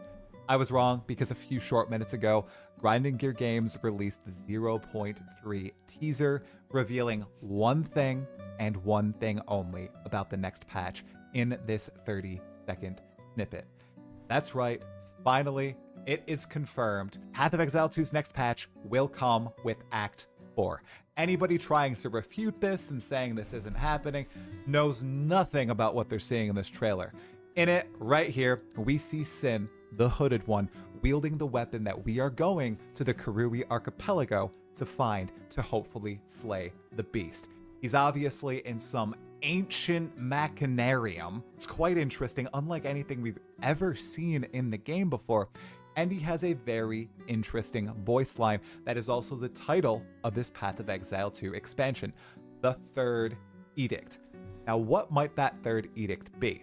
Well, I have a bit of a theory, and unsurprisingly, it relates to the Beast and Cataclysms. We'll talk about that in just one moment. The other thing that is essentially confirmed with this teaser, given that we're receiving Act 4, is the next Trial of Ascension, likely the Trial of the Ancestors, so everybody who was extremely upset with the Trial of the Sakama and the Trial of Chaos will be getting a new way to ascend for their 3rd Ascension and their 4th Ascension. Hopefully, it provides a different avenue for people who are extremely frustrated with those two experiences to get those final ascendancy points. Okay, so back to this little teaser. Sin right here is wielding this primeval weapon that supposedly will help us take down the beast, but he has a very curious line as he's activating the weapon itself. He says they must invoke the Third Edict. Now, what in the world is the Third Edict? Well, before Path of Exile 2, there was no real mention of edicts anywhere in the Path of Exile universe. But in 0.1, the Arbiter of Ash was a pinnacle boss, and he talks about the invocation of the Fourth Edict. Now, what in the world could this mean? In particular, he mutters this line right here once you enter his arena in the Burning Monolith. You are too late. The Fourth Edict already burns for your world. Now, this is just a theory, a Path of Exile lore theory, but I think each edict represents a cataclysm of Rayclast involving the beast, the creature that the Hooded One, aka Sin, creates in, well, not in Path of Exile 1, long before Path of Exile 1, but what we see in Path of Exile 1, kill in Path of Exile 1, and then is being recreated in Path of Exile 2 by Oriana and all of her boy toys. We actually see the first cataclysm caused by Doriani /@Ziri in Path of Exile 2 from the beast. Then there was another cataclysm caused by the beast when Malachi meddles with it. Now my guess is that Sin is somehow meddling with the beast again, or perhaps slaying the beast, and this is being called an edict. Now, why would he be doing that? Why would he be fulfilling the role of @Ziri, of Malachi, and somehow harming the beast and causing a cataclysm or an edict? I don't know, but it just matches up too well. And the fact that we haven't seen anything else to do with the edicts, but it lines up so perfectly. Cataclysm 1, Cataclysm 2, possibly Cataclysm 3. I just think Edict is a cataclysm. Or maybe this is how Sin is spinning it. He's trying to wield the beast and cause some sort of massive event that will be positive for the world, positive for humanity. And then all of this somehow connects to the Arbiter of Ash, who is predicting the Fourth Edict. We don't know exactly how the endgame will occur in Path of Exile 2 once the whole story is done, but perhaps there's another beast active, or there's some timeline shenanigans, and the Arbiter of Ash is predicting yet another cataclysm will hit Rayclast. And this would be the Fourth Cataclysm, or the Fourth Edict. Moving on a bit from what's confirmed and a little bit of speculation, we also learned that GGG Live occurs one day earlier than usual on a Wednesday, on August 20th. That is when everything will be revealed. It will have Twitch drops. I will be co-streaming it. No, it's on 21st. Ziggy D is going to talk to Mark and Jonathan. Wait a second. August 20th or 21st? My brain gonna explode. Let's go check.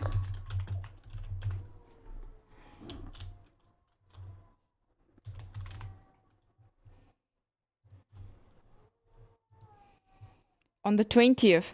Guys, oh my gosh. No, that's perfect. Depends on the 21st for them. It's killing me. 21st for them. Tak, so I need to open. Wait, I need to open because it's difficult for me. August 20th, 1 p.m. PDT. I'm checking which time is it for me.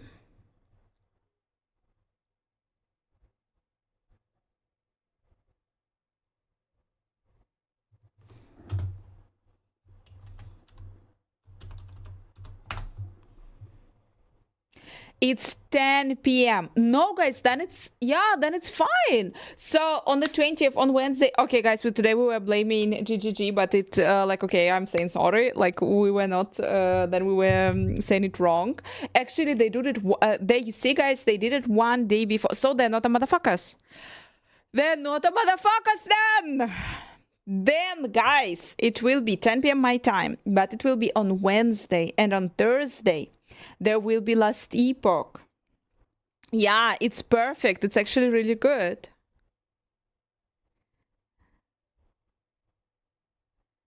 So it's actually when they're not the motherfuckers. And they did it. Like, you see, they literally did it. They did it one day. They specifically did it one day before. Because he's saying that usually it's on Thursday, but they did it on Wednesday. After Ziggy D is going to take earlier than usual on a Wednesday. Earlier on than August usual. 20th, that is when everything will be revealed. It will have Twitch drops. I will be co-streaming it. After Ziggy D is going to talk to Mark and Jonathan. And then right after that, there will be the patch notes. And of course, it launches on August 29th. Beautiful. Yeah, we're gonna do the late night. It's okay. It's beautiful, guys. It's beautiful. Okay, sorry for complaining. Sorry for complaining. I did. Yeah, but apparently, no.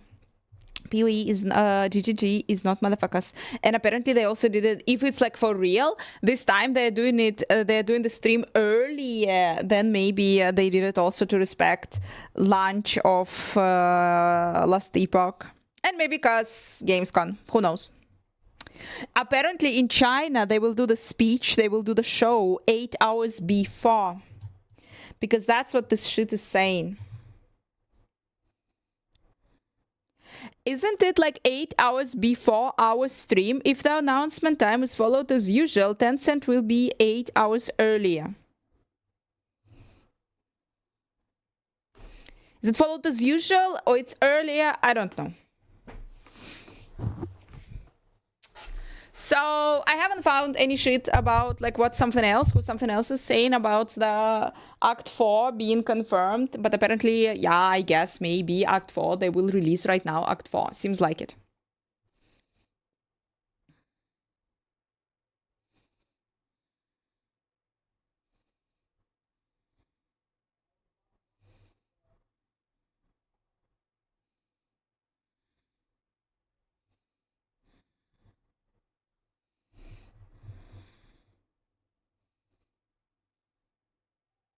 Beautiful.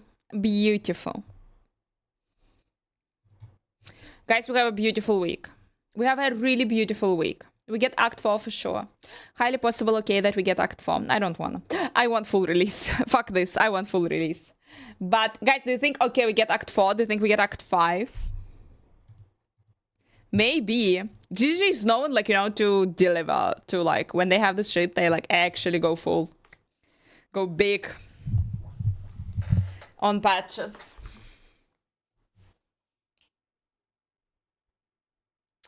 Fuchs, about your question about the lower back. From my experience as a person who had lower back pain for multiple years, you know, the only shit that's helped And the only shit that's actually helping, it's not one particular exercise, it's more like the series of exercises. Usually yoga hour has like, it's rarely, you know, it depends on the teacher obviously, but it's rarely like, you know, focused specifically on, okay, now we're training only right leg. It's usually not like this. It's usually the complex of all the exercises, and quite often asanas, they are strengthening the body. They are mostly here, one particular part of the body will be working more, but they are also working with the other parts of the body. So it's more like the complex shit, and the only shit that's actually helping is if you do it regularly, 3-4 times a week. If you will, for a couple of months, do yoga exercises 3-4 times a week, everything will heal. Everything will heal, but you need to actually do it. Always. Here we are. Besides that, Path of Exile 2.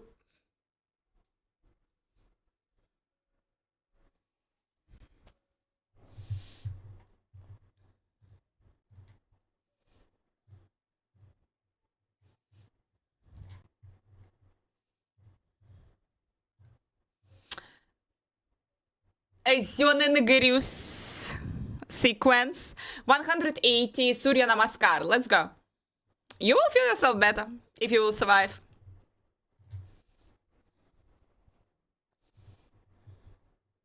And then if you will do them for 4 months in a row.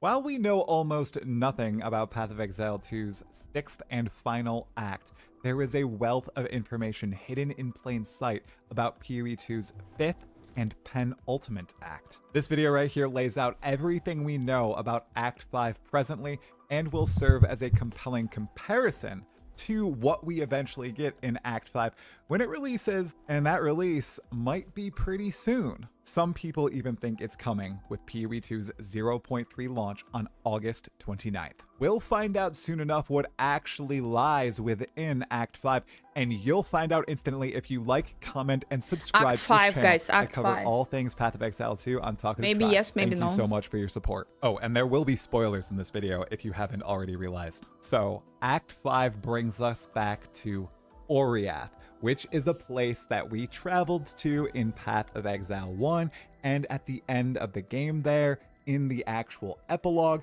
was destroyed. It actually got destroyed twice, once by Kitava and another time by Cirrus, the Awakener of Worlds. Well, in the 20 years since Path of Exile 1 has ended, people have gone back to Oriath and begun building a new civilization there in the wake of the gods re-emerging because the beast from Path of Come on, Exile 20 years 1 is not enough to dead, rebuild the and these civilization. people Seriously. that live there, they are called the Twilight Order. The person that we're chasing all throughout Path of Exile 2 currently, Oriana, she's a member of the Twilight Order. And she's the mommy of this dude right here, Lumerius. He's the guy on almost all the promotional material for Path of Exile 2. While the Twilight Order currently resides in Oriath, and they're quite secretive, they have their tentacles all throughout mainland Rayclast, and as hopefully we'll see soon, the Karui Archipelago. So if you look at some of the content in this book, we start with Lumerius, who will probably be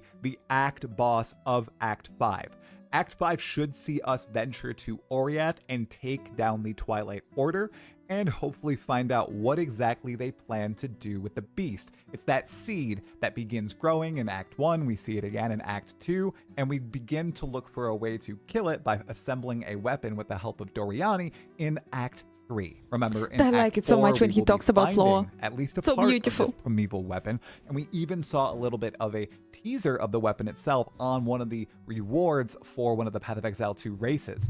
The hooded one, aka Sin, was holding this crazy looking weapon on a skin for a laptop. I'm gonna read the lore for Lumerius just to give a little bit more background on these characters that Here we go. Honestly, Here we we've go. had very little exposure to. It's still shocking we've only met Oriana, and none of these characters here we've seen anywhere else aside from Trailer 3 or Path of Exile 2. And the Gamescom teaser from last year. Okay, here we go. Lumerius, the first and last Emperor of Twilight. For generations, the Twilight Order has sought to raise the Savior, a hypothetical, perfect human being that combines all the best of humanity without any of its flaws. It's always a bad idea. Bloodlines were carefully mixed and managed to produce groups of special children who would then That's be raised always a in bad idea. isolation. Throughout their lives, they were taught philosophy, science, and every other subject vital to a pinnacle mind. Then, they were trained in the physical arts as well, pushed to be the peak of perfection.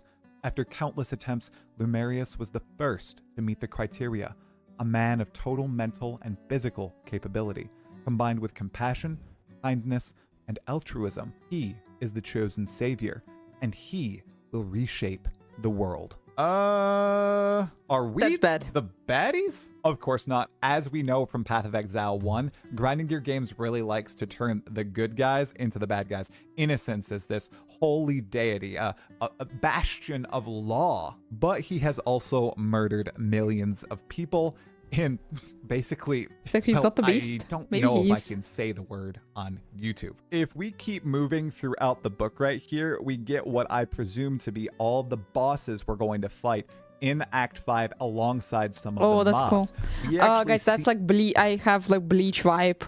You know, you remember I don't know, I don't remember the names of them, but this is like the big dude and the girl behind. This is Bleach. This is duo Bleach. in the trailer For me. for Path of Exile 2 from 2023. It released during ExileCon 2023. Since then, this glimpse of Essie and Paulius is the only thing we've seen of them. I'm surmising there's some sort of duo boss, similar to what we fight in the Bone Pits. Then we have this guy here, the High Priest. According to this book, he is the leader of this secret genetic project to produce Lumerius, Zaraki. the savior. He also maintains a secret alliance with a breach lord, and that's where he learned how to modify genetics. That is funky, and oh my goodness, the art of this guy and all his different forms, they just look phenomenal. Then we have the Countess herself, Oriana, right here, and this is her design from the concept art. But if we flip to the next page, we actually get an evolution of Oriana, a different form, almost like that of a demoness, a succubus, Lilith as she could have been. Yeah, absolutely. That's Diablo 3, the spider queen. Really Moving similar. on here, this is just a bell monster, which reminds me of the creatures from Expedition 33. The Nevrons. Moving through the rest of this book, there's very few bosses and then what I presume to be actual mobs. So we've got the Preacher right here. We move to the next page. We have some probably just guards. But these guys right here, they're pretty special. They are the allies of the Twilight Order from the desert, from Act 2. They're called the Exacritus. These are the Feridun that have allied with the Twilight Order. We also have the Stigmata. These are Karui that have allied with the Twilight Order.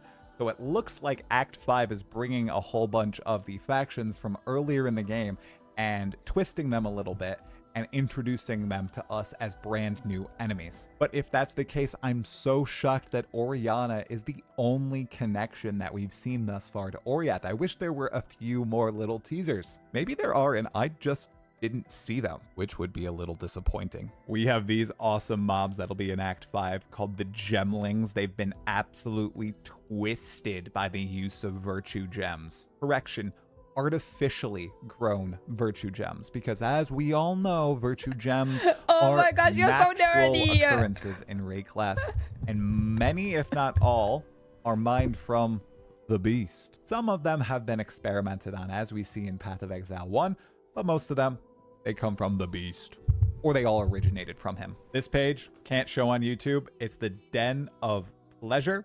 I will show one little snippet of gameplay from it. That's all we have. The final two pages showcase areas that we will encounter in Act 5. One is the Twilight Order Galley, a massive boat that I presume will be able to actually invade. And then the Twilight Order Cathedral, which is actually already in-game in the form of a hideout. that you get Thank you, if Kai. you purchase one of the supporter packs or Path of Exile 2 Early Access. Remember, that's also how I got this book. So that's literally it that's confirmed to be Act 5. But there are some unconfirmed but likely pieces from earlier in Path of Exile 2's advertisement campaign. Welcome to what I believe to be Act 5. Found in the Mercenary gameplay walkthrough from all the way back in 2023, I think we see Act 5 from two different angles here. The first is the cityscape that you see in front of you right now. The second is that blood red area that we saw just a few moments before, right here. It's never been confirmed that this is Oriath, but given the fact that we know that we're going to a big city in Act 5, and there's likely nothing of this construction in Act 4, and it's very unlikely to be Act 6. I do think all of this, the boss fight against Ursea the Matron and the Unwanted, all the creatures that we battle, the cityscape, this is Act 5, a piece of Oriath. I like Path of Exile 2, guys. What I think is our one other little look at Act 5. I think it's a really beautiful game. Perhaps in Act 5 that released all the way, once again, back in 2023. As I'm pulling all this footage, it really feels like they thought they were going to release Path of Exile 2 into early access with a full campaign, and as we learned, they swapped to developing the current Atlas endgame that we have, and a lot of people want to see shaken up. Alongside that little snippet, the cinematic, I think that right here, when we see the Mercenary, I think that is a coliseum of sorts with Minotaurs in Oriath. Now to close out this Act 5 rundown, let's run into the highly speculative section. Oh my You are gosh, watching dude. the Ranger gameplay walkthrough from all the way back at the beginning of March 2024 when I was flown out to LA for the very first time to play Path of Exile 2. I saw this demonstration live, and everybody else saw it a few weeks later online. There's one key piece of this demo missing that I'd like to showcase to all of you here today. And it's in this weird guy's video. As Octavian was logging in to do this gameplay presentation for the Ranger, this was the loading screen, a big Roman numeral 5 and the Ranger, and then they loaded into an area called the Pantheon of Forsaken Gods. That explicitly outlines that this area, at least back then, was a part of Act 5, as was the area filled with blood showcased earlier in the video. Now, is this Oriath? This possibly could be the High Priest that we saw earlier in the art book, or, and hear me out here, Act 5 could be this is a two trap. very separate parts. Part We've 1, been we are there. going It into sucks. Oriath, and Part 2, we begin traveling into some sort of nightmarish hellscape. We can see the corruption all over this area. If you pause right here, you can see the tentacles of the beast on the wall. This could be the entry point into Act 6, or the boss that we fight to enter Act 6. I'm incredibly excited to see how Act 5 actually turns out in Path of Exile 2 once it releases in 0.3 or a patch after that. Let me know in the comments below, is any of this interesting to you? Are you excited for Oriath and all the creatures that appear to be within? Do you think I'm right on the money? Things appear to be escalating fast. Please like. Oh, yeah. Check it out, guys. Check it out. Scary, scary. I must say, scary, scary. Have we missed something? Is there something else, guys? Have we missed something? Once again, tomorrow, Diablo 4 PTR. Tomorrow in the evening, but it will be in the evening, so I'll not play it tomorrow. I will be like theory crafting a little bit, checking out Last Epoch, checking out Diablo 4. The builds already, like, you know, for the PTR. Paladin leaks. Oh yeah, baby. Oh yeah.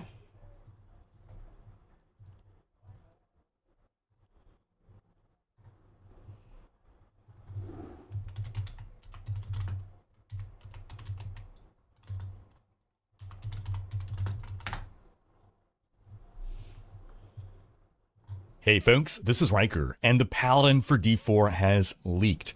We also got today the reveal of Season 10 of Diablo 4. Test server goes live next week. Let's get into all the details. First off, real quick, the reason the Paladin leaked is because within Blizzard's internal content delivery network, we have seen this build of Diablo 4 pushed through 2.5x Paladin. Womp womp. So potentially in preparation for Gamescom next week, where people are going to be trying out the new expansion, they needed to put the build on their content delivery network so that computers outside of Blizzard are able to play this build.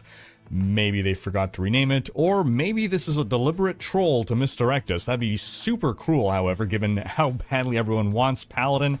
As a matter of folks, all my predictions for upcoming Expansion 2 can be found in this video here. I'm expecting early next week at Gamescom to get the full reveal of the expansion, so do stay tuned for a video coverage of that if and when it happens. But now on to the other news of the day, the Sanctuary sit-down, which replaced the campfire chat, so there was no dev stream. Instead, this was a Discord call hosted by streamer Cliptus, so you could have watched it either on his stream or followed along within the Discord. The Sanctuary sit-down was originally framed as something in which we'd be able to talk to the devs, ask them about anything. Due to technical difficulties, we kind of lost half the time, and so there really wasn't much opportunity for questions, but we did get the well, a surprise for me, the full reveal of this Season 10 content during this, or right before we got the patch notes, during the Sanctuary sit-down. And yes, there's more powers, there's Chaos powers. They're renaming them to perks because they are different. They are the most awesome powers ever. I know we say that all the time, but this time they really are, and we'll explain why. But on top of that, we're also not just getting powers, we're getting armor as well. We're getting items. This is something that I've really wanted to see, is power delivered in a different way, right? Because the concept of getting, you get a power every season. I'm cool with that idea. It just doesn't have to literally be the same kind of copy-paste style power template that we've been getting.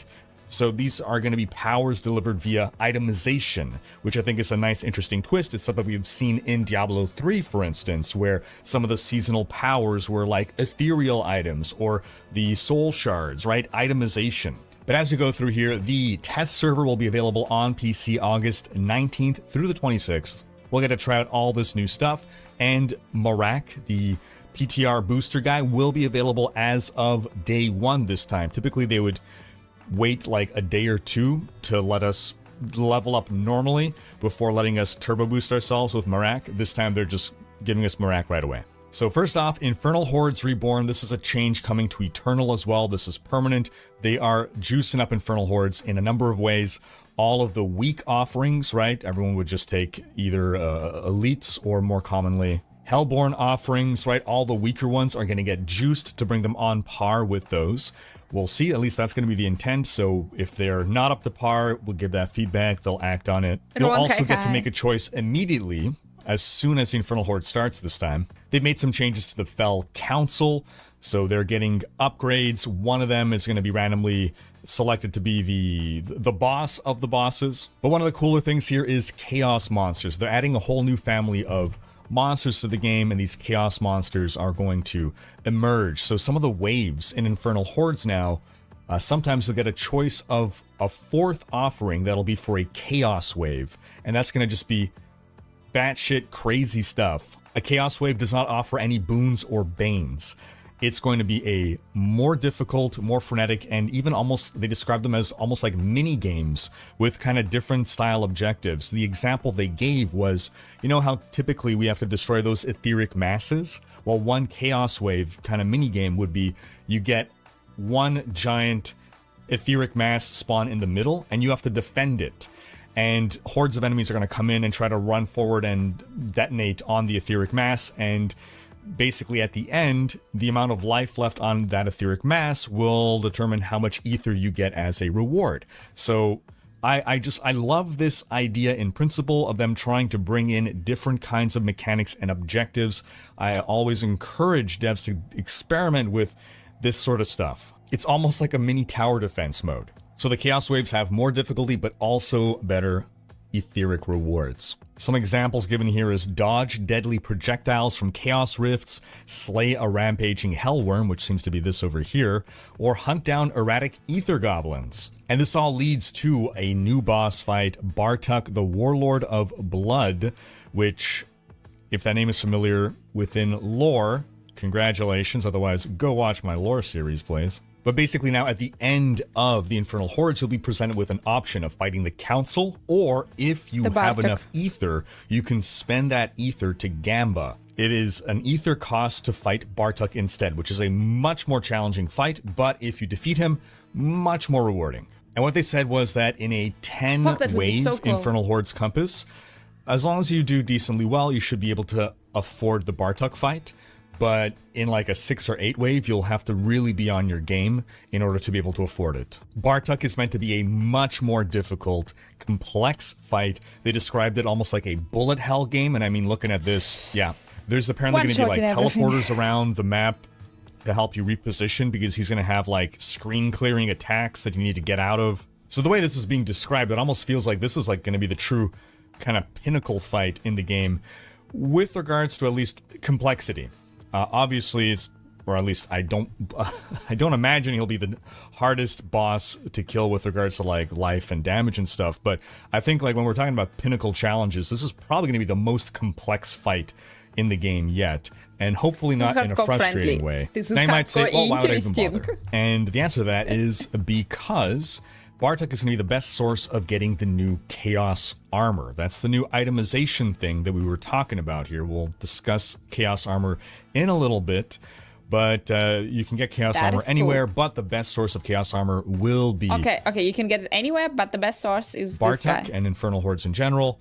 And this is because they wanted to sort of shake up the meta of just doing the lair bosses all the time. You will also be breaking up your lair boss runs with wanting to do Bartok in order to get your Chaos Armor. So what exactly is this Chaos Armor? We're working Chaos Armor is, in essence, a unique that already exists that rolls onto a different item slot and is super juiced. So the example here is the Banished Lord's Talisman. It instead rolled as Chaos Unique Gloves. So Chaos Uniques can either be helm, chest, gloves, pants, or boots. Not every unique can roll as a Chaos Unique, but most of them can. There's a curated list. And if the unique is already one of those 5 slots, so like Fists of Fate gloves, if they roll as a Chaos Unique, they cannot be gloves. So it always has to be a different base item type than its original source. And it's random. So again, the Banished Lords, it could be gloves, it could be a helm. So depending on your build, you might want to fish for a different item slot of that unique. But for instance, all the people being like, oh man, I can't wear a Shaco because my build needs this helm. You're not gonna like super now you can get that helm to roll as some other slot and video. Get your Shaco and get the other unique that you need. Now we also said that they're turbo juiced.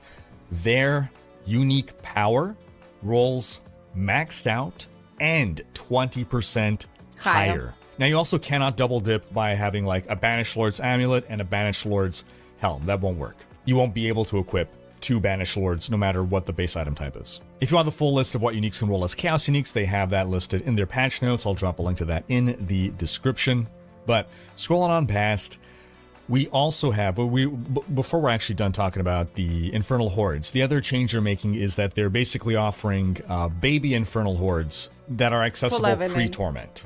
So these baby Infernal Hordes only roll with 4 waves, and they don't have the Bartok fight, and they don't have, I think, Chaos Waves either, and you only have 2 council members in the end, so they've been progressively like adding these endgame mechanics, sort of, you know, baby versions, to shake up the leveling experience from 1 to 60 to give us a greater variety of ways to level up our characters. Now let's talk now about the new activity of the season, which revolves all around Chaos Rifts. So right off the bat, Chaos Rifts are an opt-in system. So in other words, if you don't interact with them, you won't have to engage with them. But things start off with them spawning in Helltide. That's where you're going to find your first Chaos Rifts. And again, if you opt in to engage with them, and they wanted to make it an opt-in so that, let's say you're busy doing Blood Maiden or something else, you're not going to see like this thing happening and you have to then decide where to split your attention. So if you choose to go engage with it, then you will fight this wave of chaos monsters. The Chaos Rifts will be how you get your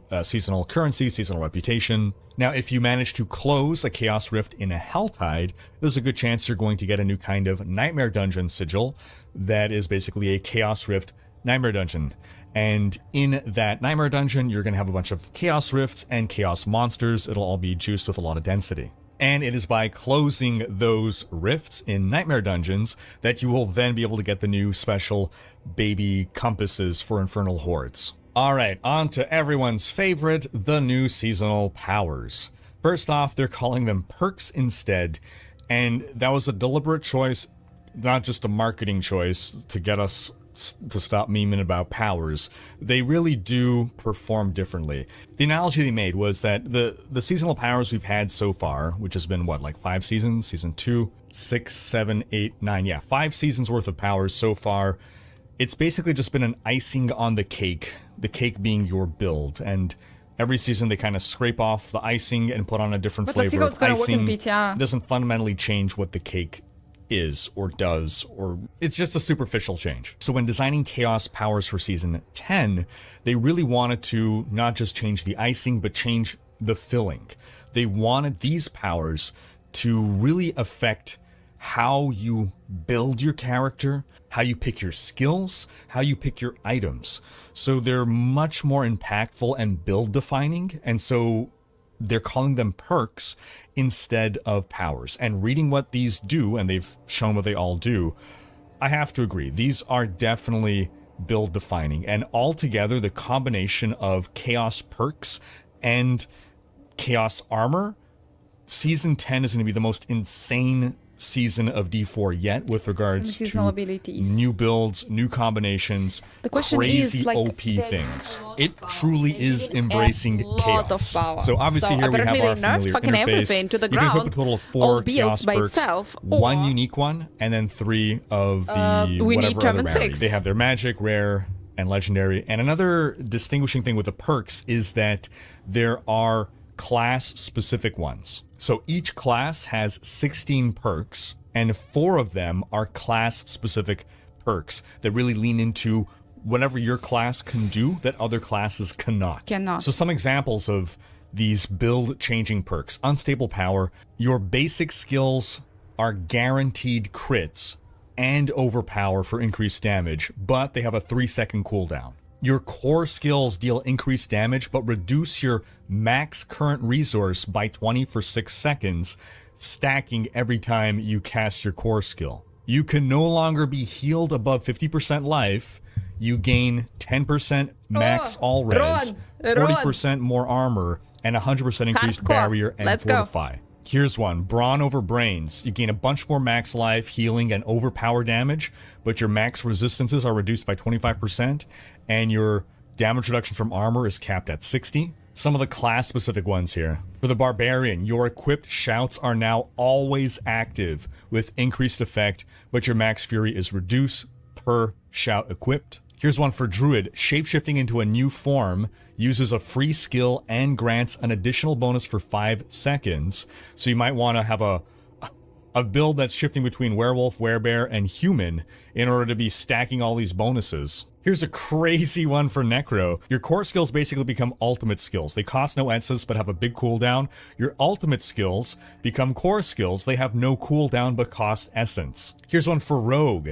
Every basic skill just gets a random imbuement. Here's one for Sorcerer. You have 99% reduced max life, but any damage you would take is dealt to your mana before your life. Mana shield. And then on top of that, we're just getting new unique items for every class. So overall, yes, we got powers again, cool. But these, and I feel like I say this every time, but every time it's true, these do seem to be the coolest powers yet. And on top of that, though, even if you ignore that, we're getting Chaos Armor. That's something that I always wanted to see was, again, the new power come in the form of something other than powers. The changes to Infernal Hordes seem really cool. The whole Chaos Rift thing, we'll see how that works. I feel it's going to be probably similar to the Belial, whatever, incursion thing that we got a couple seasons back. But overall, I'm looking forward to testing things on the PTR next week. But what do you folks think? Sound off in the comments with your thoughts. And again, stay tuned for more coverage next week. The day. Both of the PTR and I am betting Gamescom, early Gamescom, day 1, we're going to get the expansion reveal. Thanks for watching, folks. Special thanks to my supporters for making these videos. Guys, we might have expansion reveal. We might have it on Gamescom. But all games at Gamescom 2025. Gamescom 2025. Let's go.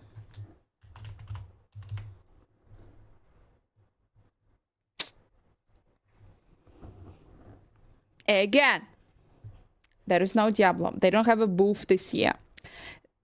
They still may reveal the expansion.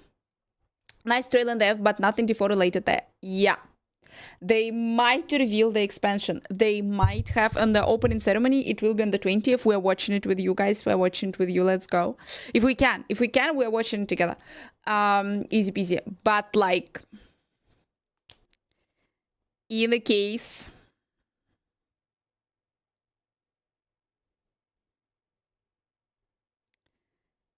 they don't have a booth. They don't have like, there's nothing to show yet, I believe. So let's see. It's very interesting. And anyway, that's nice. Anyway, oh guys, we're gonna return next stream tomorrow. We'll be finishing for today. We will return tomorrow. Early stream tomorrow will be a little bit theory crafting. We will be a little bit preparing for the PTR. PTR starts tomorrow for Diablo 4. We will be preparing for the PTR. We will be preparing for Last Epoch. Also starts today. Guys, big week. A lot of news. A lot of news. Anarcade game news today. Yeah, hopefully we went through everything. Hopefully we went through everything, through all the rumors, everything what was leaked. We have the schedule. We know what we are watching. We're watching a lot. Like we are following a lot. We are playing a lot. Simi, good luck. Good luck. Have a lot of fun.